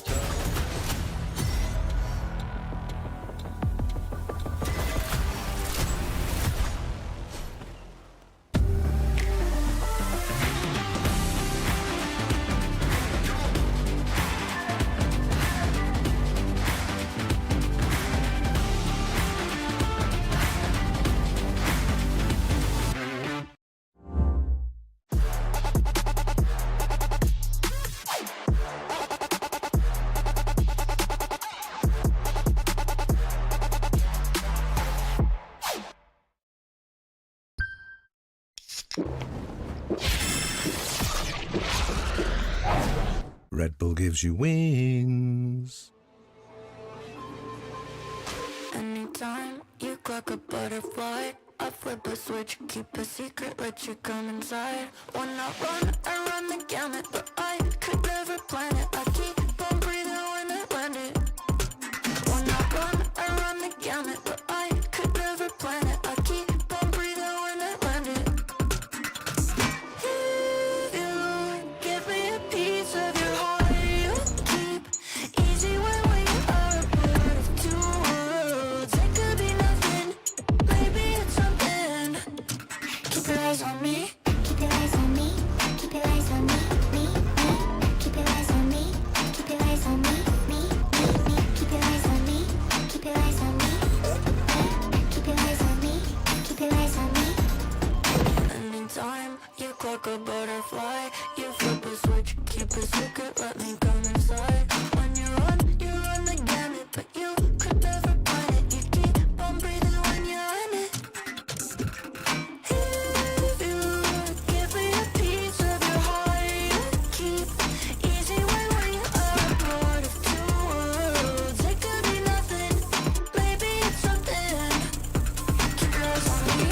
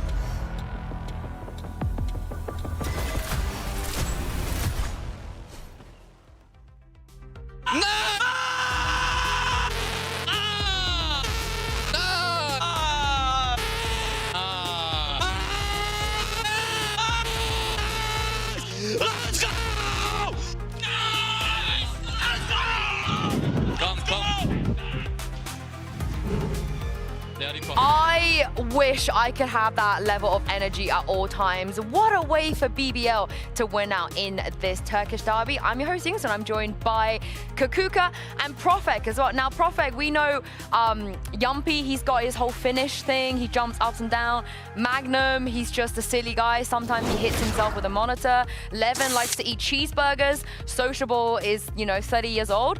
What's your thing? What is the Profek, the thing we could tie you with? I'm just chill guy, I'm just playing. You just chill guy? Yeah, sometimes make jokes and that's it. Oh, a funny chill guy. I think you should embrace the pose that you have in the back with the, I think it looks very good on you. I think that you should embrace it I was and forced just to be do big this. brain. I was forced to do You're this. like a monk. Yeah, But I was forced to do this. Oh my God. I'm monk. Yeah, you were like a monk, I'm down with the chill guy that sometimes makes jokes. I like that. But it wasn't just that though. It was so much energy coming from you guys. We could feel it from over here. Magnum spoke about it as well, that his voice was even gone. So how did you maintain that after losing yesterday and then having to play again today and then losing map 1? Where do you guys find I mean, honestly, like the loss against Heretics gave us a lot of confidence because they are one of the best teams, and it was like literally close games. Icebox we throw, Ascent we just start really slow, and I mean against Food, the Haven was a little bit shaky, I would say, but nothing you can do.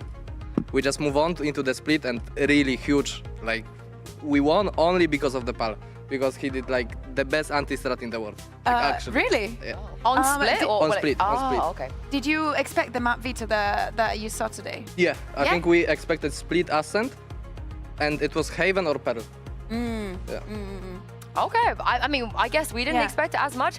Did you expect to get an ace today? No, no. I was hoping to get ace one day because always 4K, and today the day happened, so I'm super happy. Actually. Let's take a look at it so you can see how it happened. Relive the moment. Yeah, and how much do you love your teammates for not stealing it from you this time? This time? Yeah.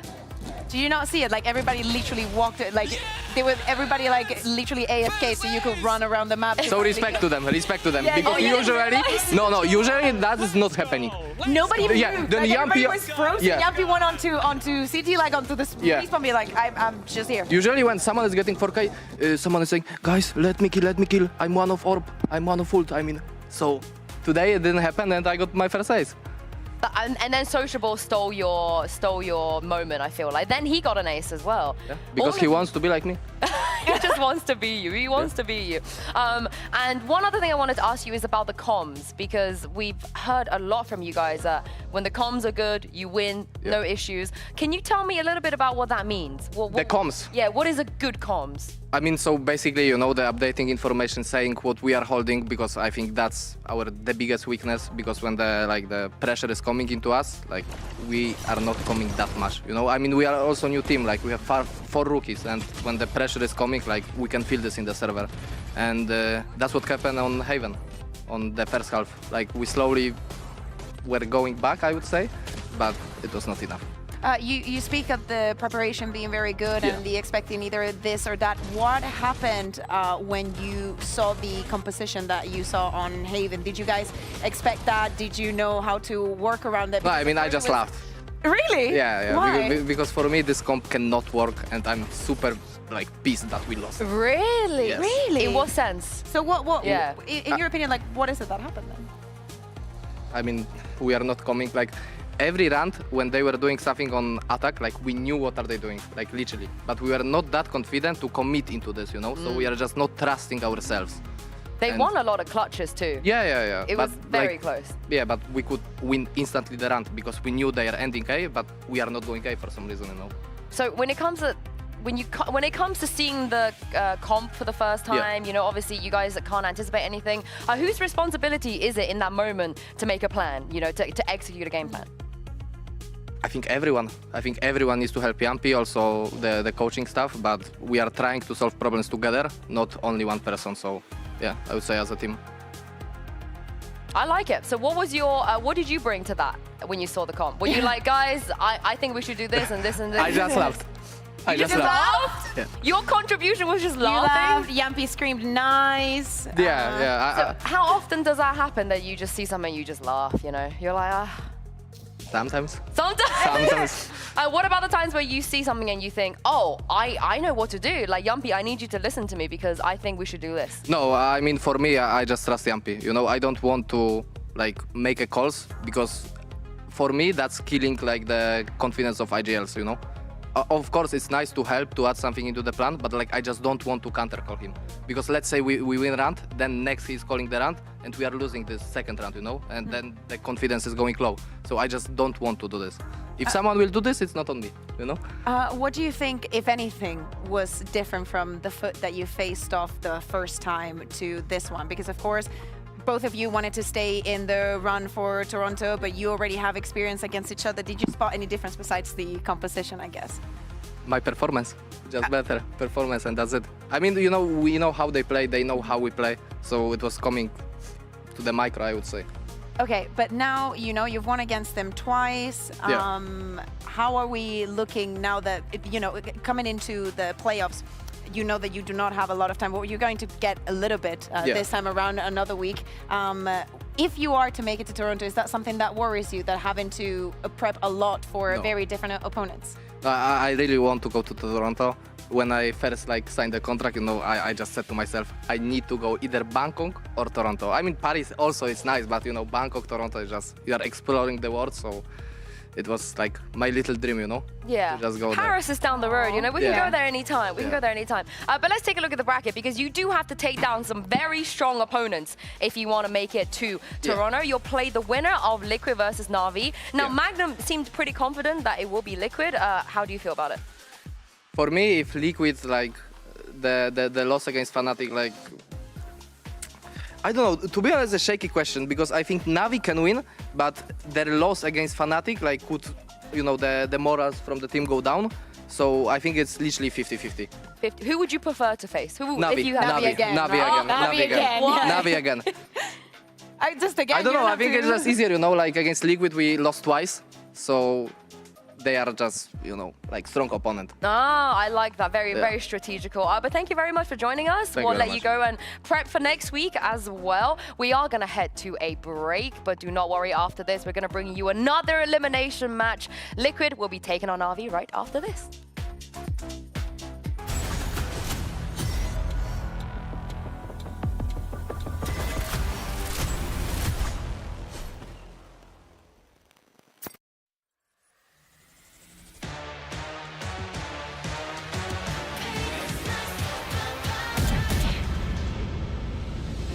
틱틱 문을 차고 있던 이건 데자부 이미 와본 걸까 내 성공을 전부 담긴 그릇이 작아 I can't lose 점수 그건 의미 없는 숫자 내 열의 top 10 거는 식당 해골로 채운 옷장 전부 대스탁 상시주의 red dot 경고는 없어 better not 난 사방에 다 뿌린지 마치 red hot Broken and bruised, what's left to lose here on the edge of forever? If I never win, I'll never fight. Win or sacrifice, fight until the final hour. Pain is my superpower. Keep my head up high, run through rain or shine. Cannot sleep without the sour. Pain is my superpower.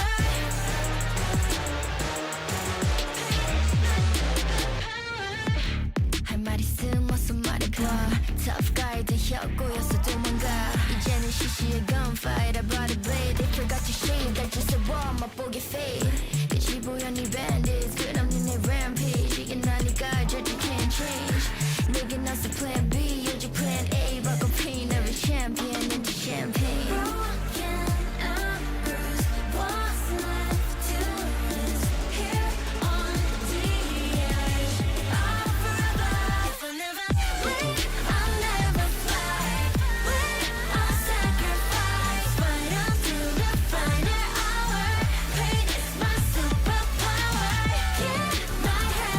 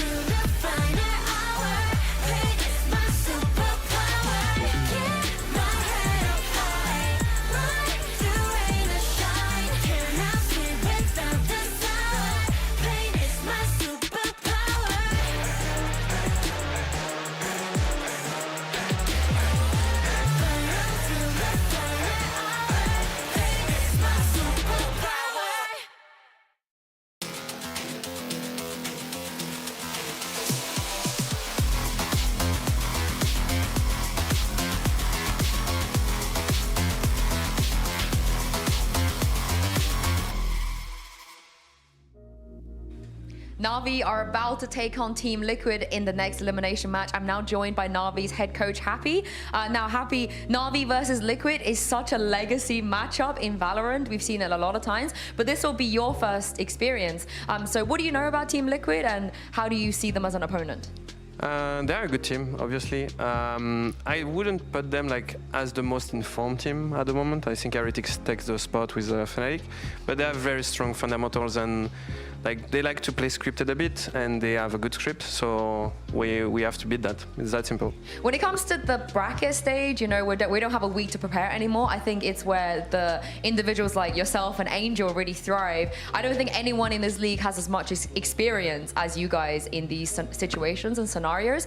But how do you translate that to the younger members of your team and teach them how to behave and what to do in these situations? Well, that's the trick. You always want to balance between your own gameplay and what you need to do in order to beat the opponent, right? So obviously we came in well prepared, but you also have to like filter and select what you want to bring to the youngsters, because obviously their attention span is like limited, not because like it's just the way that it is, and the player cannot like regurgitate all that information all in once. So you need to select like the key few elements that are going to make like, you know, swing rounds, and that's it. What do you think are the advantages of maybe having some of the younger players here? Because so far, you know, individuals like Hero doesn't even look like he's stressed. Yeah, I mean, I love youngsters. They are all firepower, and you teach them a lot, and they are sponge, so they just like, you know, take in a lot. I love working with youngsters, not playing with them. But yeah, it's been very good, and it's always very impressive. Some of the players like Roxic and Hero. Hero is for his aim, and Roxic will be a consistency and crazy part. So it's always like very appreciative from my side. They can always flip the script, I think, you know, when they're in a clutch or something. Now, your opponent, Team Liquid, you share some similarities, particularly in the double Sentinel on Lotus, on Ascent as well. I think there's only 1 or 2 agents that are on the same. So were you inspired at all by the things that they brought? What do you make of the differences between your double Sentinel and their double Sentinel? Well, I would say our double Sentinel is the advanced stage of that comp. I think it's the better one. Now, again, like player comfortability is the most important. So if they go with the Jet, like that means that they have their own reasons. But yeah, like we've been playing that comp with Jenny, so Koala, for quite a little bit of time in NA, and we are very confident with it. Is there anything that they bring, such as the Waylay here and there, that you think it might be difficult to deal with? The Waylay could be, but I don't think it's going to come up in the map pool. But yes, it's one of the few teams that did have success incorporating her. The only other team I can think of is G2 on Ascent. So yeah, it's fun to watch. Oh, well, I can't wait to see which version of the comps we're going to get today. Thank you very much for joining me, and best of luck. Thank you. I really hope that the version of the compositions that we get includes that double Sentinel, because we need to take a look at some of the things that Na'Vi were doing the other day on Ascent. Listen, I love the fact that we get to speak about Angel just playing on the Deadlock, and I'm going to give you a few examples of things that I think he was implementing very well, and I actually think it hits him more than we expected. We're going to take a look at some rounds. This one, the first one, is round number 7 here on Ascent. Na'Vi are currently out of a timeout, and they are playing with an eco. The economy is not very good, but there's an intention behind every single thing that they do. If we roll the clip, we're going to see that they go for a small aggression on B with some salvos, also trying to guarantee the orbs. Very good plan. We see a couple of players already taking mid, and as I'm saying, there's going to be intention behind everything. Getting that orb is one, and then getting that contact onto A very slowly, also clearing mid with that drone followed by the smoke. Again, very intentional. The knife is going to spot only 2 players. Everybody's going to get together on the side of Na'Vi because, of course, playing the numbers is very good. And Angel's going to throw his barrier, get Avis after, you know, a little bit of shooting. And it's very good that he spots that there is a hole in that wall that he's going to push. Everybody else goes onto side and gets a lot of kills, just playing the numbers again, pushing together. Okay, this is clean.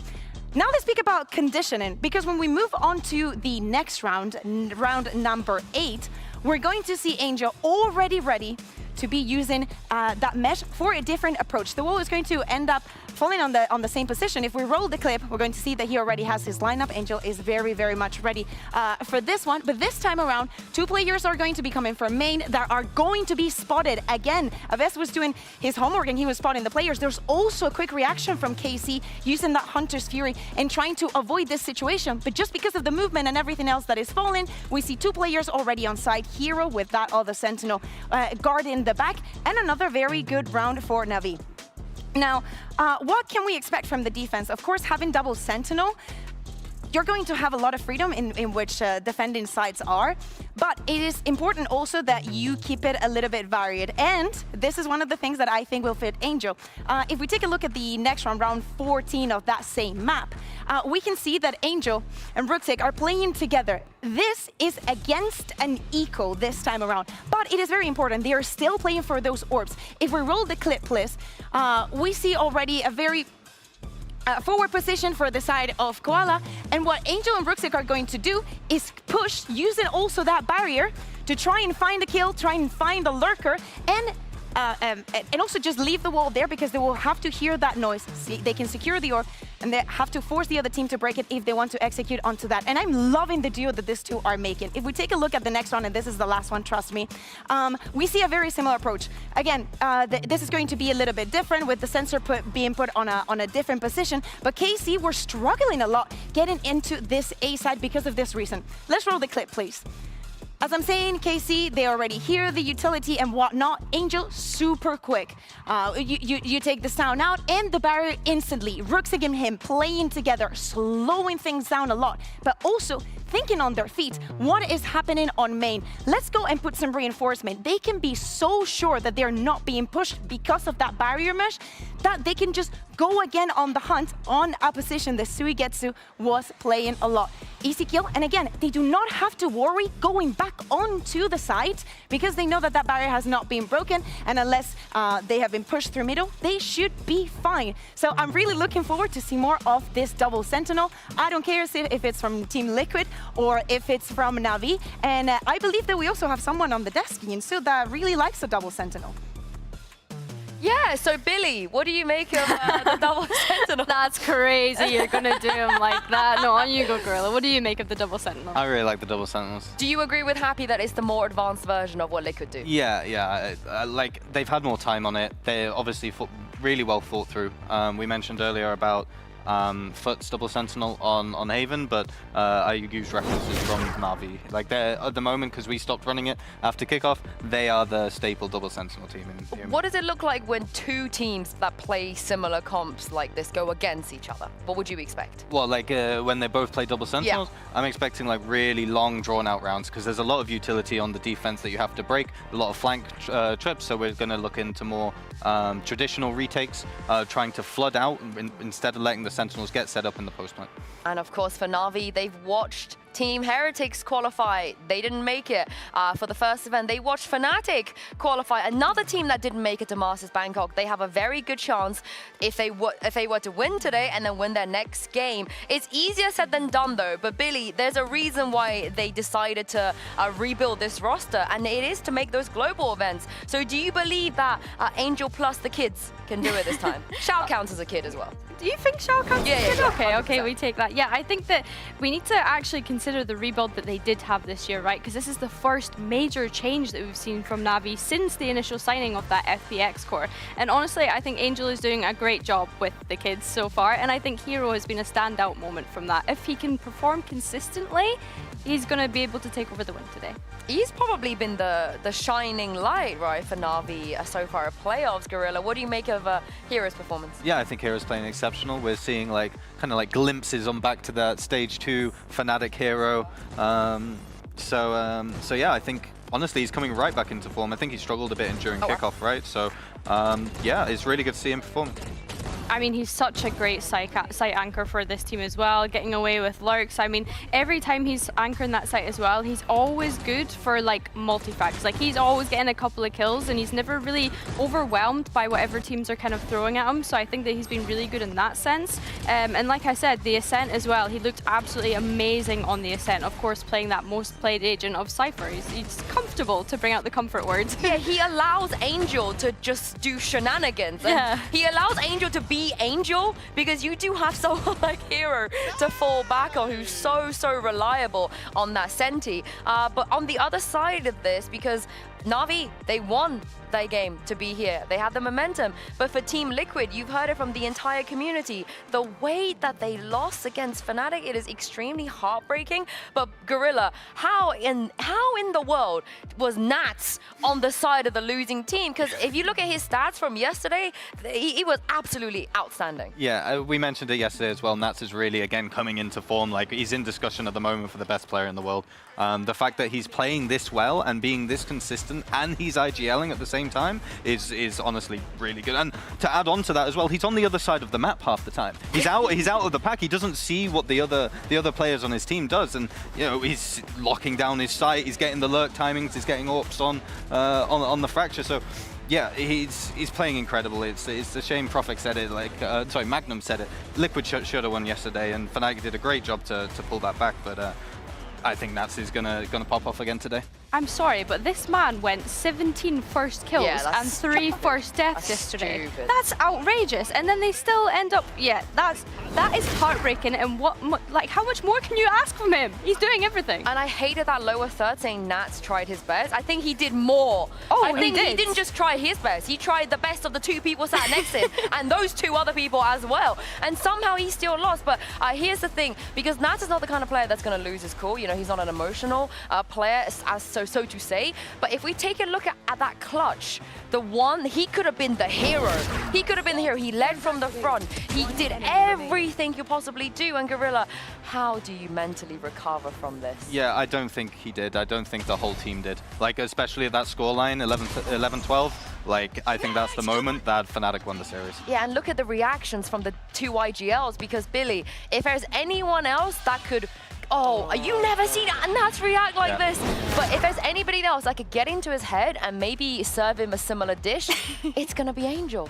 I'm thinking back to Angry Angel. Like, how fired up is he going to be today? He knows that he needs to win if he wants to make it to Masters Toronto. And let's not forget as well, the main storyline that we're selling here with Na'Vi is that Koalanoob wants to be able to go to Toronto, where he's from, and play in front of his family. It's such a beautiful story. So yeah, I think Angel, just even on that aspect, will be wanting to win today. What a head-to-head this is as well. But if you take a look at the color scheme of this head-to-head, it's been overwhelmingly on the side of Angel, and he did not have to go through the trauma of yesterday. It was a little bit easier for Na'Vi, you know, to take down Casey to make it here. I think as well we have to consider them not making a global event last year, right? So of course that's even more fire in your belly to want to be able to make it. But yeah, overwhelmingly on the side of Angel. Do we believe in Nats recovering overnight, coming back, get his speeches on, and just GG go next? I do. I think honestly Nats is probably the most collected player that we have. Like, you know, we always talk about how he gets an ace, doesn't react like, yeah, nice guys, let's go next. So yeah, I think it's going to be a really good showing for him.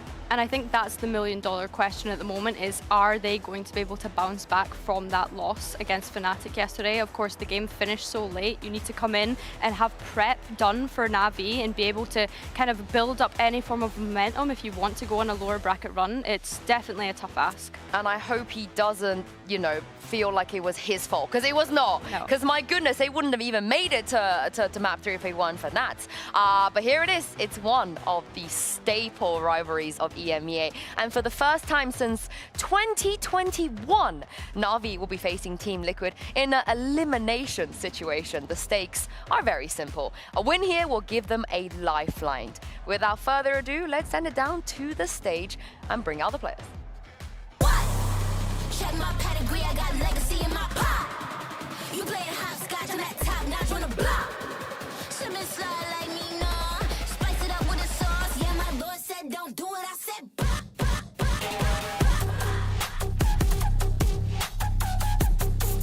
Yeah, my lord said don't do it, I said bop. Yeah, my lord said don't do it, I said bop. I can't keep up, play follow the leader. Big queso, I'm born with the ether, but I still took a heater. No halo, I've been with an angle.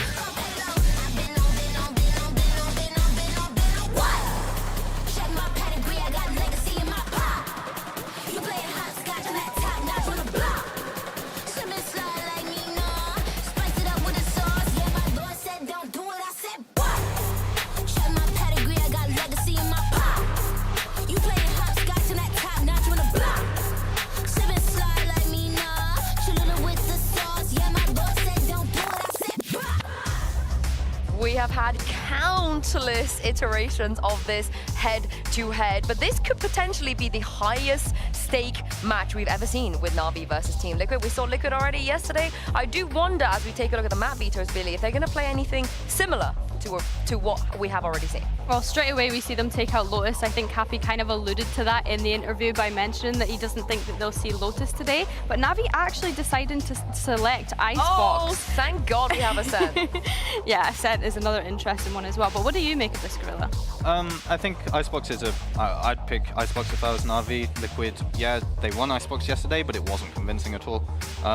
Liquid as well, going with the split pick, that's kind of tried and tested for them. They always pick it, and yeah, I'm surprised Na'Vi took out the Fracture though, considering it could be some demons that Liquid could have had from yesterday.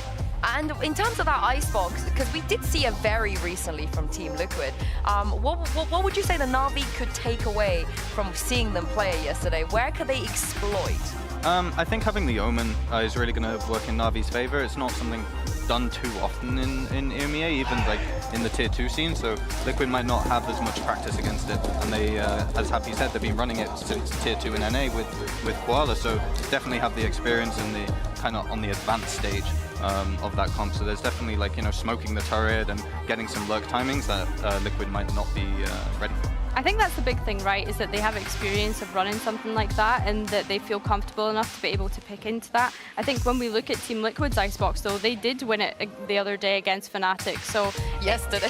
Yeah, literally yesterday. So yeah, I mean, maybe Na'Vi have seen something from that they think that they can exploit. I definitely do think there's many areas they could exploit, but let's take a look at the agent select and see if we're going to see any changes. We won't, but as you mentioned already, the M80 stuff we don't see very often. So what about the other way around? How could Liquid exploit Na'Vi here? I think not letting Na'Vi set up for post plants is going to work really well in Liquid's favor. We saw yesterday with Heretics how they used their Neon to not let BBL set up for their post plants. So fast retakes, instantly get the wingman on the spike to get the defuse whilst you're there going in and killing everyone else. Is probably going to be where Liquid are going to hit success on their defense. Yeah, I think that part of Team Liquid's attack yesterday as well was being able to push up as much as they could and stopping Fnatic from even being able to get in whatsoever. So Na'Vi are going to have to be really cautious of that and plan their retake kind of around that, expecting that they're going to have a lot of clearing on site, which of course they have a lot of kit to be able to do that, right? You've got your Gecko Flash, you've got your Teho utility, and your Omen Paranoia as well. So it's just a question of, are Na'Vi going to decide to play retake when they move over onto that defense, or are they going to decide to fight more for the site? And for me, yesterday on that attack side, Paddy and Serial, they got caught out a lot. There were a lot of situations where before the round had even gotten going that they were down some major util. So I think for Na'Vi, maybe that's what they got to do. They got to target those areas and just get those early picks. And this is one of the only maps that Serial does play that Sentinel. You know, we spoke about him coming into this roster for stage 1 and how he's going to have to flex around roles that Kamek played previously and be able to fill into those. Of course, Sentinel being his primary role that he played coming into this. So you would think that this should be a star quality map for him. I mean, you should, and I'm so happy to see Nats here smiling, giving the speeches like he does every single week. The content, we love it, but I'm also happy to see that he doesn't seem to be affected whatsoever, but we're really never going to know until we get into the game. Yeah, and even then, Nats is such a hard player to read. Like, he's not a very emotional player, which is why the Fracture clip that we saw in the pre-roll was, such a big deal. So honestly, I think you might even have to ask him. I don't think it's going to carry over into his gameplay. But yeah, he's pumped, he's ready, trying to hype up his team. I think he just has to put on a brave face as well, right, for the rest of his team. He knows that there's even more Angel is chilling, bro. Training. But I think as well, I don't think that this is the kind of pressure that Nats would get to him, but I mentioned it at the top of the show. We need to consider the fact that Vitality are not in contention for going to Masters Toronto. That means that Team Liquid are the only team within our region that can make it back to that back-to-back global event for the start of this year. It's worrying because then champs points start slipping away as well, and you have to start thinking about what the end of the year looks like. I mean, a lot of teams do be praying for Liquid's downfall, because if they don't make it, then it opens up possibilities for other people to get those champs points, and it is going to be very, very, very important. And more important, I think, for a team like Na'Vi too. Like I said, this head-to-head, long time we've had it in the EMEA, and of course Two people that have always been there, not calling them old, of course, just experience. Here's Panty and Hybok. Yes, thank you. Haggard, ancient. The furniture. Any of those, feel free to go for it. But yeah, these are two legacy teams, as kind of Yinzu is leaning towards their legacy players who've walked on those international stages, but only one can carry on. Mike, where are you leaning here? Because there's a lot of fear around this Liquid roster. You reckon Navi's got what it takes? Because I don't know if they do. Well, we're talking history. Yeah? Liquid, history, heartbreak. I don't know. That up. Yeah, it's this is a tough one to call, because if Na'Vi hadn't, and again, the scoreline's kind of deceiving with their series versus KC, but the fact that they actually bounced back, for me, was a huge statement to be made for a lower bracket run potential. But Liquid, even in their loss versus Fnatic, have looked so good recently. They are on the warpath. I think Fnatic had to dig deeper than potentially most expected they could. To an extent, you saw the state that Fnatic were in off the back of it. And it does pose the question of fatigue. How much have Liquid suffered due to this? Na'Vi, of course, coming in relatively fresh in that regard. Let's see what we have here on this 3-2 start.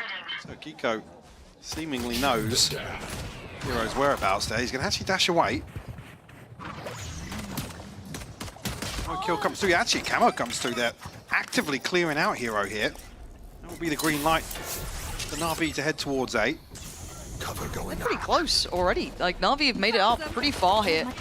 But you can see the Liquid are playing pretty passive. They're not overly holding to the site. They're kind of working their way in cautiously now.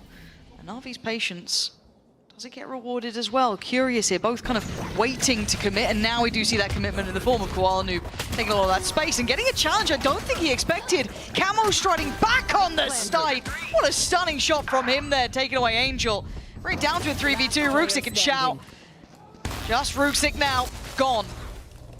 Chance there for Ruxic to make something happen from Tube, but like dominoes, Na'Vi will fall. Camo is picking him apart here. Real resistance on the way back in here. Maybe to isolate a few duels here where seemingly Na'Vi are kind of mid-reset. Plants coming through. Unfortunate timing, but Camo off to a flying start here. 4 on the round for him. Still there for him. Getting those little moments early. Feeling warmed into the game. We do see the Outlaw coming up for Koala Noob, so eyes towards what that can achieve here. Plenty of opportunities. Well, I say that, actually it's only Kiko who's going to be the one who's vulnerable to it, but some chip damage could be happening. Rip though, Patatek's found Ruxic. Kiko's found a follow-up as well. Angel down already, reduced to 3, so Koala Noob now definitely the one you look towards. Serial, I think actually spotted maybe, but shoulder now, probably won't see another peek from him. You're going to have to pull off a miracle here to flip a 3v5. And a pause for thought, potentially. Despite not committed anywhere, and unlikely to see so unless we see some notable damage. Kiko in a position to farm here. Koala nice. Swings on, but beheaded. Yeah, super clean with that. It's just not feeling that threatening from Na'Vi yet. It's still early days, but for Liquid, this has to be quite methodical, really. It's eyes on the prize now. Being so close to that qualifying position that obviously Fnatic took in their place has got to be a real wake-up call now. That they can't drop anything. For now, Patatek going to spot out the players here. Hero going to make good at least towards Patatek. Last should be collected, and it is. Camo there again. Very early work for his ult here too. He's going to be building towards that very quickly, but 2 rounds posted on the board for Liquid. 4 survive as well, so we'll give a little bit of a buffer coming into the bonus. Well-rounded, 2 scopes, but Rochelle being the one to purchase previously for Koala Noob. Struggling here. It's a bit of Sheriff to bring into this. Koala Noob himself only down on the Bulldog as well. Actually, on the flip side, Xiao's actually ahead of Camo on the ult status. He won off himself. Let's see if that comes in here. Bonus round, Kiko making a... Oh my god, Kiko could be on for it. Nats has already got Xiao. This could be everything. Kiko doesn't know it. He's just spotted a player though. Has a glance. He knows there's now 2 there. He should have noticed it was, I believe, the Omen he saw earlier. Yet now he notices, taking a second glance. There's now a 2v1. A disastrous first buy coming in here up against the bonus. Angel got his work cut out now in a 1v1. In this brawl so early. The regen bringing him back to 85 overall, but health advantage certainly in favor of Serial here. Actually, Angel needs to maybe maintain distance. I mean, would have caught Serial there. Whether or not Serial's going to look for an upgrade. Bomb grenade out. Now as well, the penny's probably dropped for Angel. Time to get a wiggle on. He gets more and more dangerous though in that post plant. You look at that utility. Yeah, definitely. Right? Yeah. That's and a big what gap scares as well. me. The fact that Serial is actually posted up here, waiting outside 8. Felt like a gamble either way. Run right? down the clock a lot. Spike Plant in. planted. Okay. In my mind here, it's on Serial. I quite like the path thing if he just shifts soon enough though. There it is. Silence now falls across the map and they look to potentially pass each other. Angel, right place though, safe work from him with the Red Bull clutch, but bigger picture, Mike, that's not a pretty first gun round. Absolutely not. Just the one rifle in the hands of Angel. Carried across here. We'll have to see how the purchase will lie. So Liquid taking a smaller victory within that. And I love the attempt here to try and convert and brawl outside A from Liquid. Nice, Angel. I mean, all things considered, not the worst. Just a Bulldog wants it well. One Bulldog. This time Ruxic. Ultimate online for Kiko, though. He does have the knives. Oh, quick towards middle. And look at this. Yeah, that position from Serial felt like it was kind of falling out of date, right? Beyond its sell-by, waited too long and got punished. Really surprised that Liquid left these options there. Nat's going down in middle, a little uncharacteristic, but fair play. But Na'Vi finding that value on the site is more surprising. Serial losing out, and now we get to the post plant. This is when that utility becomes absolutely paramount. Already Kiko trying to be disruptive, but they're not giving him much play here. They've got plenty to pour into this before they have to start swinging, which Hero does. Camo goes down, leaving just Kiko and Panatek. And you can see Angel waiting with those salvos, the final blow if they need it. Panatek trying to wait for this. Ult gonna come in as well. I mean, they're doing well here, but it is just gonna be the eventuality of the utility defining this round. No options left to Na'Vi. Much cleaner now through round 4. 3 for Ruxic to tie things up as well. Nat's dead off rip. Like you said, opens a ton of opportunities for them. You really need to rely on it. Like you said, Serial slipping the net early on. One enemy remaining. Opens up the site completely for Na'Vi. The benefit being Kiko didn't pop the knives, so something at least to invest in here. We'll actually have a full shield behind it as well. This looks like potential to go aggressive on A. Over the other side for Na'Vi just yet. I'm gonna bet that Hero's going to be patrolling that part of the map.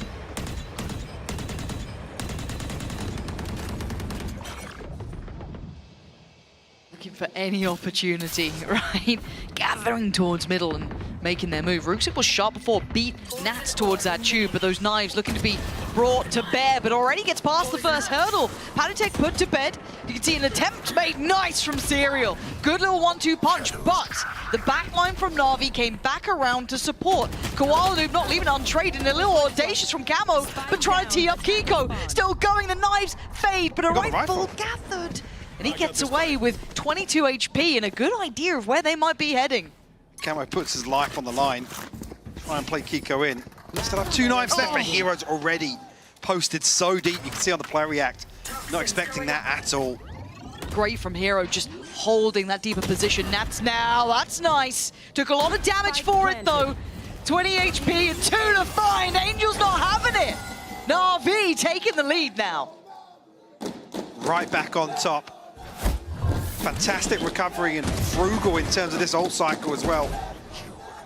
Unfortunate here, you can see Na'Vi desperate to try and prevent them from retrieving that rifle. And his Hero's reposition amid the fray. Cuts that off. Right there. Said now, Hero, Ruxic, and Angel all with their ultimates. Xiao actually already halfway back. Oh, Kiko though with that operator. This is huge. Getting that online round 6 now. Up towards that fridge position, or gen, whatever you like to call it. He does get forced away, respecting the Dizzy coming in, but Koala Noob taking a little bit of chip damage as Kiko still waiting. It's Koala Noob to get traded in on. Good first pick from him, but instantly brought back. A little bit of information as well on the back of the knife. Still only 2 members of Liquid committed towards this site hold. Initiated. Down will force that out. Be a clear indicator of intention here. Oh, Angel. Did actually spot him, yeah? Yeah, Kiko's got to move out now. Wait out as long as he could. Go ahead. Stand. Looks like Panatek was caught there, but lots of ults being forced in on this. I understand the Viper commitment. That seems pretty fair shout, but maybe a little excessive with Angels on top. But let's see how it goes. Very hard to navigate through. Tricky to locate a player. But Nat's feeling unfazed so far. Xiao still trying to cause a couple of problems. Make them know they're still up on the site. You still got to clear this. You can't just skip through to the back line as Hero still allowing no access. Na'Vi doing well here. Looking comfortable in that Viper's pit. As Kiko looking like he knows it. And look at the timing on that. Xiao catching him in the heels. As now just Panatek does keep the operator a prized possession. They are hunting him down though, Mike. Yeah, I don't think they'll be able to close the gap, but it's definitely why we see Kiko trying to reset, but Xiao catching just a split second as Kiko turns away. The problem being as well, this pit is so safe with Ruxic's position, so difficult for Liquid to dig him out of there. Obviously the lockdown coming through. Angel's ultimate, I guess, just to make sure nobody's there to contest the pit going down potentially. One of the worst things you see, the pit goes down and somebody gets caught charging, yeah. mid-animation or something. Or even an early spam when, you know, before Na'Vi can reset into more comfortable post-palm positions. But 4 on the bounce now. And honestly, I'm not going to sit there and overly critique it because I find myself more on the side of I'd rather see you use it than not. The amount of times we've seen teams sat on these ults not being proactive with it. I'll take it for now. And I've got to say, critically speaking here, Na'Vi taking the lead with 4 very clear-cut rounds, not particularly looking fussed by Liquid. Yes, Kiko's online. Yeah, he's hitting a couple of shots, but that is not the overall solution. I need to see Liquid looking a little sharper because, again, the conversation of fatigue comes to my mind. They were playing a marathon game against Fnatic, nearly locking into Toronto just a couple hours back. And to come back in here and face the likes of Na'Vi, it's not easy. I think a lot of people on paper favoring Liquid, but circumstance dictates outcome potentially. It's early. It's still 4-2. But there's worrying signs to me here for Liquid. Yeah, Liquid definitely need to slow things down a little bit. Just a pause for thought at the start of some of these buy rounds. Wait to see what Na'Vi are bringing to the table. See a lot of those ultimates now burnt up. Still have Koala Noobs. Xiao, like I said, close once again. It's definitely swinging in Liquid's favor right now. The other thing being, if Kiko can make this operator work. Well, to make that sing this round. Yes, that Guardian is there, but it is mostly on the shoulders. Yes, Kiko, he's got to do the heavy lifting. Yeah.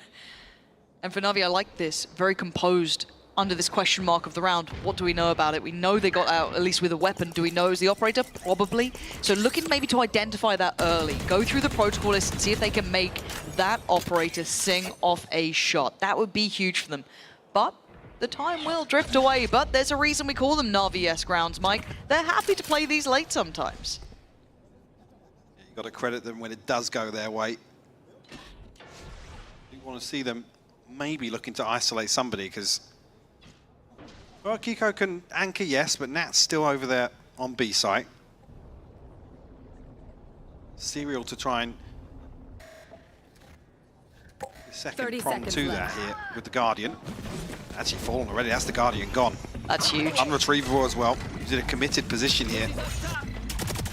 Looking to try and get chaotic, but already being cut off once again, almost at the heels here. Ruxic just slicing behind them. Nice from Panatek and potentially a rifle to hand, but they're going to need a lot to go right before they want to get committed. And no command off, I was going to say Panatek catches a couple of tags, but no damage done. Like I said, no commands here, but they needed another kill kind of in the next couple of seconds here. Need it fast and it ain't happening. Right, Xiao still willing to be on the site. Same with Koalanoob. Nats, you are a marvelous player, but this is incredibly difficult. That time hasn't quite gone yet. Angel doesn't have the salvos either. They're not back up until now. Just coming online. Here comes the stall. And that puts Liquid now in the predicament of what do we do here? You can already see Nats trailing on out of there. The operator becoming the poison chalice. You want to keep it. Commitment didn't work. And Na'Vi with another. It may have been scrappy. It may have been close. But 5 rounds now carved into the scoreboard. Curious to see how Serial falls there, whether he's just caught maybe on an angle he's not expecting. I believe, yeah, it was attacked through the wall.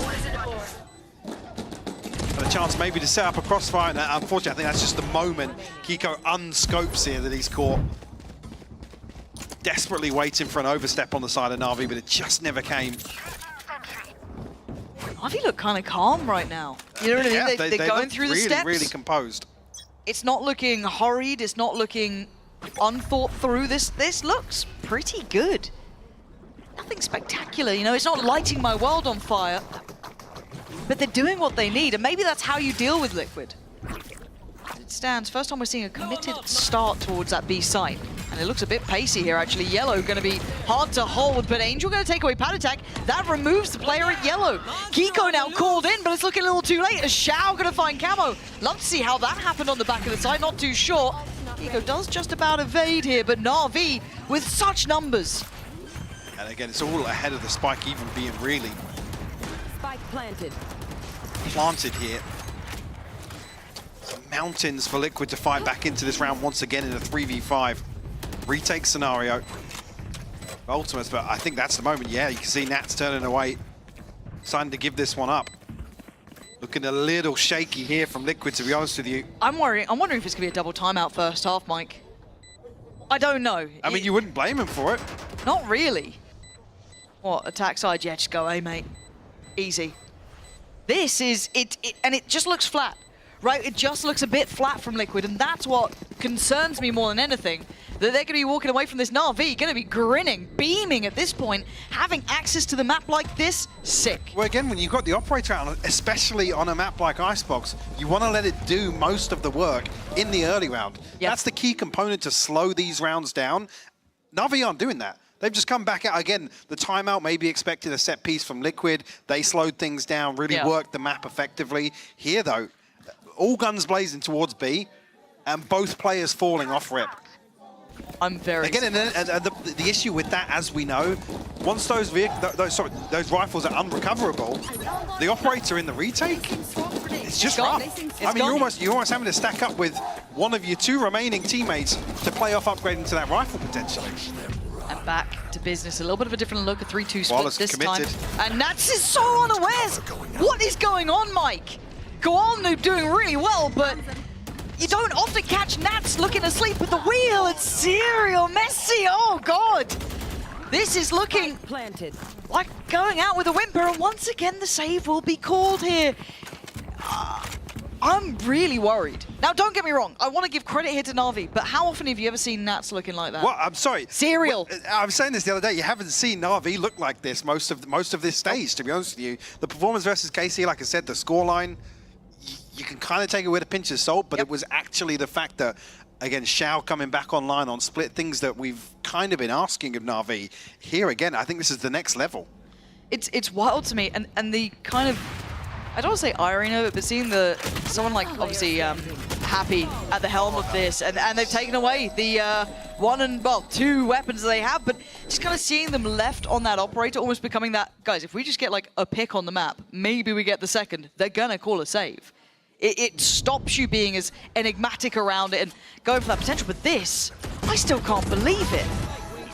Again, Serial's been super clean, and I'm worried it's exhaustion, and I wouldn't normally say that, but you're seeing frustration there. And again, that's a very calm player, very composed, but... Yeah, no, I think anybody lucky enough to actually see the speech that the Nats made yesterday. Again, you know the amount of experience that he's bringing to the table and kind of, look, guys, just forget what happened in that series. We've got to come back in today with 100%. So now as a leader, he's really going to be called upon, tapped in once again in terms of the experience that he brings. Yeah. Because we've just not seen it in the first 10 rounds here. No. And yeah, look, the difference of being here or now knowing your place was in Toronto is what, 2 rounds OT, basically? Well, 1 Boaster peak away. There it is. Right, so there is some real brutality of knowing how close you were and watching it slip away. Right, it takes genuine leadership to try and bring the team back. We know that Liquid are capable. That's never been the question.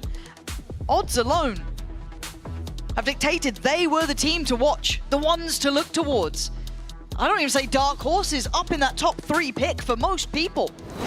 And now Na'Vi coming out with, what, how many rounds straight now? Plenty. 7 back-to-back impact rounds, and Liquid have not had a reply. Double timeout in the first half. That tells you enough. It's time to wake up. And Squalanoob putting them to bed. And it looks like they were expecting this. Hero's waiting, but it's Camo. Big impact from Camo. Give me that replay. I don't care if we don't have it. Give me what he just did. I don't know how he got through there, Mike. Yeah, Na'Vi looking to reset away from Koala, opening this round. In the blink of an eye, Camo's given Liquid the advantage.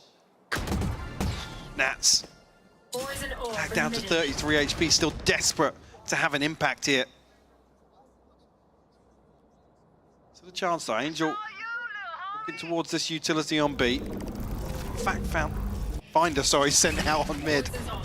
Roxic sniffed out, but Angel can actually do any further damage here. It sounds so silly, but it almost felt like just play to get away. Whoa, whoa, whoa, whoa, whoa, whoa, whoa. 3 HP, somebody kill him.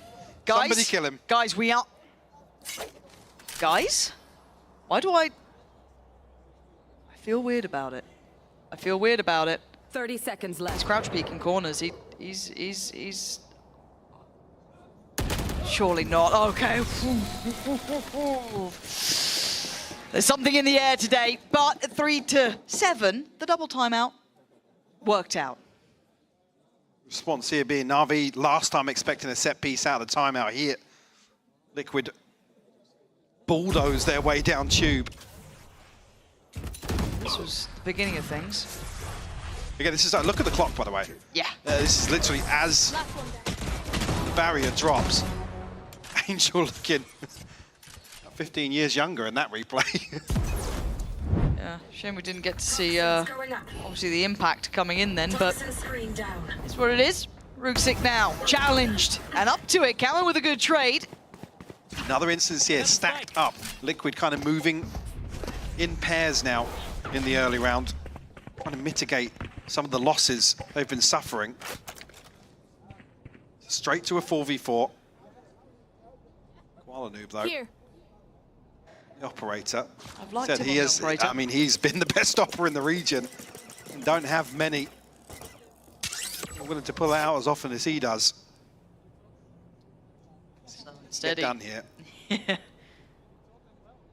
there's 3 players here. None easy to the eye. It'd be a committed angle if he wants to pry them out of it.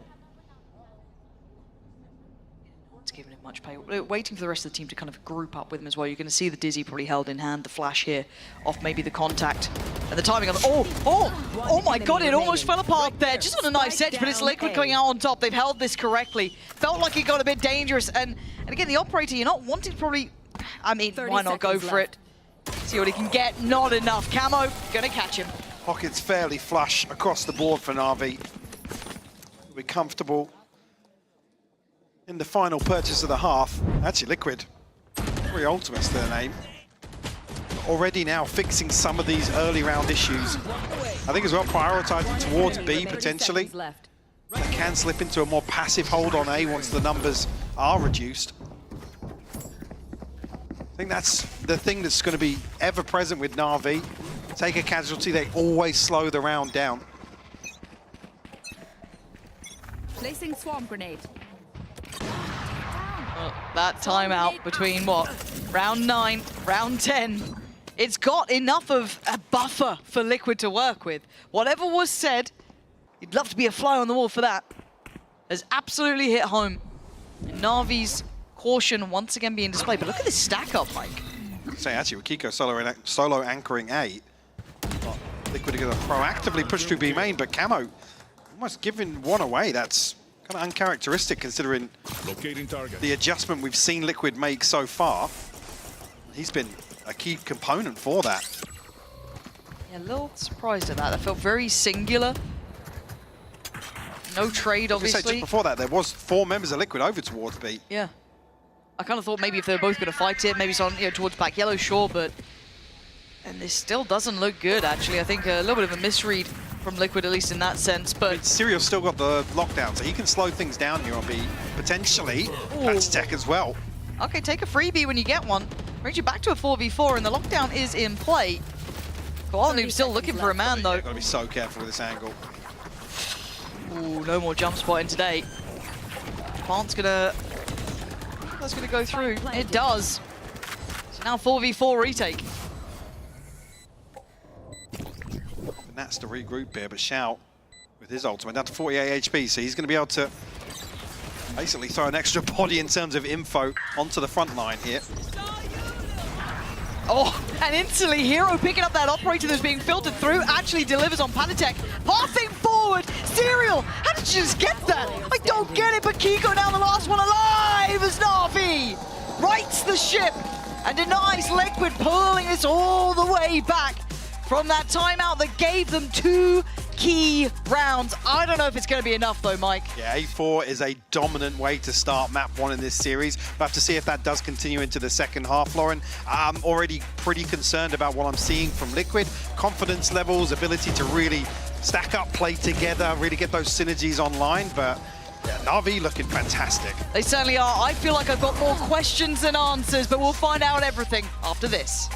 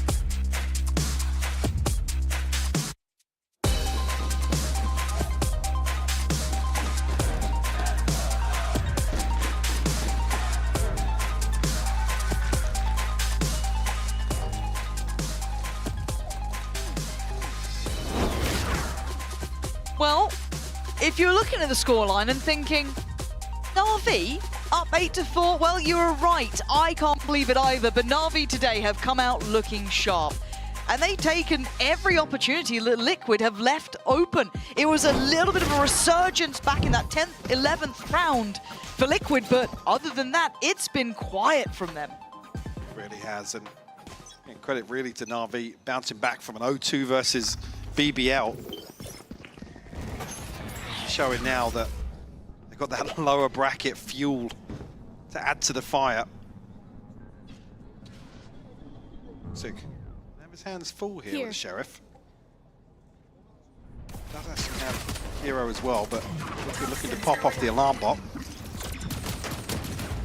First comes through, Rooksig found one. Hero's found 2 as well. Okay, Na'Vi picking up where they left off. And again, Serial and Nat's going to be asked a lot of here. Can they outdo the odds? Spike is still left loose. They have to get this going on their side. So Nat's now removed away, just leaving Serial weapon out. Salvo's going to go in, but Serial finds ahead of Koala Noob. Nat's going to find Xiao, leaving just one man alive. Still so healthy. One enemy remaining. Whoa! Angel! Who is he? What year are we back in? who's looking snappy earlier with the rifle. Even more so here in the pistol to kick off the second half with a Red Bull clutch. Angel coming alive. Yeah, you can see he was shaking his hand afterwards. Beautifully done.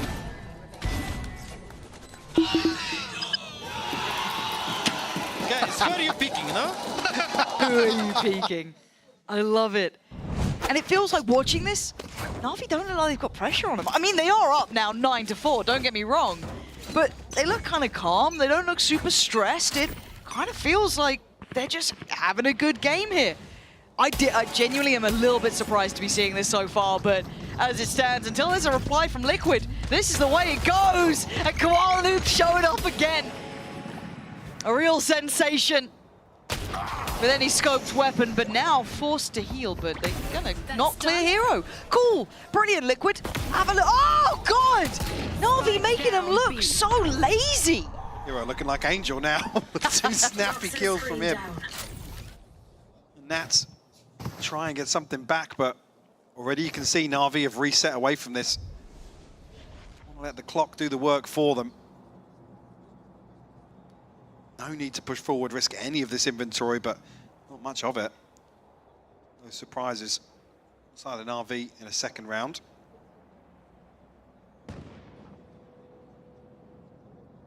Chance here, though, still for Liquid. Series got a Sheriff, but yeah, Na'Vi just not giving them anything at all.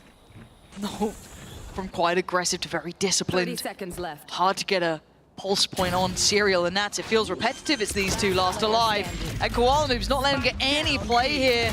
His synergy is off the charts. Na'Vi comfortably making it through that round with an in-zone flawless. I'm getting nervous for Liquid. Now, okay, this is Na'Vi's map choice, right? Let's contextualize it a little bit. But I think we can all see how these rounds are going. One enemy remaining. Can. And the concern being we come back to that same point around confidence and fatigue coming out of such a hard-fought series. That's a nice... 77%. Yeah, pretty good. Yeah, man. He's still got it.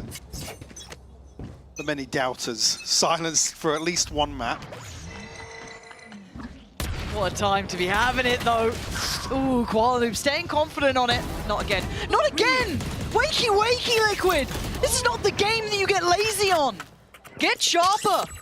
Already, Patatek is taken down a little bit lower. This is going to be the bonus round pretty much here. And look what Na'Vi have already done, but they do have weapons to play with still. Angel's got the Vandal, Rooksik on the Phantom, and Chow, of course, with that Guardian. On the other side, a little bit of a wounded Patatek. The other three standing fine. Concern's going to be Rooksik gets played in here. I think Liquid very cautious about their approach. He's in a situation, if he's unchecked now. I'll lose it. Okay, they gave it a glance. They trade in at least. Spike gonna be brought back to hand here. Angel, though, the final boss.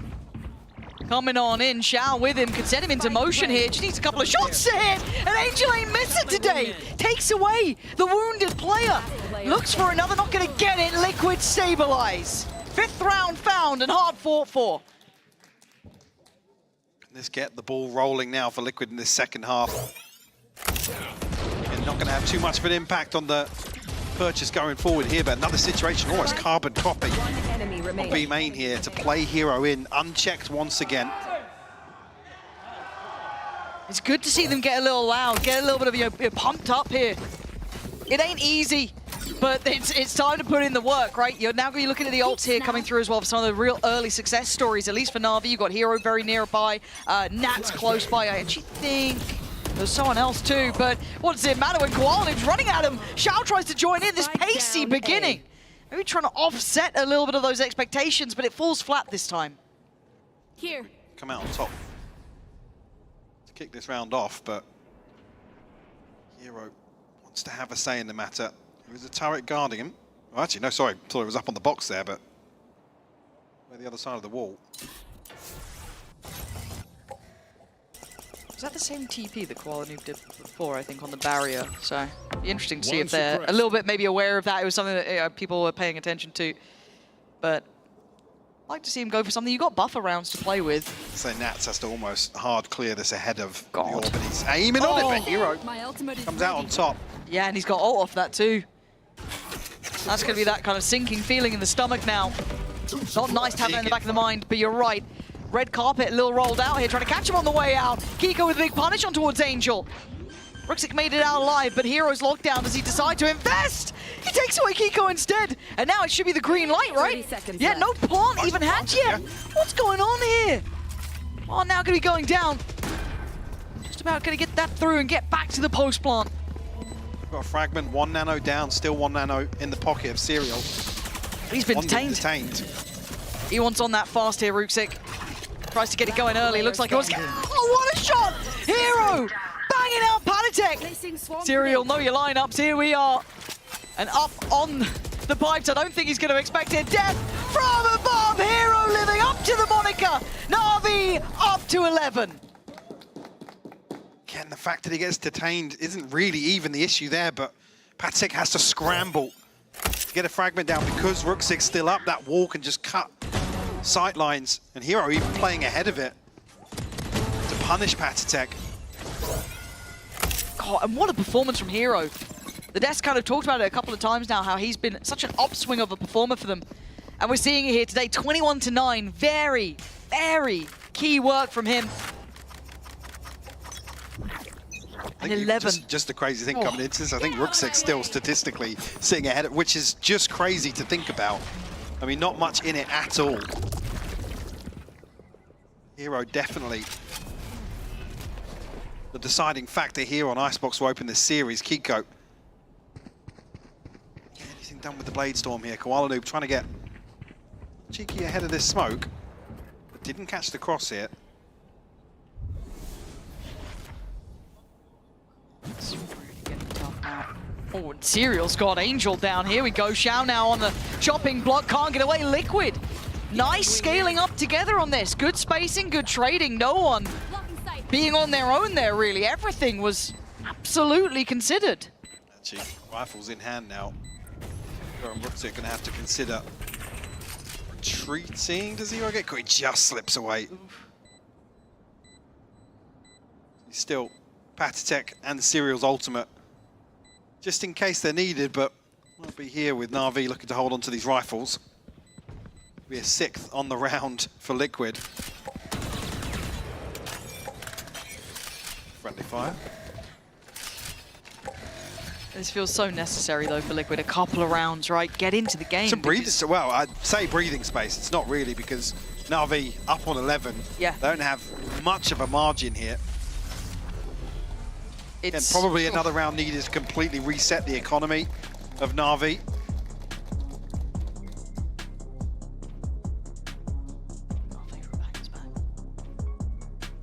I don't think they've played it since we were casting the other day. They made a scene, skip it. Na'Vi, though, this is their timeout. And actually probably a gift for Liquid, too. They burned both of their timeouts in that first half. So being able to get this opportunity now to check in as well will probably be key for the coaches, and obviously Nats there as well, having a chat. But for Na'Vi, they do have a couple of rounds to play with, so I didn't mind them getting a little bit aggressive here and there, taking a couple of gambles. But now, you don't want to let that momentum build up. So yeah, what was that? I don't know. Yeah, obviously Angel one away. They said the fund's in a bit of an awkward spot. We had to muster together a purchase at least. Actually didn't even realise how big the gap between Hero and Ruxic was actually here. Ruxic was sat in second, but Hero the only one north of 20. Toying with the idea of maybe riding this one out, seeing Koala Noob consider a bucky. Not Na'Vi have got anything to potentially try and convert around like this, but actually settling for rifles. Xiao going to be the victim of that. Okay. But yeah, like I said, this will be the one to reset the economy and potentially put Liquid in a pretty good position. Ultimates consider it. Good, look, gateway round.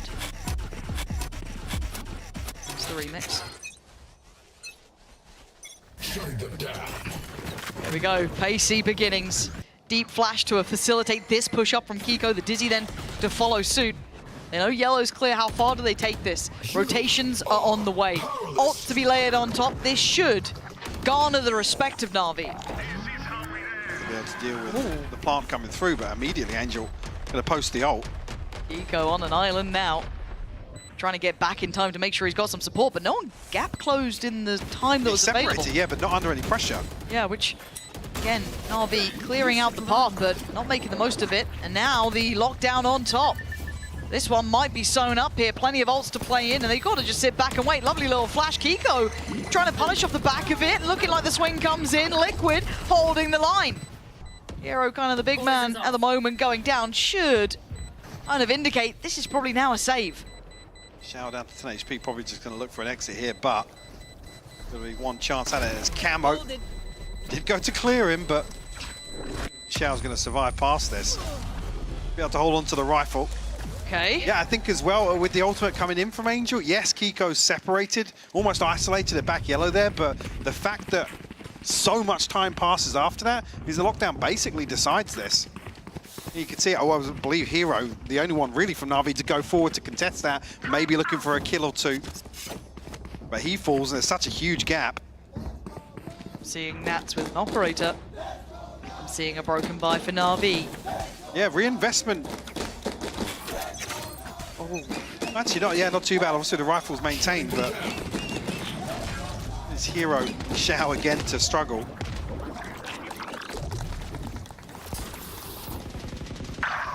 Nice, good clear towards Koala. Him being caught early feels valuable. Maybe the knife being so indicative of someone pushing up, not just towards pipes, but a closer position. Yeah, Liquid's starting to read out some of these spots that Koala's going to try and play early on here. Yeah.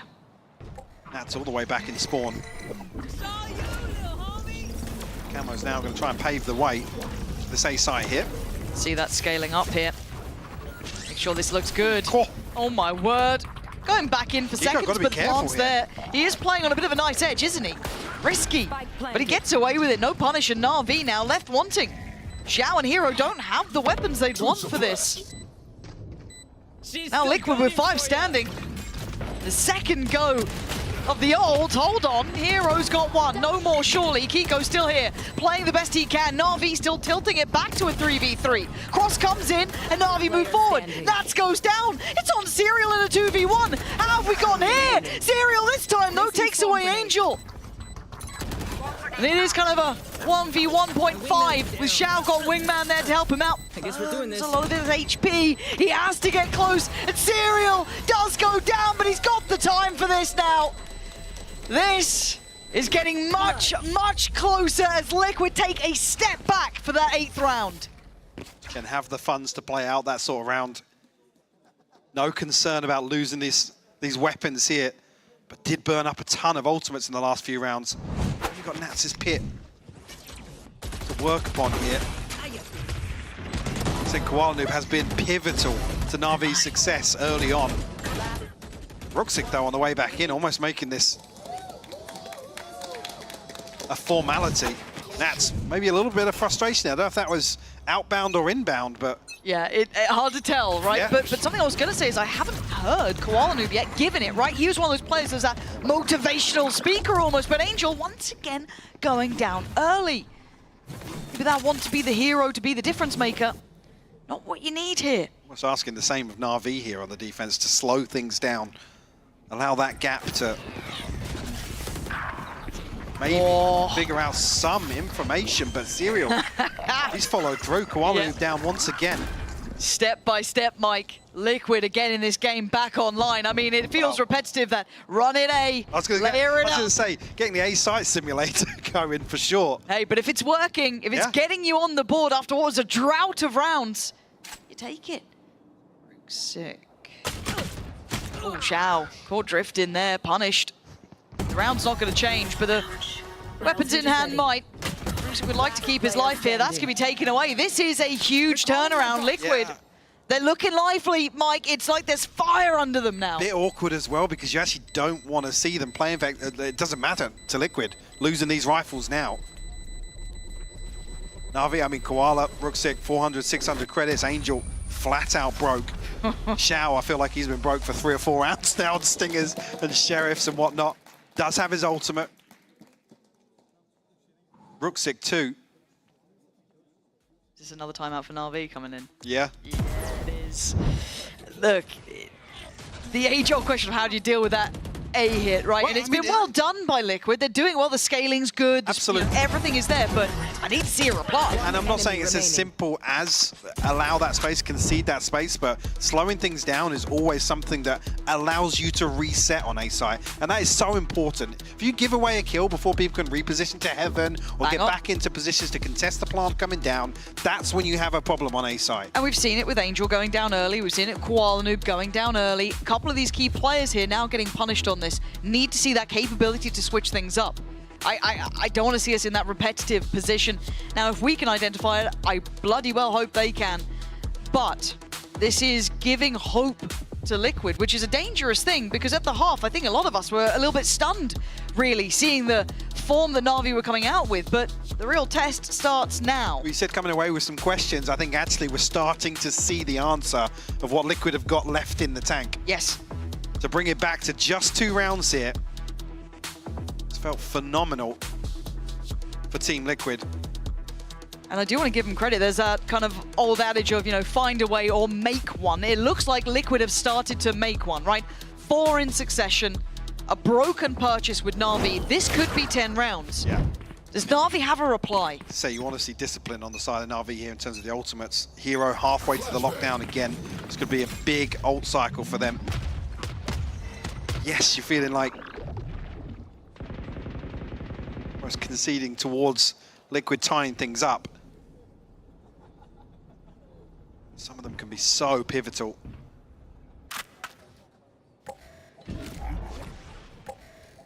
Much slower this time around. Ruxic, though, a lot of space cleared outside B. This is a huge indicator for Na'Vi. I think that's why we're seeing Hero rotating when he is. 4 bodies for Na'Vi on this side of the map to try and stop the simulator. Oh my god. They're drifting away. Liquid maybe sniffing this out. Something fell off. Ruxic, Bulldog. It's on him. It's on him. That's going to be a whole lot of players, and he falls. The floodgates open here. How much do they read into it, and how confident are they? You're looking at the pace. It looks like they've got the read. Quickly into this. Hero is here, though. Does he try and, again, make an overplay? Does he try and be the one to stand the test? And he does get one, takes him down. They're getting scrappy now. 3v4, but they're up close on the site. Angel needs to land one of these. Someone's got to get a multi-kill here. He's got one. Palitek goes down. Kiko goes down as well. Na'Vi might be breaking their hearts. Nats gets cleared. It's all on Serial. Ult's there. Serial holds his nerve.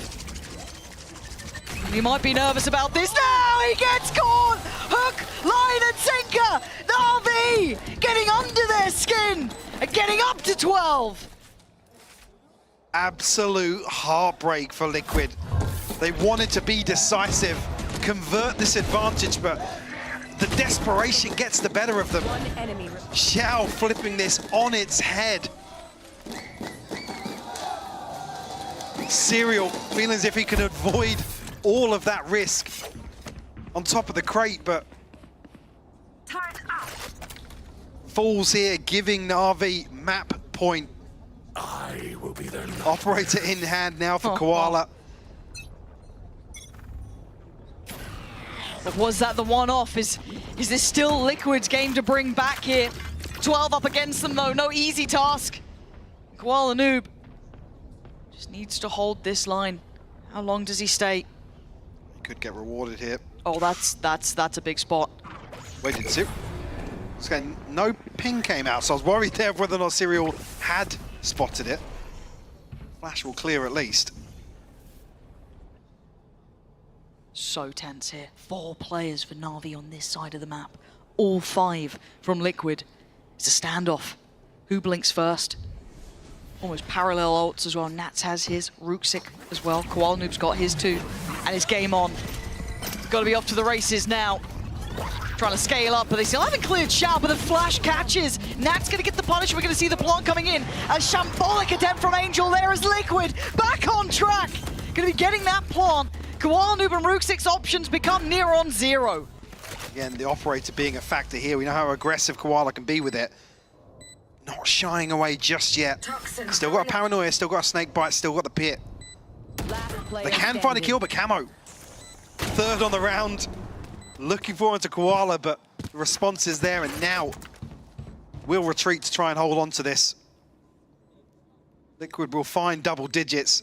Oh, that looked so desperate from Na'Vi, didn't it? Just trying to claw into it. It felt like an overcommitment on a few of those engagements that I don't want to say is, you know, ego or arrogance, but Liquid absolutely running away with it once again on A site. Like you said, 4 members, second round in a row. See this heavy lean. Go will fall. No trade coming through there. Again, not necessarily a concern. 7K on Kiko. The rest of the purchase should be fairly comfortable. Nat's definitely looking more vocal in this home stretch of Icebox. 2 more rounds and it's OT. It takes one mistake though. One trip, one missed call, one moment of lapse in judgment, and he goes to Na'Vi. Switch up here being the operator to anchor over towards B. The pit. Nice. To counterbalance that, nearly caught on the retreat. Koala was down to 12 HP there with the decay. Yeah, I love that though. See them being quick about this. Liquid looking focused. Fast to it as well. You want to see the plant come through quickly though. Just looking for that line of sight. Angel not going to get the opportunity to do much to deny that. And now Na'Vi need to figure out a way forward, but you heard it. The Viper's Pit going down to smother this site.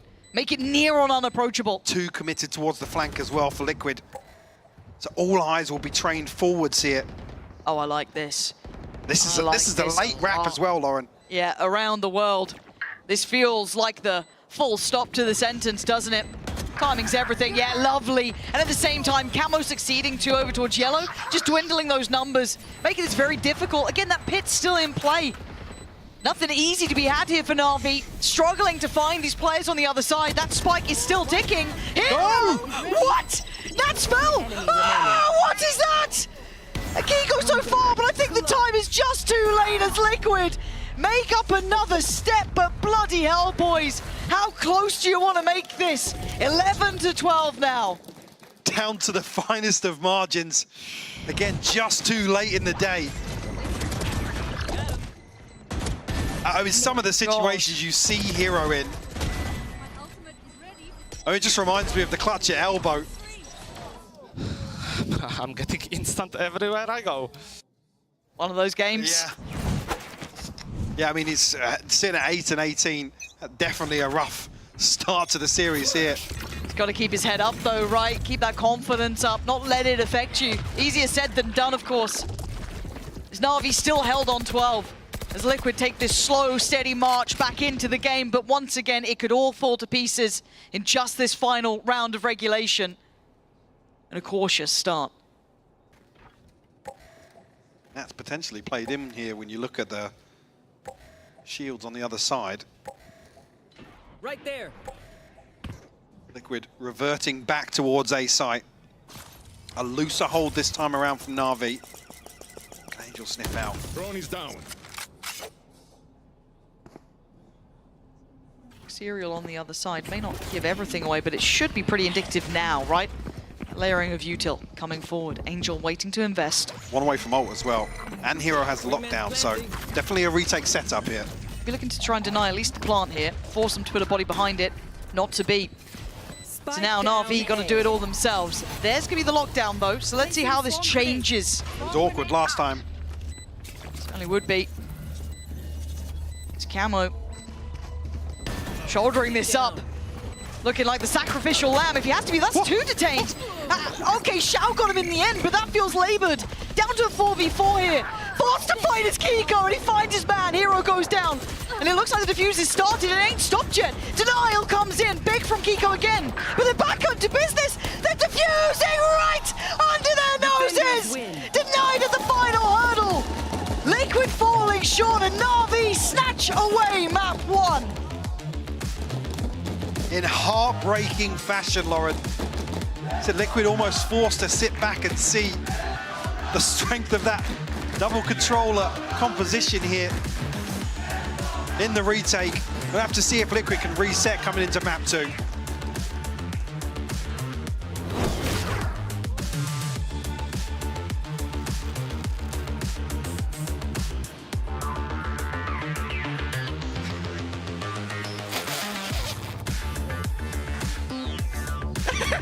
Just for you to understand.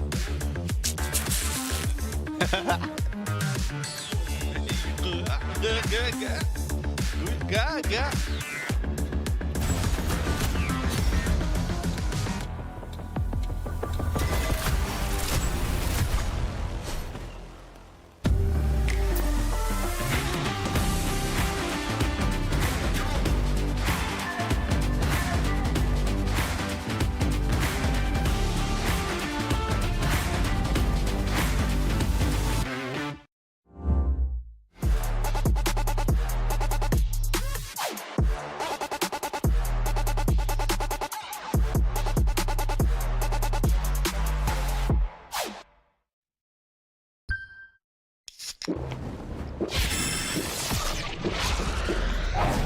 Red Bull gives you wings.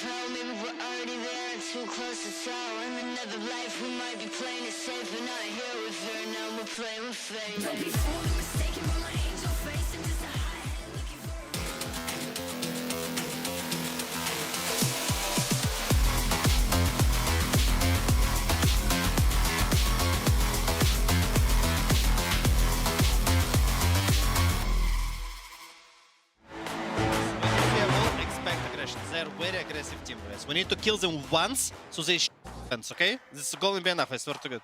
Guys, we did their pants already. We just need to calm down, do our job, do the setups we always do, okay?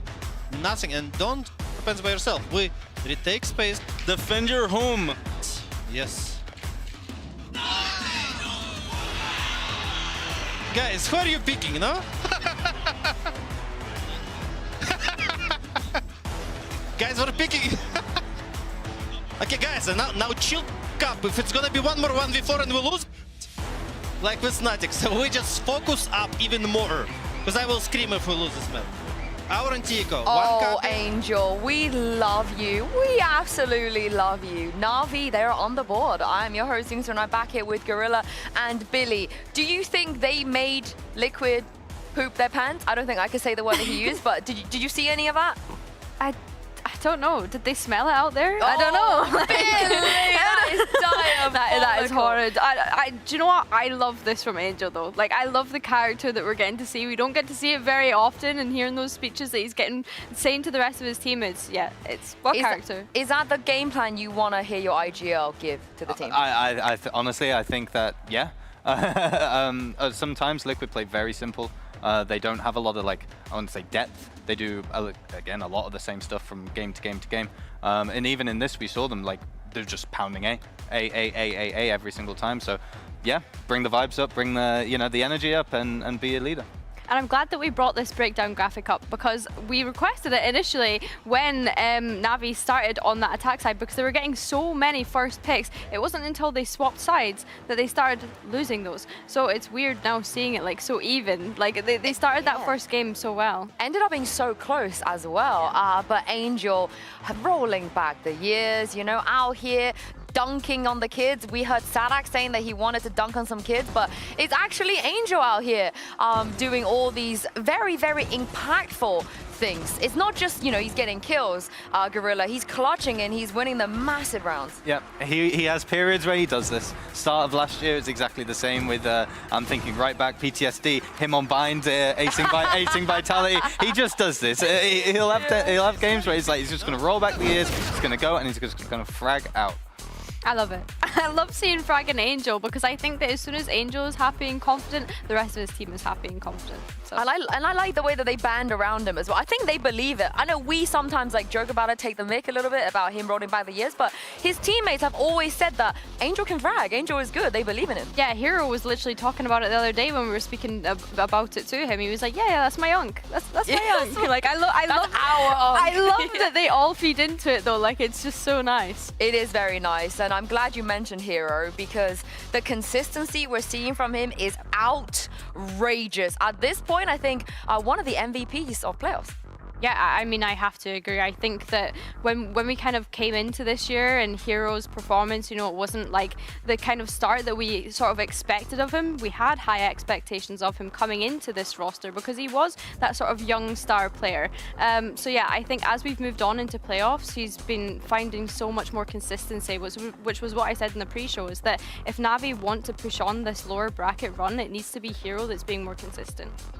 Yeah, I mean, I'm seeing flashbacks of Stage 2 playoffs for Fnatic. He really stepped it up there as well. A lot of pressure on him to kind of prove himself in that regard. And I guess same here, as you said, like, he needs to step up. He needs to be the difference maker for Navi. He's doing it. Yeah, and it angers me that they don't give him a gun in those half points, right? Like, come on, I understand, you know, Xiao definitely has potential to do Xiao show things, but that round with the Viper's Pit, that round, yeah. With the Sheriff.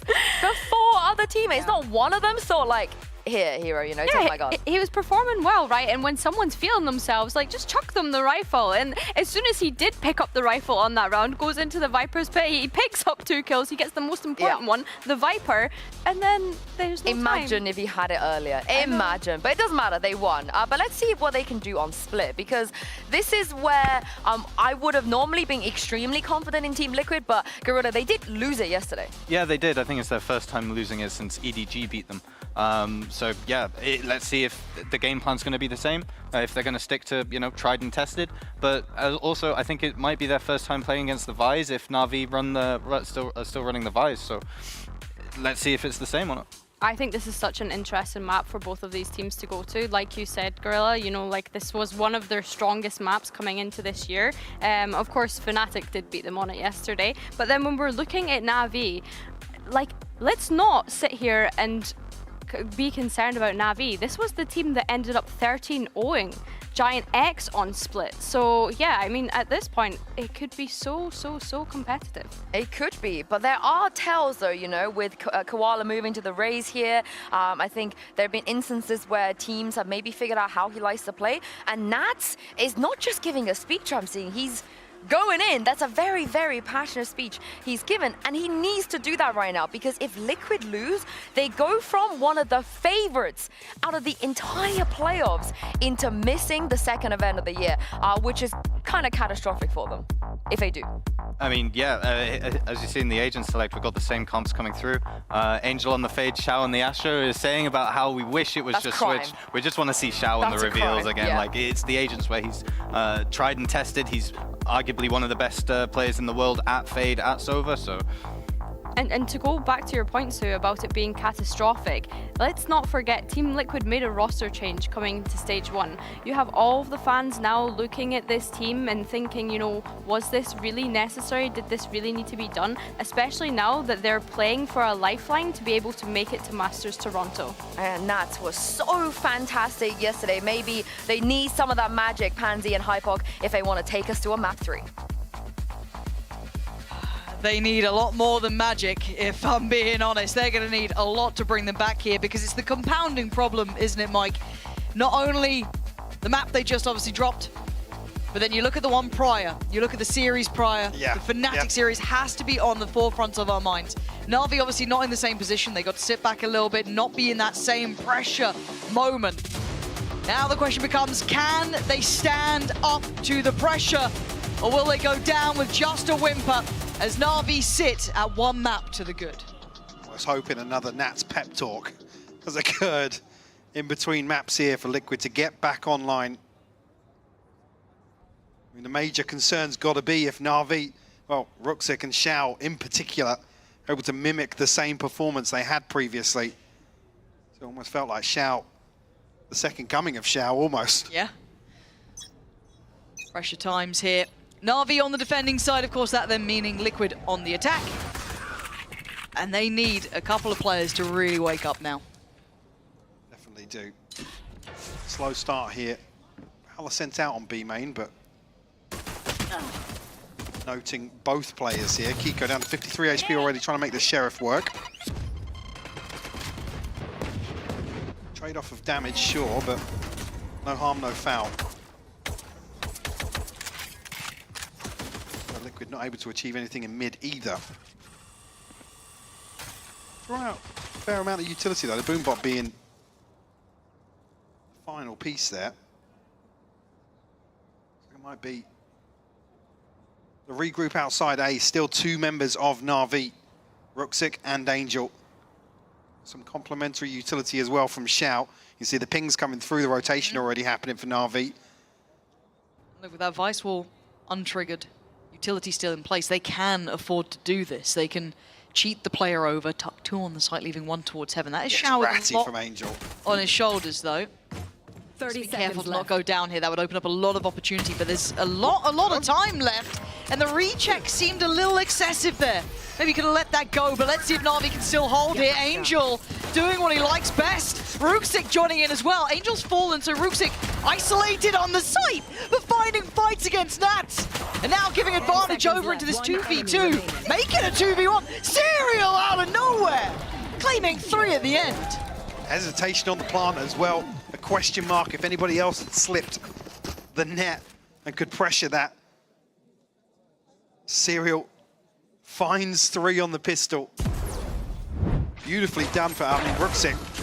Tries his best in this situation. Gets the follow up here. 10 seconds left. Maybe just a little eager to find someone else because the spacing just a little bizarre here when it came down to the line from Na'Vi. Like I said, they had the benefit of the clock as well. Maybe throw 1 onto site, contest the plant, especially with a player still safe in heaven.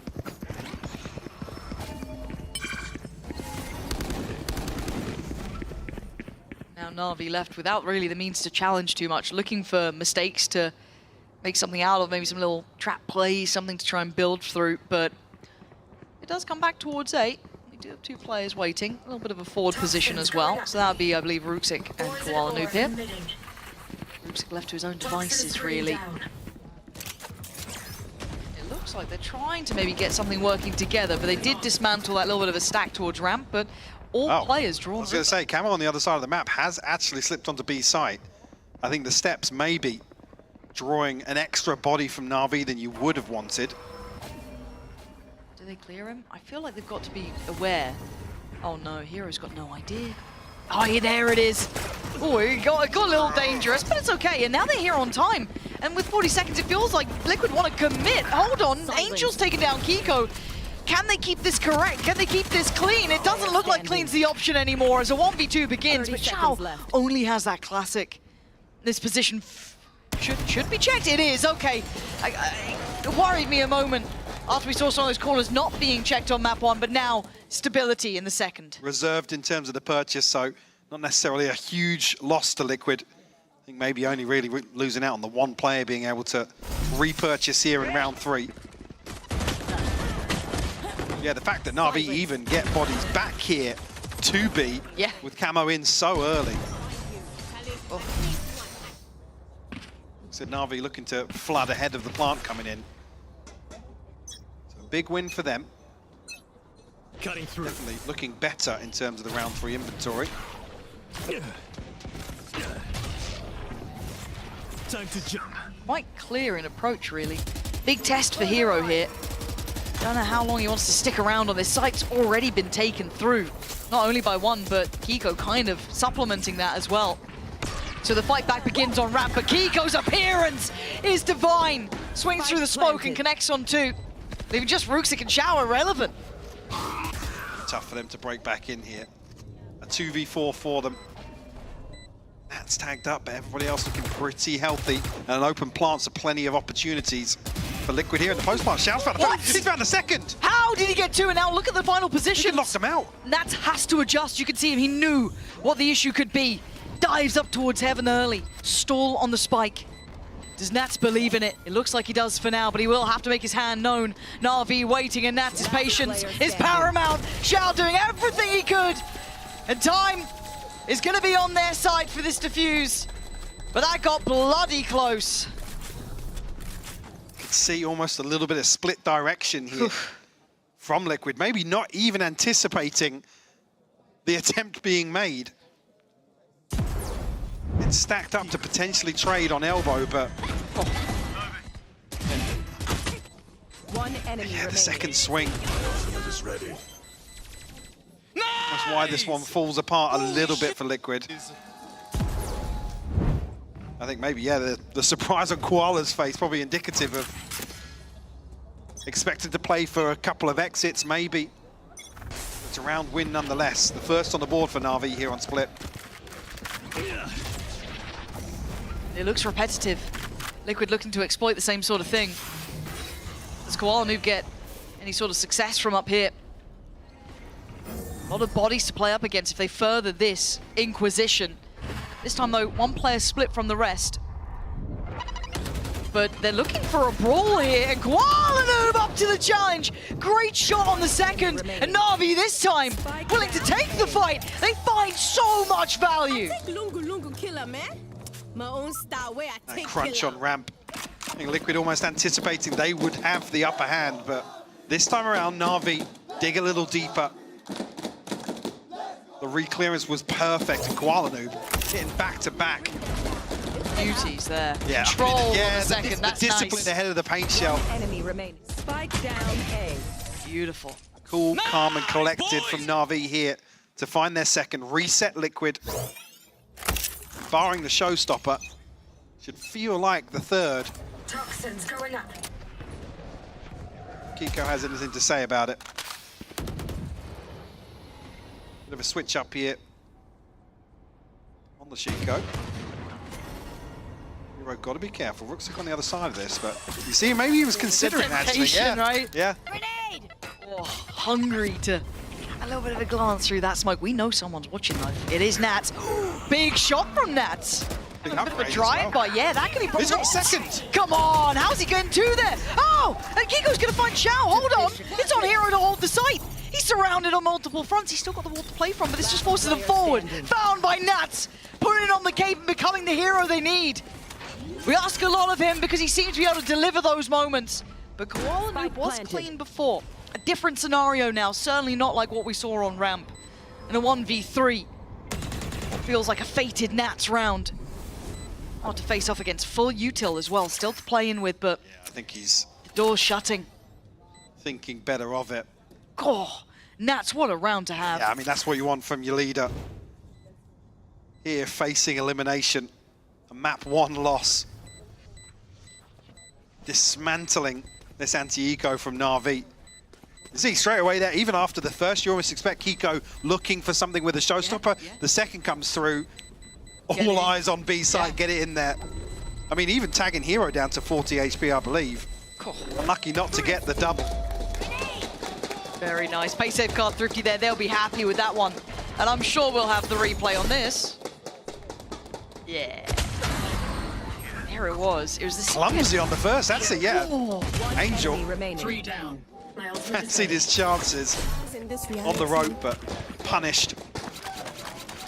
Actually, look at that. It's Liquid up to another 2 ultimates, only 1 away from Serials as well, so great position to be in. Na'Vi looking pretty flush as well in terms of this cycle. Bring them down. Liquid going to give up exploring towards A for the next few rounds. My Potter Pro. Missing out this B hold now. I'll handle We're going to be able to find a ton of information here, though. See how they couple the utility with this, though, right? You're looking at the ult coming in now. He can come out of this completely unscathed. I say that. Yeah, should catch Angel on the back way. Doesn't actually get the kill. That's Koala Noob. Dives forward himself. Nobody else is here. He's backfilled the space. They didn't take the space of that? What stalled them out? Is it maybe the paint shell from Koala Noob? That maybe keep them My ult's ready. from Locked to entering. main? Yeah. Wow. I mean, that's a frustrating one. A lot was set in motion for that. Natch, yeah, slipped the net, but we know that Hero's still over towards that A site. So being now whether or not, I was going to say Liquid can find a kill in mid. They found 2. Ruxic and Koala will fall. The Promethean figure at these sort of lurks here, Nats. Progenitor of it, almost. Gonna slow down Hero's rotation by the time he's causing all eyes to turn towards him. So it's left on the other 30 seconds left. They're coming towards this. Where are Is this a mistake? No, they've turned tail again. They looked unsure. They looked hesitant. And this could be their downfall. Xiao's still here. Not giving away the game. Oh, clean! Couldn't get the spray in the end. It was a bit shaky at the start, but the correction came through. But down to the 2v2. Serial trying to defend, he falls. Leaving just Patatek alive in a 1v2 now. Maybe misreading the space between these 2 Na'Vi players, but now Patatek called upon. A 1v2 required. He's got the Haunt, he's got the Seize. He's got a barrel out of place. Follows it up well. It's caught. Absolutely has. Haunt to the right. Marked one. Gets the ping. And now he knows what the sound of the song is!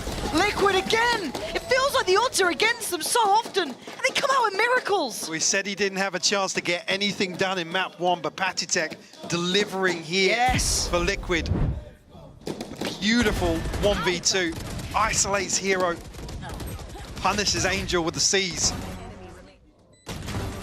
Lovely. A brilliant recovery, really, around that looked like was going to slip through Liquid's fingers. I was worried about that hesitation almost. Nice, Patrick. Good job. That look towards A when the pick came up, they're like, oh, maybe this is it. Nat's desperately trying to orchestrate something there. Again, you can't really blame him for the pit. Angel. No. A little bold in the swing in, but would you have it any other way from Angel? That is true. Maybe a timeout here for Na'Vi to take stock. These first 6 rounds. So not necessarily a huge concern just yet. Perch is going to be a little shaky here, entering round 7. Again, it does feel like a lot of these have been coming down to that mid-rounding, right? That kind of like once that first move gets made, it's the reaction that comes in. Again, I was question marking that start really when we saw that ult coming through and then that pause, that little bit of doubt with Liquid almost it felt like there in moments, but back on track at this 4-2. Hard fought for though, Na'Vi still very much within this touching distance. That has been a while. What can they make of a Bucky, a Vandal, and a couple of pistols? They get down and dirty. Ultimates are there though. Hero 1 away. This could be huge in an anti-eco for Na'Vi if they get the upper hand. The showstopper being the one that really could get something happening. Angel kicking himself for that one. Perilous start really, but Screen down. not what you're after. Wow. But this...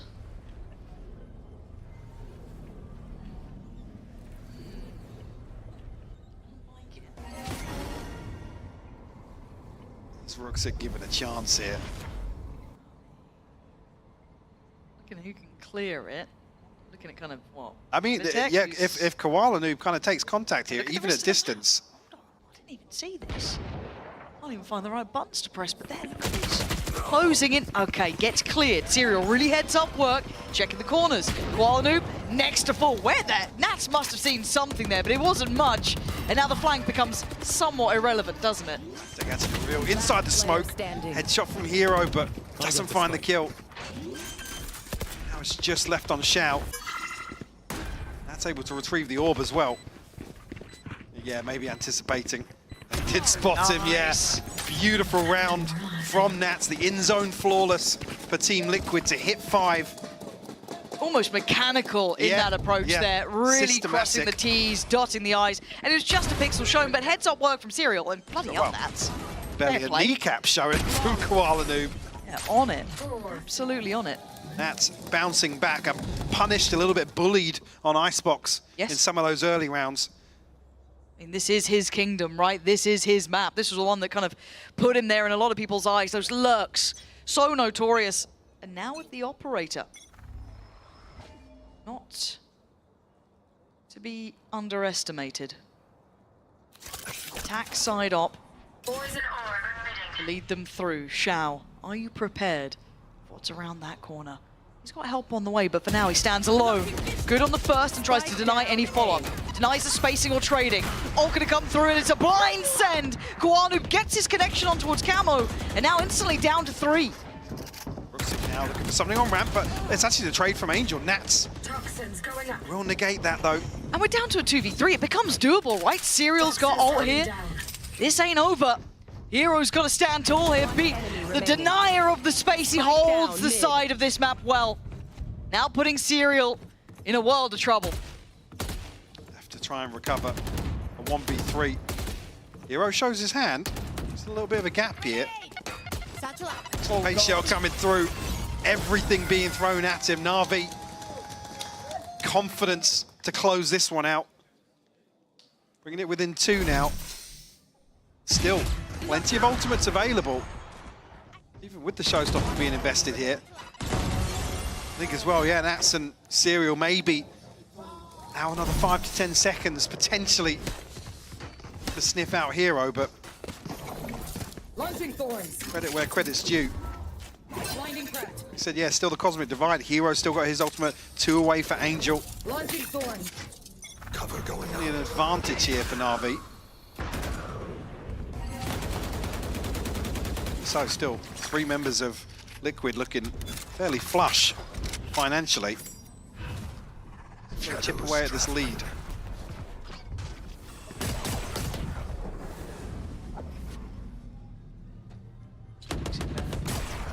Be cautious now. A lot of util put to try and pry out these sort of positions, pressuring towards middle. A little bit of an exchange, but a very long-held 1-3-1. That's now joining. Ton of time burnt up by these smokes in mid. Liquid. Reinforced behind it though. Koala Noob got to be careful. Looking for a pixel potentially. Won't be giving it. Yeah, they're there though. Boombot should show it, and they're speeding up off that. The flash almost kind of denying the springboard off the back. So they get stalled out towards heaven. Still a full 5v5 though. Members of Na'Vi tucking in. That's the ultimate from Hero, going to slow things down even further. And they came equipped, but it doesn't mean you're going to be able to make it work. Shorty locked in here. That's looking like it's perfect range towards Rooksik. 25 seconds now. Got to get a wiggle on here. And this site is deadly. Shao showing why with one quick pick, but it's down to a 3v2. Liquid still with the numbers. Oh, big from Serial. It was a bold approach. Spike should be collected here. 10 seconds Angel left. far away. Looking unlikely to change this. Spike planted. How are you going to get all 3? Nats down to 30 HP. Kiko tagged to 74, but Paint Shell will slow things down. Still got the showstopper as well. It's a tall order from the veteran IGL here. I'm thinking, yeah, maybe no shot at this. Time to walk this one away. And it feels scrappy, this game, Mike. It feels like every time. We had a late round then, couple of ults almost swinging it against Liquid. Doing well to survive through that, though. Seeing that come from Hero, I thought that could have been enough to change it. It's rough here, because I think Koala Noob's eyes are actually trained up towards heaven. He's the last one holding down B main. Serial, the only member of Liquid there. So that's the key engagement. That's where this kind of crumbles for Na'Vi. You can see them tucking into very deep, kind of ratty positions around the pillar. So yeah, just on the backside of that, as Serial finally comes out of the smoke. It seems like quiet focus really among Liquid. Like a step-by-step affair, probably a wake-up call after map 1. It's not like this is getting easier. Na'Vi is still being nasty. There's 3 rounds sat by them, and obviously the map in the first. Now a broken bite, what can Na'Vi do with it? The other side for Liquid, decent purchase. Complemented by these ults now, sat favorably in their pocket. And not far away from Padatex, which I imagine he'll be getting pretty soon. Eyeing up for a chance towards middle. I mean, Camo halfway there, Nat's not a million miles away. Na'Vi gonna have to wait and watch in this one, as it's all eyes towards mid. Yeah. A similar approach from Liquid, given this freedom previously. Now looking to capitalize on that. Showstopper popped as well to follow this Prowler through. Doesn't catch. Blinded Kiko. Can he find anything? So this might fizzle out, just a blind send. Doesn't get what he wanted, but it's Nats to find Koala Noob. Pressure on the backside now. Hero outnumbered, but somehow Padatek didn't turn in that. Maybe dead set on watching CT push up. But it's Angel really to be the danger man here. Still with that Vandal. Shoulder to shoulder. 2 veterans, Angel wins it. Rifle dropped, all online. That should connect at least 2. Mark 2. Not the third though, Serial still unaffected. Comes back in and denies Angel a step forward. The rifle in Xiao's hands now. Drop towards heaven, an attempt made, but an attempt is not enough. Liquid digging in now. Up to 7. Definitely building upon those early successes. You said the ultimates looking very, very healthy for Liquid now with the upper hand in terms of the scoreline. Operator back in hand for Koala though. Xiao still sitting on the conflict divide. One enemy remaining. Yeah, you're right. It's, even here on the player react, it's very calm in the Liquid camp right now. A big positive considering that map 1 performance. Felt a little shaky. The confidence was definitely something we were noting in some of the replays. That pep talk from Nats paying off here. Last time around we saw this kind of stack up towards ramp. It worked really well actually for Na'Vi. Koala Noob trying to wait as long as he can. Facilitating the swing from Ruxic, who's not finding the shot he needs. So Camo's victory there opens up the green light to take towards A. Satchel doesn't actually get up onto rafters though. Site cleared out with the ultimate. They're going to know nobody else is here, so how do they adjust? But they're close by Heaven, right? Na'Vi have a lot of bodies up here early. The ult going to come in on top as well. Liquid diving into it, finding their safety, but mostly focused towards CT. This paint shell and sees. Yeah, it's really good. Koala Noob going to find Camo. The hindrance is made, the opportunity gathered. Time to try and gap close towards site, and no one can really see the spike easily. This is a tricky position to play from. A 1-for-1 trade, keeping it a 3v3. Nat still defending, still looking, still holding. Hero on the trade. Back and forth we go. And now the pressure's starting to mount. The playthrough from Hero, leaving just Serial alive. And it looks like he's done enough here. The time truly starting to deplete as Xiao has to bow away. A really tough spot for Nats to be in. Gives up the pit to defend site, knowing they have the late round pieces here in that post plant. Red Bull clutch here from Serial. And Koala Noob and Angel just almost can't sync up here. Nice, good job. Surprisingly calm, actually. You almost want a little more energy in there. A little dash, but maybe just... The best of both worlds, please. Oh. I mean, maybe they just need to see it as business as usual, right? Remove that pressure. Look, Liquid have a reputation for a couple of moments in high-pressure games, maybe upon the past. But for now, we focus on what could be the future here. Camo looking for the commitment, trying to find his corner to play from, and he's got it. Hero unawares! This is Camo! Perfect play off the divide. Gorgeous. Ruxic tries to make a stand, but Liquid power on forward, leaving Koala Noob a mile away. And with an operator that he has to bring in now. Well, best operator in the region. What can you do in a 1v4 here? Well, that's a start. First found. That's a double stack towards heaven. Yeah. My God, he's trying it. But trying is not enough. 9-3, Mike. Liquid look like they found a way back. Yep. Definitely found a way to bounce back here on Split. Looking so damn confident. Maybe just rip the band-aid off from a tough loss on Icebox, but Na'Vi got to find a response here in the second half.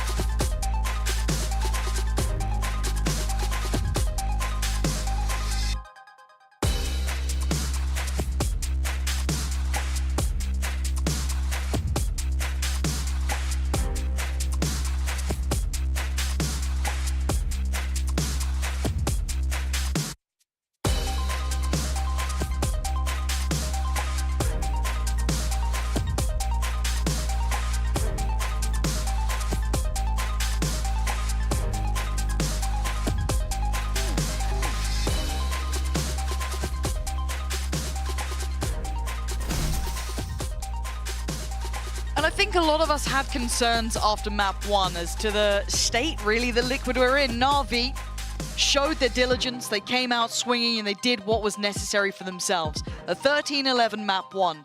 And it looked quiet in the Liquid camp. It didn't look right, it felt frayed, it felt fraught. Here in map 2 though, Liquid's choice, a 9-3 on the half, is dreamy. Yeah, I think the domestic record now starting to come to fruition for Liquid when they need it most. Time to jump. See the loss to Fnatic. Bitter, but outside of that, there's been many hiccups along the way on Split. This composition has been definitely a note of comfort for them. Very early piece here from Na'Vi towards B. Getting way ahead of the utility. Kiko finally puts Koala to bed. Oh, look at this util. There's no access here. And it ain't even just Nats, it was a team effort. Angel, going back to spawn. Run it again. Well, looking to fake the steps and at least force Liquid to consider the possibility towards mid. Angel now spotting out Kiko. Do you believe in the Angel 1v3? Well, today. Today? He's against 3 ghosts, though. Tricky. He's got a horn.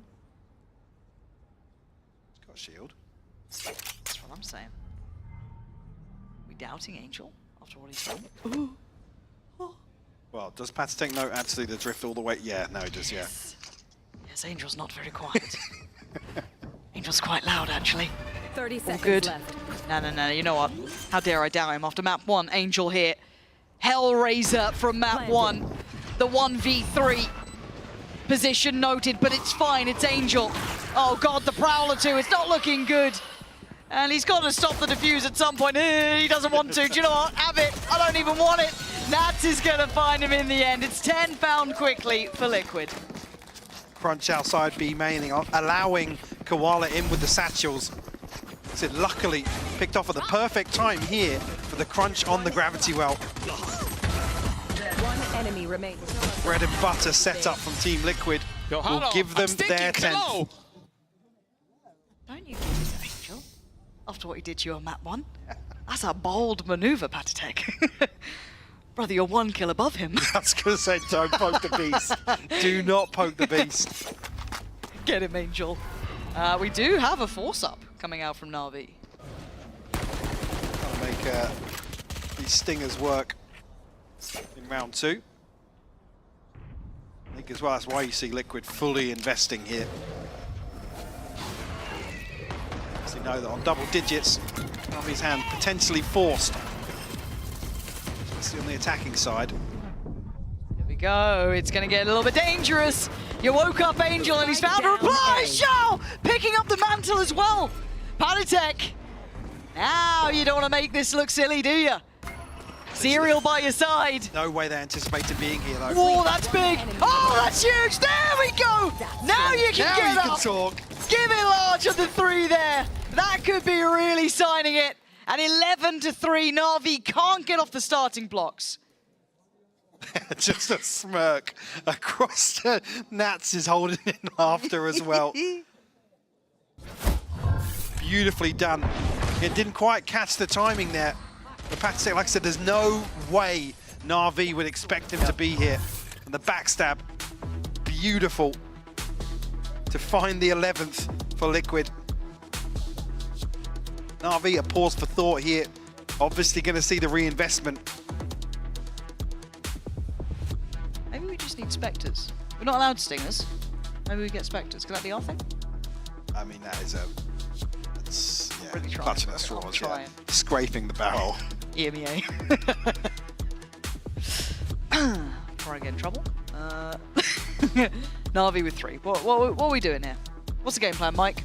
Well, game plan. I mean, You're on the comms. The benefit being that, see, there was blood drawn on the side of Liquid, but and no surprises to see the investment coming back in. Na'Vi want to make the best they can to hold Liquid at 11. It's a long road back in here. Actually, 6 rounds unanswered. Across the half as well. Rough here, looks as if Na'Vi may be going to have a look towards mid. On the other side of things. Liquid already positioned. Yeah, so we'll get this poison orb down. Rip and tear. So Na'Vi technically have the better buy. And, well, that was a Stinger kill. It was quickly quelled. But at least we got one. Oh, Kiko, how's it looking for you? Not bad. All right, here we go. This shouldn't be the round the Liquid continue their pathing on. This is Bulldogs up against Stingers and Sheriffs, but it is a 3v3. Aztec looking to make his work once again. Serial potentially getting curious outside B.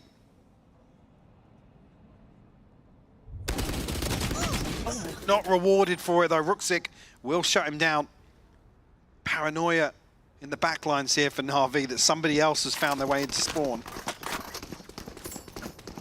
Chance though, potentially for Camo to find a weapon.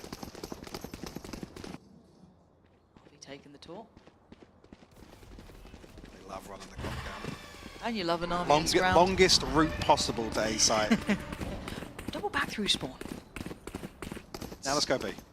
Run it back. 30 seconds left. Plant here. This time, Panatek not going to get the same sort of positioning he did before. Spike Going to have to play a planted. little bit more standardized. But all 3 are on the side. He's got Haunts, he's got Caesars, he's got Proud, he's got the whole shebang. He ain't used one of them yet. But Rook's going to get contact, and Panatek slipped close. And why is no one watching him? Finally, they catch him as Na'Vi. Do find, I don't want to say stability, but a step back. Problem being, obviously, with the force purchase coming in, Liquid actually riding that one out in terms of the weaponry they had. We'll come back into this now with a purchase. Probably going to be some gaps. One enemy remaining. I mean, that's lucky Shao even catches Patseg when he does. Boys, we can do this. Let's go. A believer. He's definitely been quieter today, though. Yeah, he's been giving it up until now. I need a little fire. Oh, that's one way to start it out for Camo, though. Ruxic's gone, which makes things quite difficult. Fortunately for them, they still have Shao to provide some smokes if they need it, but certainly makes things trickier. Oh my god, Hero. As well, down to 10 HP. Rest of Na'Vi following in the footsteps, the traditional footsteps of Angel here. We're up mid. Nats back off the angle now by this pressure. Draws out a star though, no real threat developing. Angel in the 1v2 up towards heaven. Rest of Na'Vi huddled into B main now. Try and find something. Serial here positioned on the box. Oh, that could be lethal. Oh!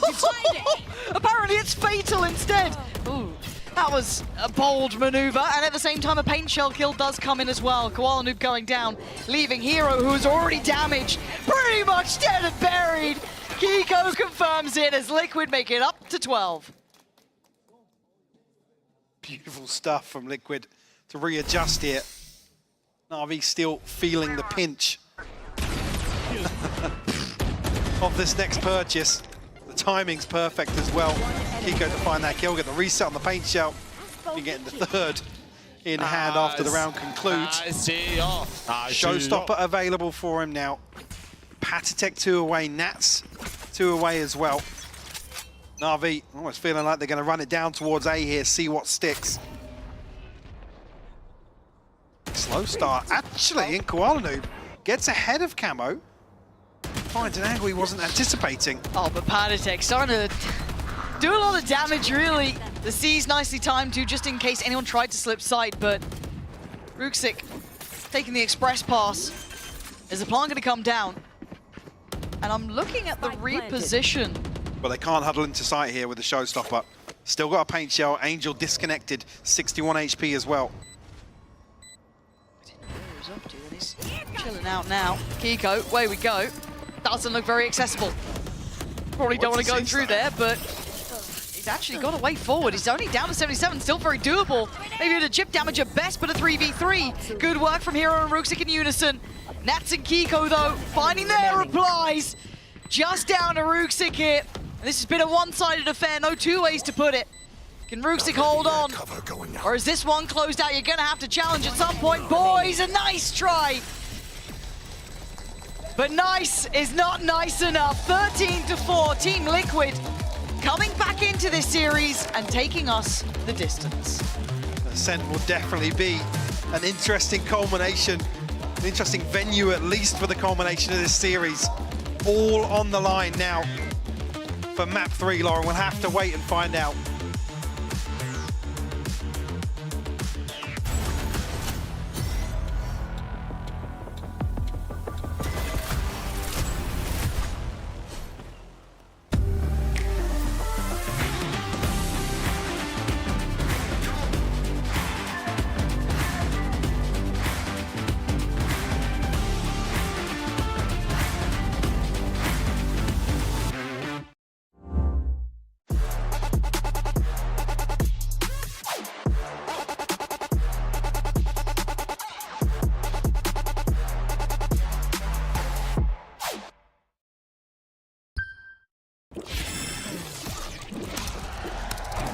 Red Bull gives you wings.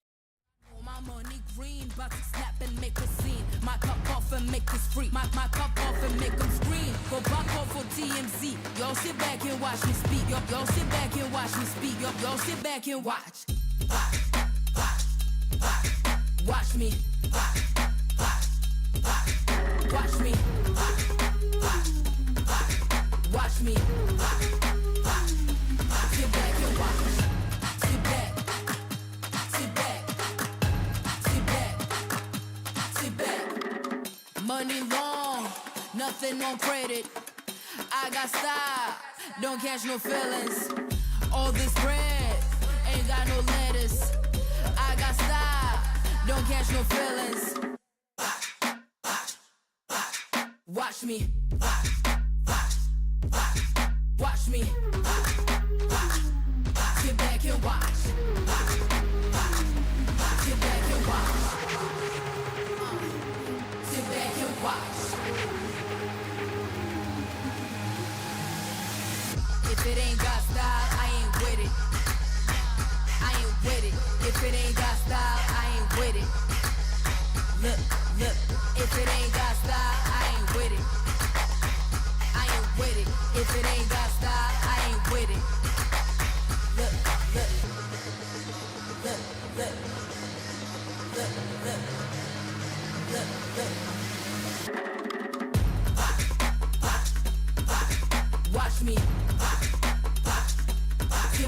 Watch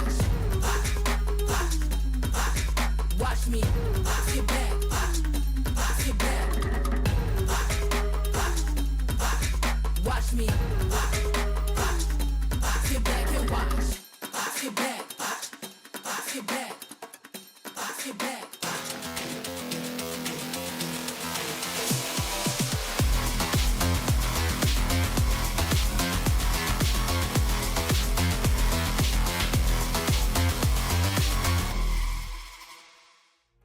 Okay, I just want to say, boys, honestly, in my opinion, we don't need to make that game emotional, okay? The only thing we need to do on the server, we just need to move as a pack, actually.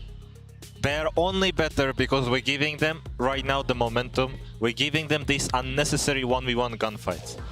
Remind every round in attack we played, where we played as a pack, I don't think we finished less than 3 people alive. The whole team was alive.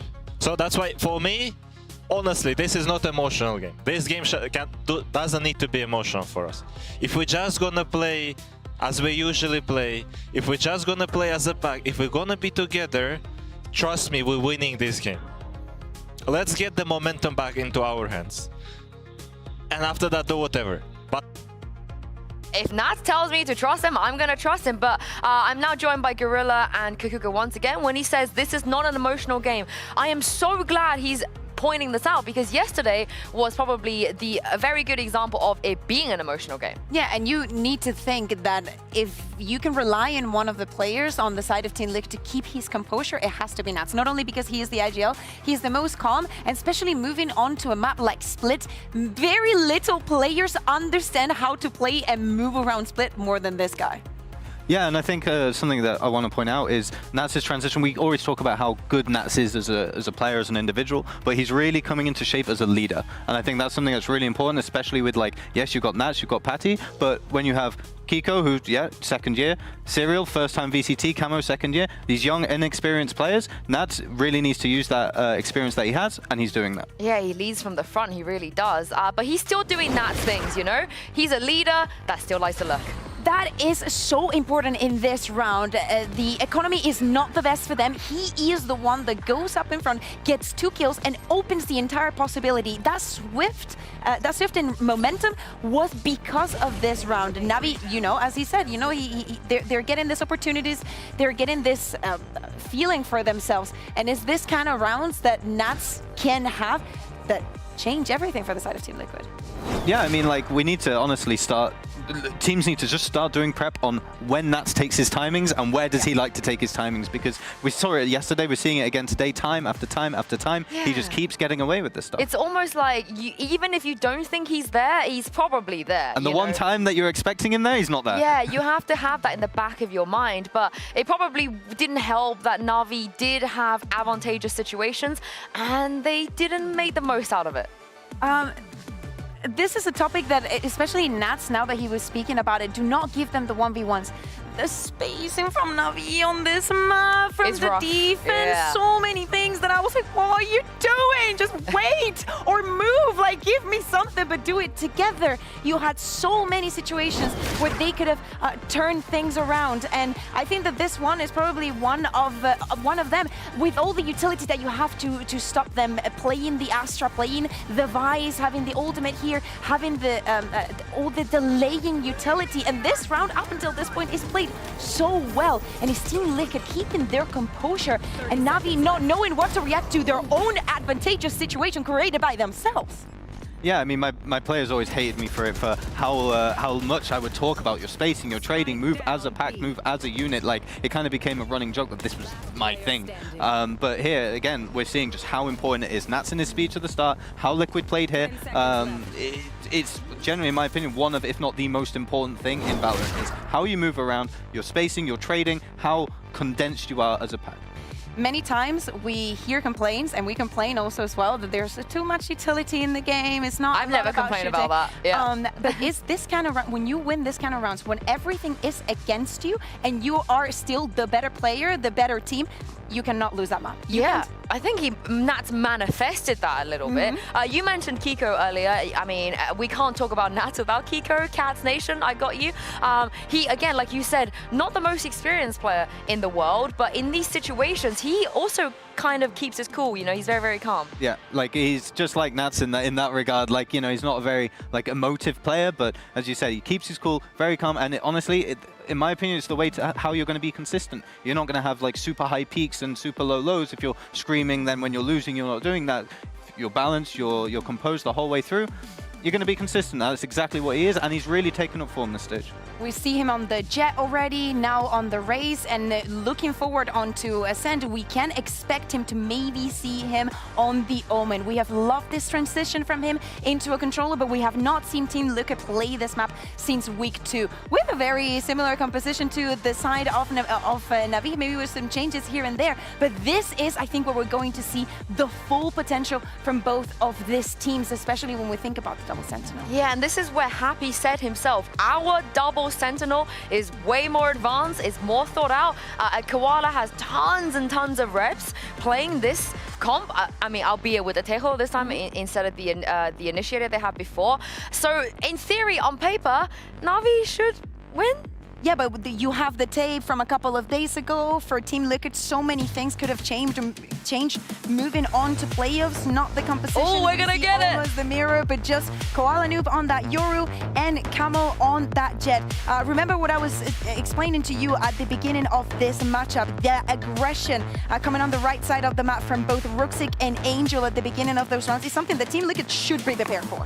Yeah, I want to see a few trap plays coming through with the Cam, with the Deadlock and the Teo, but I think Na'Vi, honestly, are going to be more favored on defense. I think the Yoru is really good on defense. You can basically fake where you're rotating to, go from A to B, fake it, and everything, but I think Liquid on defense, whenever we played against them in practice, they've always been really, really strong on it, and Double Sentinel really reinforces it, and it fits perfectly into what they want to do. Careful, be very careful, because they threw away too many advantages and maybe being too aggressive, thinking that they need to prove something, that they need to start having the edge and the upper hand from the defense right off the bat, might end up being very expensive for Navi. Well, we're destined for a great series, back-to-back 2 days, but let's see if this time around, Pansy and Hypog Liquid have what it takes to close it out. And isn't that the big question? Do they have what it takes to close it out? Map 1 to map 2 feels night and day, Mike. I mean, yes, map 1 did get close, but it looked bizarre. It didn't feel right. Map 2, still very stoic, very, you know, looking like Marcus Aurelius out here sort of thing. It was pure stoicism throughout. No smiles, no getting amped up. It was business. But in map 3, what do we get here? Ascent to define the two. Liquid previously showing Ascent once the same as Na'Vi. Now that I find very hard to believe with the two teams we see playing today, but here. Damn. Sure. Okay. Watching this So spot. thinking back, Na'Vi didn't really have much of a say on split at all. Well, not Liquid can ride that wave now on the deciding map.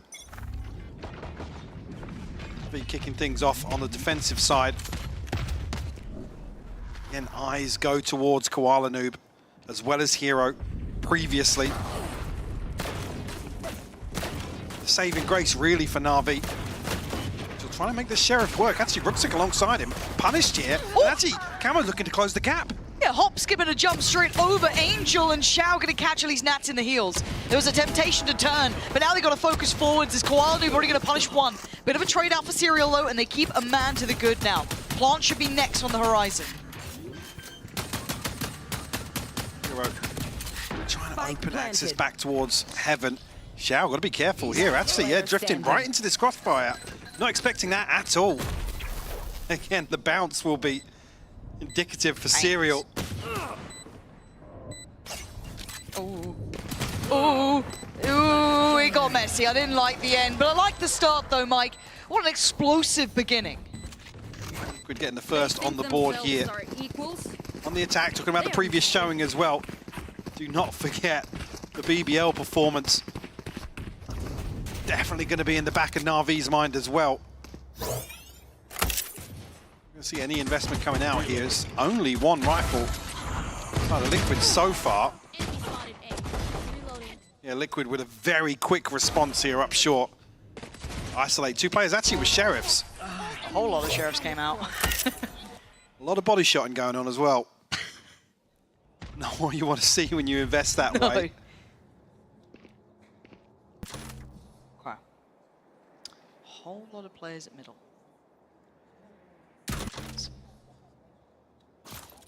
Do we get any fun, do you think? This looks like a no fun round. Well, Shao potentially the protagonist in that regard. I don't think he's going to be played in here necessarily. Nats. Hello. Oh dear. Farming him up. Hero. Immediate headshot in response though. Aztec looking to bail him out, but punished. What a shot from Hero. I mean, it doesn't give them a chance. It certainly adds a bit of question mark because of this, the layering to it.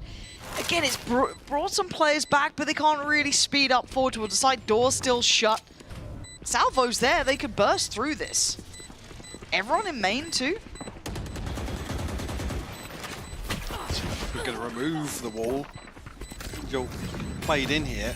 Time. Time? Time? Time? Guys? What?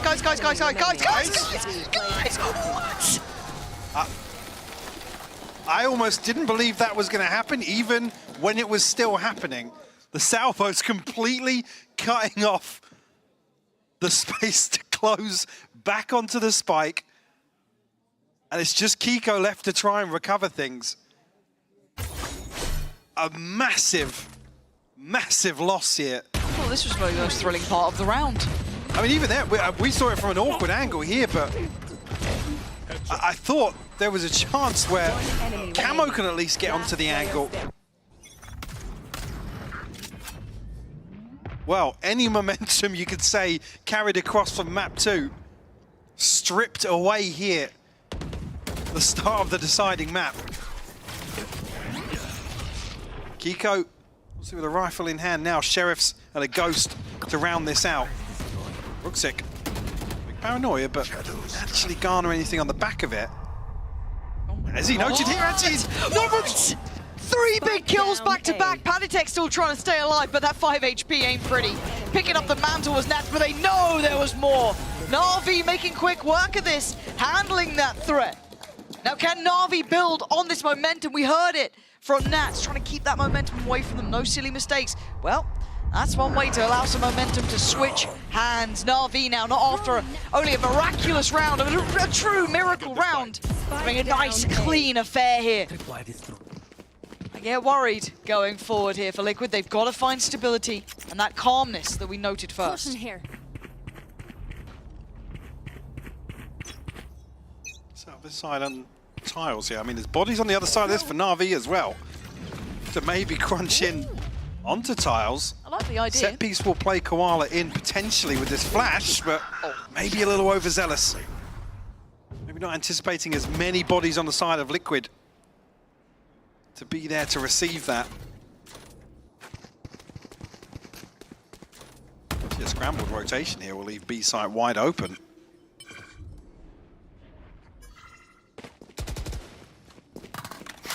Liquid almost scratching their heads now. Yeah. Is this just the Giga Brain read? The neural theft will give it away now. Yeah, and they will know that there's a huge gap in the defensive formation here. Nats slipped into a ratty spot here. He's going to hear those steps. It's the drop. Chooses to fight the first. Couldn't quite get back in time for the second, but keeps the numbers looking solid. Na'Vi now going to have to work their way back in. The 3 standing Shao, Hero, and Angel.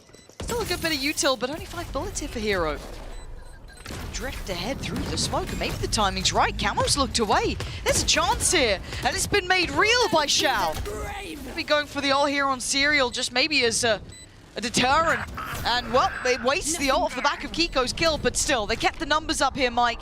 It's looking less and less likely. I think Shao and Angel going to find a way back in here. Last player standing. Well, consolation at least. Liquid going to steal away this second round. Very proactive from Na'Vi on the the back of that tiles crunch to go exploring outside A. Almost anticipating Liquid to regroup very quickly. They call an audible. It's unfortunate they're not rewarded, and that's the unfortunate the neural theft comes through. Revealing. Come in. Be more confident. Say what you want to do. Don't just say do this, nothing. Say, give the direction. Michael, also, you have your ulti. Say what you want to do. Yeah, really important actually to get a listen in here. A couple of situations where Camo's been shut down. Desperate to find an opener into these rounds. Keeping it in check in the early rounds. Very important here on the decider. So it's almost what you'd hope to see from Nats. Hang on though. He's here so quickly. We're about to burst the smoke. Yeah, they are. They had no idea. It's Xiao and Angel, though. All in unison. And there's no recovering from that. Nats can't do enough for it. Kiko very disconnected as well. Na'Vi completely subverting expectations, but basically just holding a smoke. They didn't seem fazed by it. There wasn't, any paranoia in on it. There wasn't anything to really set it into motion there. Curious what the actual plan was. And you heard that conversation before this round starting, to call what you want, to ask for it, to be confident in what you're trying to do. And again, I think you're right in complimenting Nats in that he's trying to have this leadership and keep them in the right place. But it puts a lot on his plate now to keep these players focused up here at 2-2. And Na'Vi now with a real gifted round. Once again, the momentum starts sitting firmly in their favor. Expecting Kiko try and make something happen here, almost maybe a timeout here to discuss potential for also what we saw on the comms there, that that's almost feeling a little bit frustrated, asking more of his players. And can't really, well, Kiko's one away from the ultimate, maybe looking for a kill in the lurk here to regroup on the back of that TP. So that's certainly why we don't see the paranoia coming through to set this play in motion. I think you're absolutely right. There was a window, but I think Na'Vi very quickly, yeah, you can see here the moment where it's just like, okay, we know they can't come through from main. There's 3 of us here. Yeah. And finally somebody turns and it's... That's frustration, and that's rare. Again, Nats is the kind of middle ground, right? He rarely goes high, rarely goes low. But that looked frustrated, and that feels like a missed play there. I mean, one paranoia could have changed it. Yeah, maybe a bit of a gamble from Na'Vi, but rewarded nevertheless. And look at the ults now. Look at that build-up potential. And a broken buy from Liquid. Time to turn up, Liquid. I'm getting worried for them, because it feels more like Icebox than it does Split. Asking for this man on your screen to maybe take a breath. One off the Blade Storm, you can find something with a classic gear, can potentially invest it in this round. Try and swing things in their favor. Set up outside A right now. Hero, little adjustment on the utility, just to make sure it stays intact. Should be nice for Xiao. Yeah, he might let Camo slip ahead, but Hero should be... Oh, actually, hold on. There's a bit of a fight back. They're trying to do a lot, but Hero's position, he did it really well there. Keeping control, leaving Nats in a 1v3. Spike in a very precarious spot. Gonna make it very difficult. Expected someone there, couldn't quite get the cleanest shot he needed. And Na'Vi make it through. I need to see a timeout, Mike. I rarely say it so clearly, but this feels like Liquid are looking flat. Curious to see what the discussion was happening whilst Kiko was saving, whether or not the coaching staff listening in want to kind of build upon that discussion. So you're going to see the purchase come back here from Liquid. Nice, Hero! Blade Storm and the TP on Kiko, but other than that, one away for Patitech, 2 for Serial. And encroaching on basically a full house on the other side of things for Na'Vi. Oh, pace. And a quick evacuation, at least for the first layer. Xiao, not sharp, not clean enough today. Camo's got the punish, and now the pathway gets opened. I'm looking at who's else on the site here, though. Camo still here. Sorry, excuse me, Hero's still here. Has a bit of a look towards B main, so trying to take active space back, and I quite like that. Actively looking for it. They're like, new feast or famine, right? This is big! He gets down 1. Camo survives. Somehow. Yeah, somehow is the main word there. Angel not finding what he wants. Ooh, it's a vintage look. And it's a similar problem. Deeper on the angle and less reward that time. And Liquid just going back to basics points. Just stay together, take a fight, they'll peek into us. And even with all that, I quite liked what Hero was trying to do over towards B, making sure to secure that space. I mean, they lost too much in middle. Not just yet though. Ruxik's still here, potential to do some damage. Get a sound cue potentially. So obviously Hero makes some moves. Still got paranoia. 20 seconds on the next smoke, but if you can reset here, potential to do some damage. It is Hero. You are into a post plant though when you're gonna know the salvos are gonna be there in roughly, what, 20 seconds in his head maybe. This is really tough.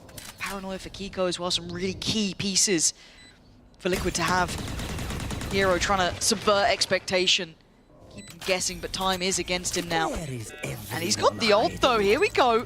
He's giving it a damn good go, but the paranoia buying some precious seconds. How does he try and go about this one? The utility coming, this Kiko is there. And a needed round from Liquid, but it felt a little flat from Na'Vi as well. Camo finding the entry here is again a big positive to... I think it was Shao that I was considering there in my mind. Bit messy on that. And maybe not anticipate the way Liquid have been playing that they dig so deep to find him. True. So definitely caught off guard in that regard. And whether or not we do see an adjustment here on either side actually. Na'Vi accounting for that. Liquid maybe looking to exploit that further. That's what they feel their way into this is. I mean, again, I'd love to get in on the comms and hear kind of the commitment behind getting Camo online. Yeah. And Nats is asking for him to almost call from the front. Tell us what you want to do. And if you want to do something, we're with you. And it's actually Na'Vi to pull the trigger on the timeout first. Again, it is 4-3, very close, but you look at how these rounds have fallen and, of course, how they've happened, you kind of tend to think... Yeah, again, I don't... Again, you look at it, I don't necessarily think the timeline's really indicative of how these rounds have played out. It doesn't... No. I still feel like Na'Vi have had the upper hand. Yes. Flipping round 2, kind of getting back in. That weird walk through smoke. Yeah. A couple of weird missteps, and obviously here in the comms, we get that little bit of insight. So, yeah, well, actually, credit to Liquid in that regard to still at least keep the opening 7 rounds a close affair. Certainly not out of the woods just yet. No. Coming in now that ultimate one away for Koala, but Shao and Ruxik do have theirs. On the side of things, Liquid now with the upper hand in this cycle. It's a game plan off the start. Anyone making moves here? I like that methodical approach towards middle again. I put a question mark towards Shao in the last one, just kind of got caught. Maybe not expecting so much presence. Let's see how it looks now. Historically, I think you get one of those versus Shao. He's very heads up in terms of adjusting. He's never usually want to overstep or become too aggressive. He's up against the ropes clutch player, so... Certainly. You'll see the switch up here, putting Ruxik in the front lines to try and hold that down. It looks like this commitment towards Tree might be... I want to say it could be rewarded. Now, we'll have to see how it obviously goes once we see it. All going to come in. They already kind of... It feels like they were prepared for this. And look at this! Look at the preparation, but they still need to stick the landing! Angel going to take away Camo. They looked like they had a heads-up approach to this, but they're still damaged. Nats has fallen! Couldn't get away. Lovely work coming out from Na'Vi in this 4v3, but with Palitek, Kiko, and Serial still alive, there are opportunities. A player gathered. Serial going to find Hero, fighting back forward. Palitek wants space. He wants to drop the bodies on the floor, and he's doing so damn well. Team Liquid fighting from the back lines there. Tied up 4 apiece. And Nats maybe looking a little more relieved now. And getting caught out here with the ultimate, but... Serial, wow. And Ruxik desperate to make something work from main. Nice, Patty. The cleanup beautiful from Patty, as you noted. For the first time, Liquid will find a second in succession. Na'Vi back down on scraps, odd ends, a Bucky, a few Sheriffs, and Kuala Noob on the Ghost. And a gamble, right? And it feels like a decent gamble. We haven't seen much of a want to go towards that B site, so why not give it a crack? But Shao not be able to withstand the pressure. That was 3-4 players with Util looking towards middle. So once again, Liquid looking to go right up the guts here. Divide and conquer as Koala Noob. This is a horrible position to try and play from. Does he get anything for it? Angel's already fallen. I don't think they're going to get much.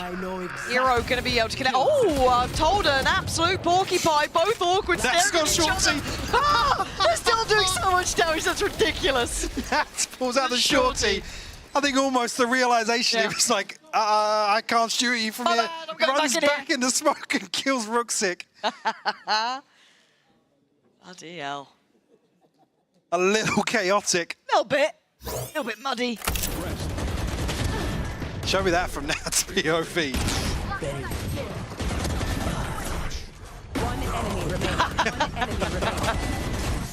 Nice, beautiful. All right, guys, let's relax a little bit. Yeah, probably now an opportunity to relax, to be honest with you. I don't know, it feels so calm, and hold on, there's some pressure here. Nat's trying to be singled out, and look at him. I mean, it doesn't matter the pressure, he's so slippery. You can't pin him down, and in the meantime, they've taken towards the site. Camo right off the rip, just taking towards it, takes A for himself. Waves the banner. Is Nat slippery as ever, still pumping damage. May know his days are numbered, but he ain't going down without a fight. He made him work for it. And now, in this 3v2, can they locate Patatek and Kiko? The plant's not there. Kiko trying to catch him before that ult, fully coming in. Well, Patatek's got to be really careful. He could be isolated on site so easily here, but he found the first. I mean, blooming heck, luckily enough, the spacing between Angel and Koala Noob able to swing it on Xiao, falling there. Keeping this at 5 apiece. It's tough, no real safety for Liquid to stack up here and play together off each other, especially in the 2v3. Yeah, very chaotic here. And unfortunately, Nat's not able to fully disengage from that crunch on tiles. Nice! There we go. Now we're starting to hear it a bit more from Koala Noob. And I like to hear that because I feel like Na'Vi are quite a calm team regardless. I don't think you get those like huge pump-up moments, so it's nice to have at least one of them getting a bit fired up. Obviously, Liquid want to keep it even calmer, but the first direct approach towards A, it feels like, with Angel trying to keep a glance on this. Everyone's stacked up on the side of Liquid, but enough of a deterrent here off the smokes. Force them to reconsider. A little bit of misdirection here from Kiko. An attempt to drop a few question marks across the map, but Angel should be able to slow things down here. Caught by the paranoia, he's got to be careful. Nice stall though. Banking on his utility, but do they expect the slip through? Look how far the Camo's managed to get. Yeah, completely unconsidered. Just sneaking past that util unaffected. It's on Angel now, and they knew he was here. Nat's deeper than expected, but Koala Noob on the case. Angel's fallen, so the site is under control of Liquid. In a 4v3, we're gonna need a hero. And right now, theirs has fallen for Na'Vi. Leaving it in this 4v2, Koala Noob and Xiao. Not gonna have much of a say in this one so far. Trying to isolate fights, and they found one. The second, quick to be had. And look at Kiko's position. There is a time limit on this. A Xiao though. Good for me though. The seconds now passing have allowed Kiko to get close. That's difficult! What? What is HP? How did he get Kiko in the end? I do not know! And I doubted Xiao earlier. Now I certainly don't. Na'Vi to find 6 with the Red Bull clutch. Getting Kiko a million miles away from this one. It almost feels a little desperate. Double swing onto this here. Oh.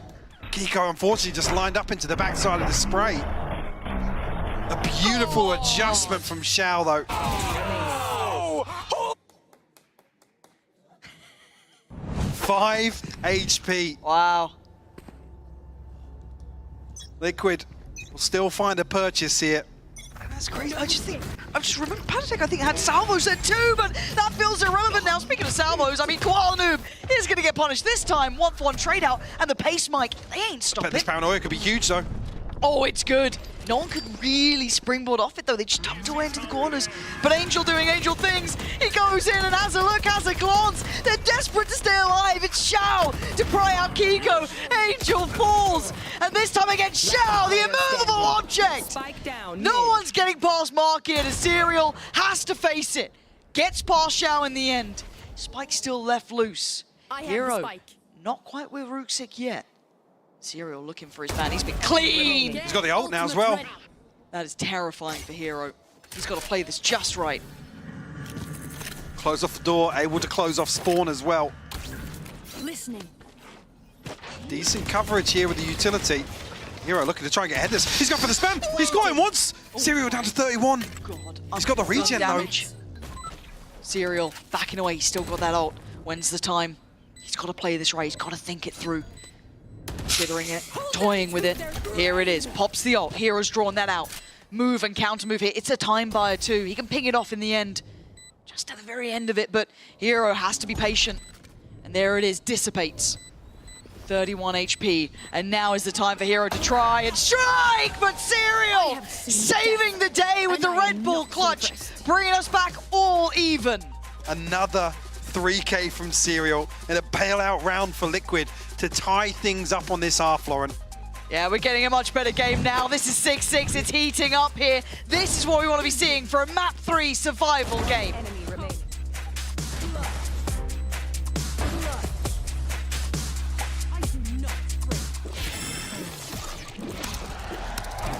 Red Bull gives you wings.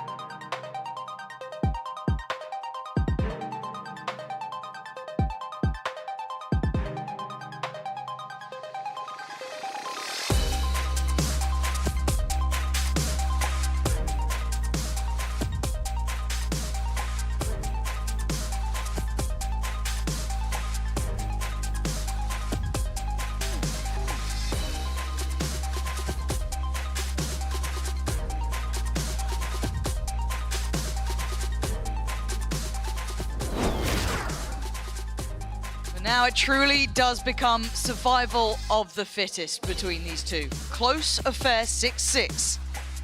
How do we judge this one, Mike? How do we see this? What are we making of this first half? I mean, 6 rounds. It is anyone's game still. Certainly is. Again, I come back to an earlier comment. Na'Vi have to be thinking about Liquid's previous performance versus BBL on the defensive half.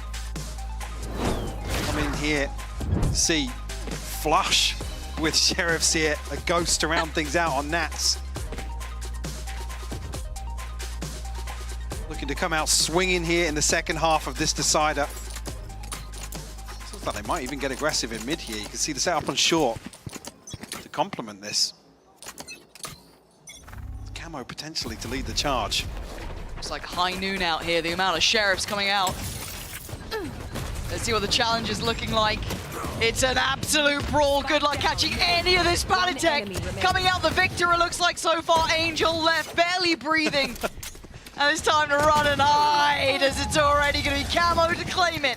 And lead taken by Liquid. Crucial confidence on display here.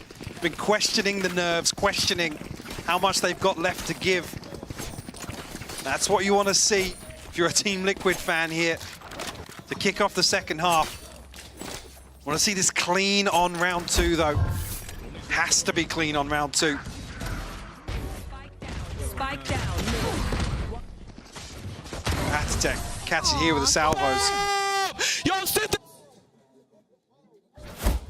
Well, freaking hell down. I always say lip reading's not my strong point, but we're getting there. No guesses on that one. A little bit of that energy we've been asking to see. Yes, calm and composed, but just want them to lean heavier into some of these round wins. Oh, Camo. Pretty. It's pretty. I mean, it's not the prettiest now. It was before. It's fine. Job done. Job done. It's own flawless. It's Liquid quickly taking the advantage here. And confidence builders for Camo as well. Thinking back, Nat's desperate to tap in. Get him online in the first half. Getting the spray just getting away from him a little bit. That range, it can get awkward. Atatek on cleanup duty. All right, here we go.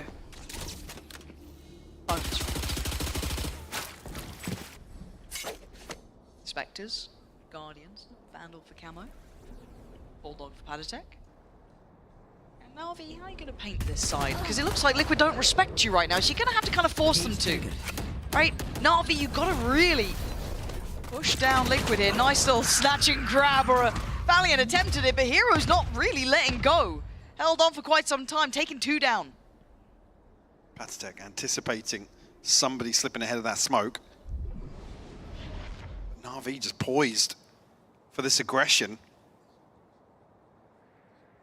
No second layer to it. And Serial, no interest in getting involved in that, but actually Angel isolated here. Hero a little late on the counter swing, but he's got the upgrade. Well, he had the upgrade. Well played to shut that down before any further threat develops. Serial's in the right place. Serial's in the right place! Serial is in the building! But the third is needed! Xiao just taking it away! It's getting weird out here, Mike. It's down to 1 rifle though. Na'Vi gonna be kicking themselves. Have to get something back on the board, sure. One enemy remaining. Said here, Patatek does get away with Serial finding 2. Almost feels doable for them. Guys, communicate. What you hold, what you picking. Are you on distance, guys? I mean, both teams now have been asking for comms, basically. It's keeping that in the forefront of your mind, keeping these players focused on these sort of simple things. You always heard Magnum kind of talking about it earlier when they was discussing the comms as well, of how they approach it and what to keep clear in their minds, but now a key round here. Zero going to get early contact and then fall away from the angle.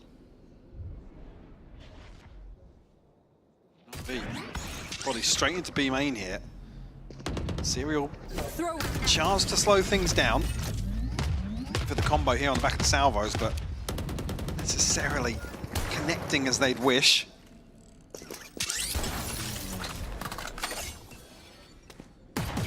Nothing gained here from Na'Vi. This could be everything.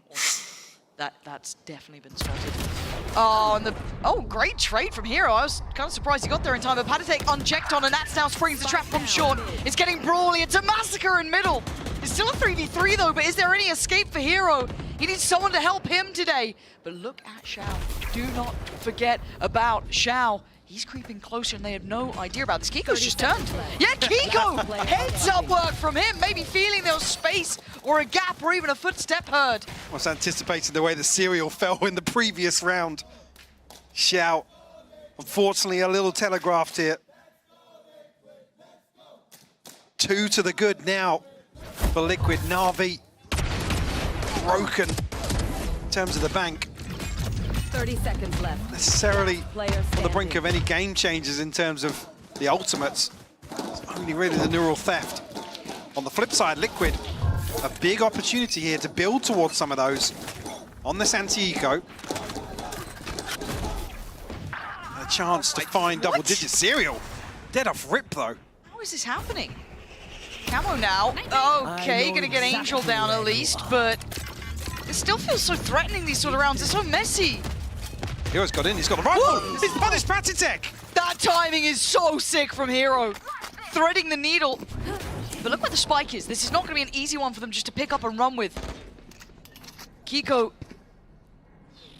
He's got to know about You can see his head. Yeah, he absolutely. Hello. Oh. Okay, Spike is back in hand, but there's still a problem, and it's this man. Hero, further than expected, and garnering the respect of Liquid now. Definitely, yeah, bringing things to a 3v3. Just keep. Oh, I was gonna say. A chance to get ahead of 2 players. Camo now with the Blade Storm. Really the one you look to do some damage here. Is Na'Vi able to comfortably set up? It's only the one rifle in the hands of Hero. Got to play him in. Rootsick, Xiao need to be almost selfless in this. Still have those salvos potentially to buy some time. But this is uphill by all accounts. Na'Vi now feeling the pressure. Here comes the push. They got to try and play this together. B on one page here, holding out for a Hero as he's fallen. Rooksick, I mean, what are you meant to do? The time. Hang on. He could have a crack on it. Oh! That was damn close if he just had that shot. A valiant attempt, but it's double digits now for Team Liquid. I almost thought the plant was in the corner there. Open on the doorway.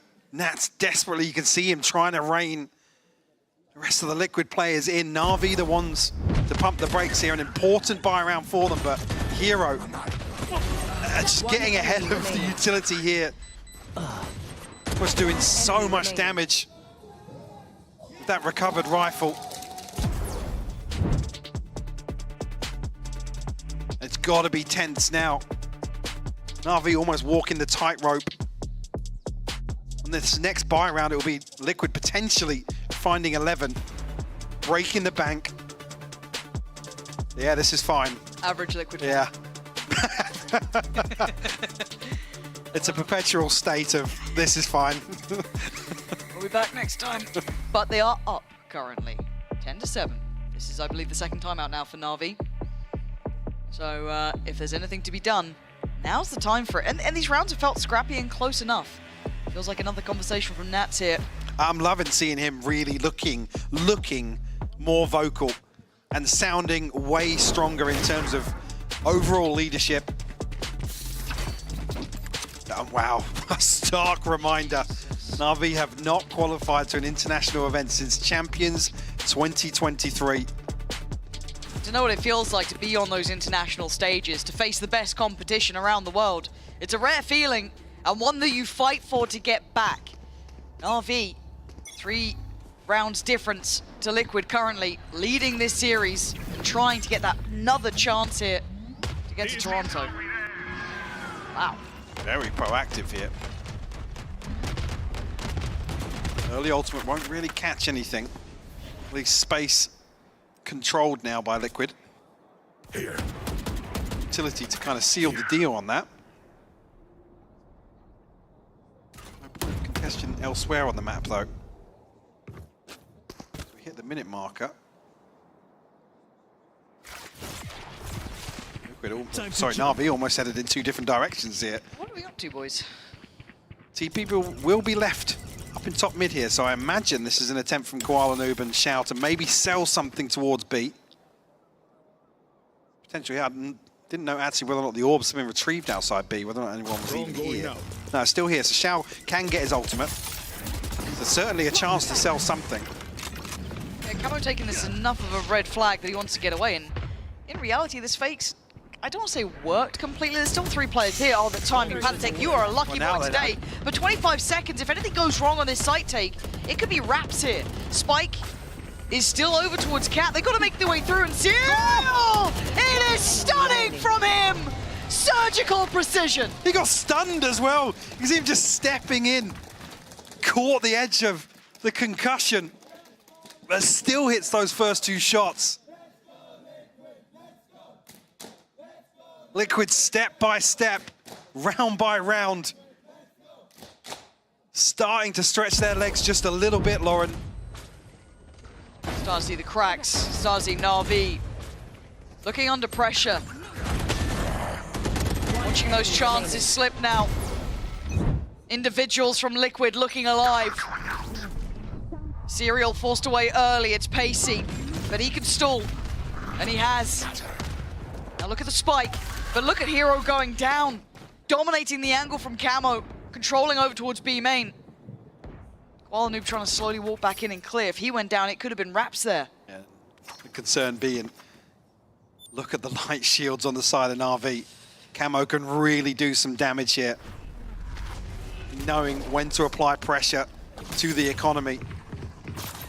Liquid well equipped once again for this A-site hit if Na'Vi decide to try and stick the landing here.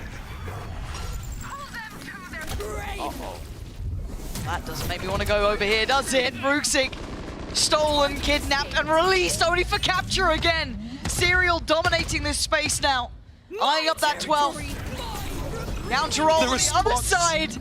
Get over here. Giving them maybe a shot at this, but it's odds against you. Kiko was still clean on this position before. Still sharp on the first, rolling the dice and coming up with the goods. Dealt with, though, Na'Vi in a 2v2. Ult's nice as well, buys time. Looking for the plant, those spikes still down. He'll come in now, but Xiao luckily holding down the 45 HP though on Dice. He's got to be careful. But look who it is, Nats now. It's always been Nats. Oh, he's been handled. Two vintage players, legacy players, and Angel this time keeps Na'Vi alive. Angel almost defying expectations there. Nats expecting the counter swing on the back of that pressure onto Xiao. Just winning out on top of that. One enemy. Kiko is unfortunately he's not able to find similar success. Nice! We got this, boys! From that same position, 3 rounds separating them now. Na'Vi unable to find stability in terms of the finances. Another broken purchase. Cage trigger. Kiko with an ultimate on the side of Liquid. Nothing left for Na'Vi, but a pace change here towards B. It's all in. It's go time. Serial could be such a hindrance here. Camo chomping at the bit. Wanted to try and get involved in this, but position's going to be noted. And here we go. Game on! Panatech, Serial, Camo, all in unison.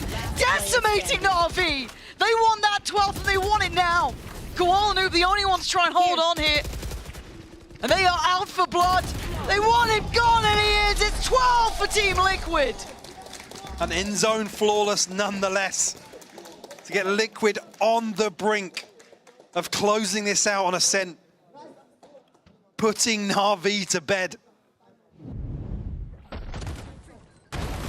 See, not deterred at all. This tempo shift from Na'Vi. And I gotta say as well, Serial having it might not be reflected in terms of the numbers, but having a lights out performance here. I mean, he was fantastic on Split as well. Been a lot of doubters around Serial. Yes. But he's coming up huge here for Liquid. Going out. This is the one that matters. A broken Na'Vi trying to face Team Liquid with that single goal in mind. The simplest goal of surviving here. Na'Vi are on the run. Koala Noob's still trying to fight the good fight, giving them some space. But look at the positioning. They're already back around top middle. Koala Noob, desperate. Dig it deeper. Kiko punish Xiao. Can't handle the 3 players. As now it's on 2. And it looks like they've fallen in the end. Nats leading by example as Team Liquid stay alive. What a way to bounce back as well. Icebox certainly had us worried. Oh. Split, dominant fashion. We said riding that wave into Ascent. Definitely finding comfort once again here. Camo, 10 first bloods on this decider. And he was the person you could hear Nats keeping him in check, reassuring him that he's able to dictate some of these rounds. And he absolutely did. That probably, it's got to feel like a weight off Liquid shoulders, but let's turn the focus to the boys on the screen. Na'Vi, gotta say, they put up a hell of a fight. Going up against Liquid here, picking up map 1 in the fashion they did, giving themselves the opportunity, but just falling short. It's rough, but you can see here what it means to Liquid to at least get themselves through this series. Smiles on their faces now, Lauren. It looks like relief to me, Mike. Yeah, definitely. It's not really their end goal yet. That's still Toronto. Well, the relief is at least a chance to reset here, a couple of days of rest. I mean, even if you haven't, go back and watch that talk from Nats on Twitter. You've got to say that was a factor for today. He was talking about how key the rest, the reset in between these series is, especially in a lower bracket run. Yeah, bang on. Well, what a performance this has been. But while we prepare the interview with Nats, let's see how Team Heretics locked their spot in Toronto with our Pay Safe card Play of the Week. It's going to be Rien's obviously against BBL. That was an absolute banger of a clip. Yeah, I mean, he's always good for one of these. Again, so crisp. Rien's really been one of the highlight players of this region. Again, at this scoreline as well, you can see right down to the wire. God. Beautiful, absolutely beautiful. And a real treat just to close out on as we head down to the stage and hear from the one and only Nats. The one and only no access to site indeed. Congratulations, Nads. If people weren't inspired by you before, I think they will be now. I don't know how you got through the last couple of days, so I just wanted to ask you, what's been motivating you? What else is left in the tank? Thank you so much, first of all. I mean, I don't think there is anything left, honestly. That's all that we give right now. I mean, we're just playing and we're enjoying the game. Unfortunately, yesterday we didn't manage to win Fnatic, and today we just came and tried to give all of us because we're not gonna give up as a team. So yeah. You've been leading from the front this entire year. Was it difficult for you knowing that it was down to your hands yesterday? You were one round away to lose like that. How do you recover so quickly? I mean, unfortunately, I did lose in 12-11 to Boster, but I mean, I played a lot already, and I'm not first time on the stage, so it's just fine. I mean, we didn't have much time to think about what happened yesterday because we had a game today, and if we would let just emotions take over us, I don't think we would achieve the result that we achieved today. So yeah, I mean, it's just experience and understanding the stuff. You're so cool, Nats. I'm just gonna say, I think everyone is thinking it. You're so not just calm and collected, but my goodness. It's already been a very intense run for you guys, not just this split, but this year. You know, you play so much Valorant. How do you balance that? You know, how do you make sure you balance that, not get too emotional, everything that you spoke about? I mean, we're just enjoying to be on the stage. Yeah, we actually, during the game, we were counting the amount of matches we played. It's a lot. Yeah. I think it was, with this one, it's 18 already. I mean, we're just enjoying, and I think we're just understanding when we need to be emotional, when we need to be less emotional. I think that's what we're improving day by day by being here on the stage. As I said, already 18 matches, and it's just the stage one. It's cool. It's crazy. You've been through a lot, like you said. You have so much experience. Where would you rank this in terms of difficulty and how challenging it is in your career so far? I love when it's challenge. Honestly, I would say I don't think I ever passed through upper bracket to anywhere. From what I remember, any tournament I played, it was always lower bracket. It was always some kind of weird lose in the upper bracket, and just going to the lower bracket. I even remember the Masters 2021 when we lost 200 Ts on the icebox. I'm already used to that. If we'll drop to lower bracket, that's meant to be. So this, you wouldn't even rank this very high in terms of, you know, stress level, how challenging everything is. It's just normal for you? I just enjoy it. I don't want it to be easy, because if it's too easy, I don't know. It's boring. I don't know. I've never been there, honestly. I've never been when it's like too easy, honestly. You've had to work through it. You've had to work through it. As a team, yeah. But for your boys, though, you know, this is probably their first time having to go through something so stressful and so intense. So how are you holding up? We know you love a good speech. We hear you are always talking. You're so vocal. So what's that been like to make sure that they also get on your level when it comes to staying cool and calm and collected? I mean, I'm trying to give the boys examples from my already career, because, for example, what happened yesterday, I already had that kind of thing in career before, and I know how it's exhausting. For example, yesterday match, when you play almost every single round, you're very emotional, and you need to come today and perform again. And today is the match already to, if you lose, you're already getting eliminated. I'm just trying to give them experience. They trust me, they follow, and I think that it just works. Do you feel like there's a lot on your plate? You know, you have to do a lot. Well, from the outside, it looks like you have to do everything. Is that No, true? I mean, not everything. Everyone is doing their own job, like coaching stuff, performance stuff. The boys is doing a lot. It's not just on me. Everyone is doing a lot of job overall. For example, yesterday after the game, the coaching staff full went to check the full votes from the Navi. And the rest of the boys went just chill, right? So that's why everyone is working hard. And that's what honestly makes me happy, because if I choose anyone from the team, everyone is giving 150%. I love to hear that. But the job is not done. Yeah. Luckily, you will get some time to sleep and some time to prep for your next game. It will be against BBL. You've played against them already. And again, like you said, even that game, right? It's weird things happening. It's not easy. There's always a challenge. I think they are already expected to play you. They're very excited. They talked about getting revenge. How are you feeling about playing against them next week? Good. I mean, they are showing a very good performance this tournament. They were showing very good performance on the kickoff, I think. We're going to prepare to them as we usually do, as to every opponent. We're going to come with a match respect. And it's going to be a good game. And that's going to be a game to qualify to Toronto. So let's see who is deserved to be there. Hey, you remember you have your blessing. When you do one, you do all three. Does that still exist?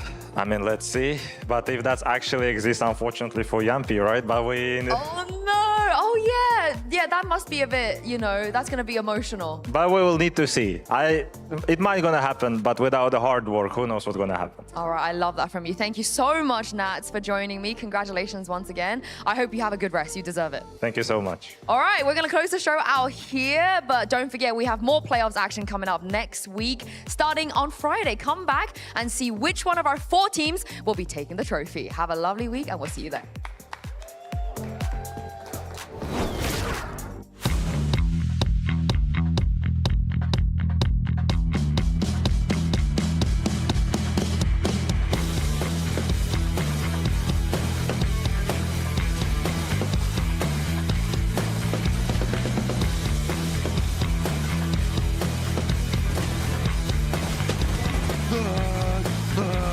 Already he's got a player coming up behind him, and Yana J will put this one to bed.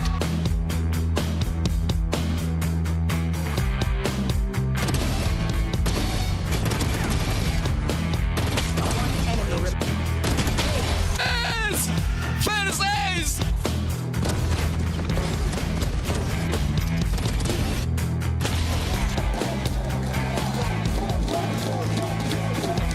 It will be a 13-2 decimation after a close call on Haven. Nice! Nice! God!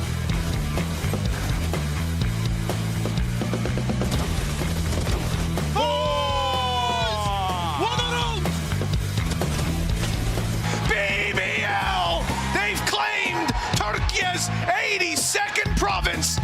They've won the Turkish derby. 3, 2, 1. Toronto! Very aggressive team. We need to kill them once. Depends, okay? This is going to be enough. Let's not do it.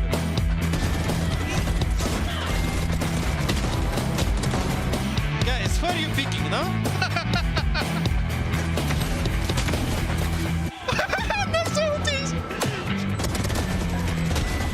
But they're back up to business. They're defusing right under their noses. Denied at the final hurdle.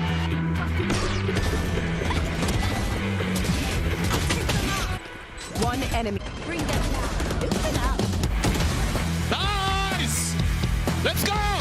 Nice! Go! Momentum, bring the momentum. What's the... It's been a one-sided affair, no two ways to put it. And boys, a nice try. But nice is not nice enough. It's not a Polish duo.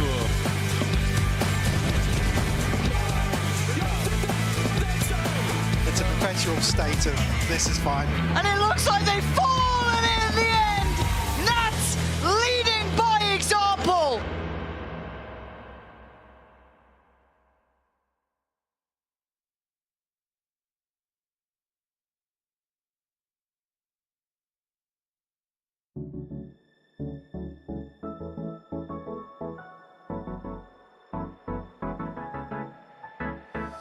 let's do something crazy.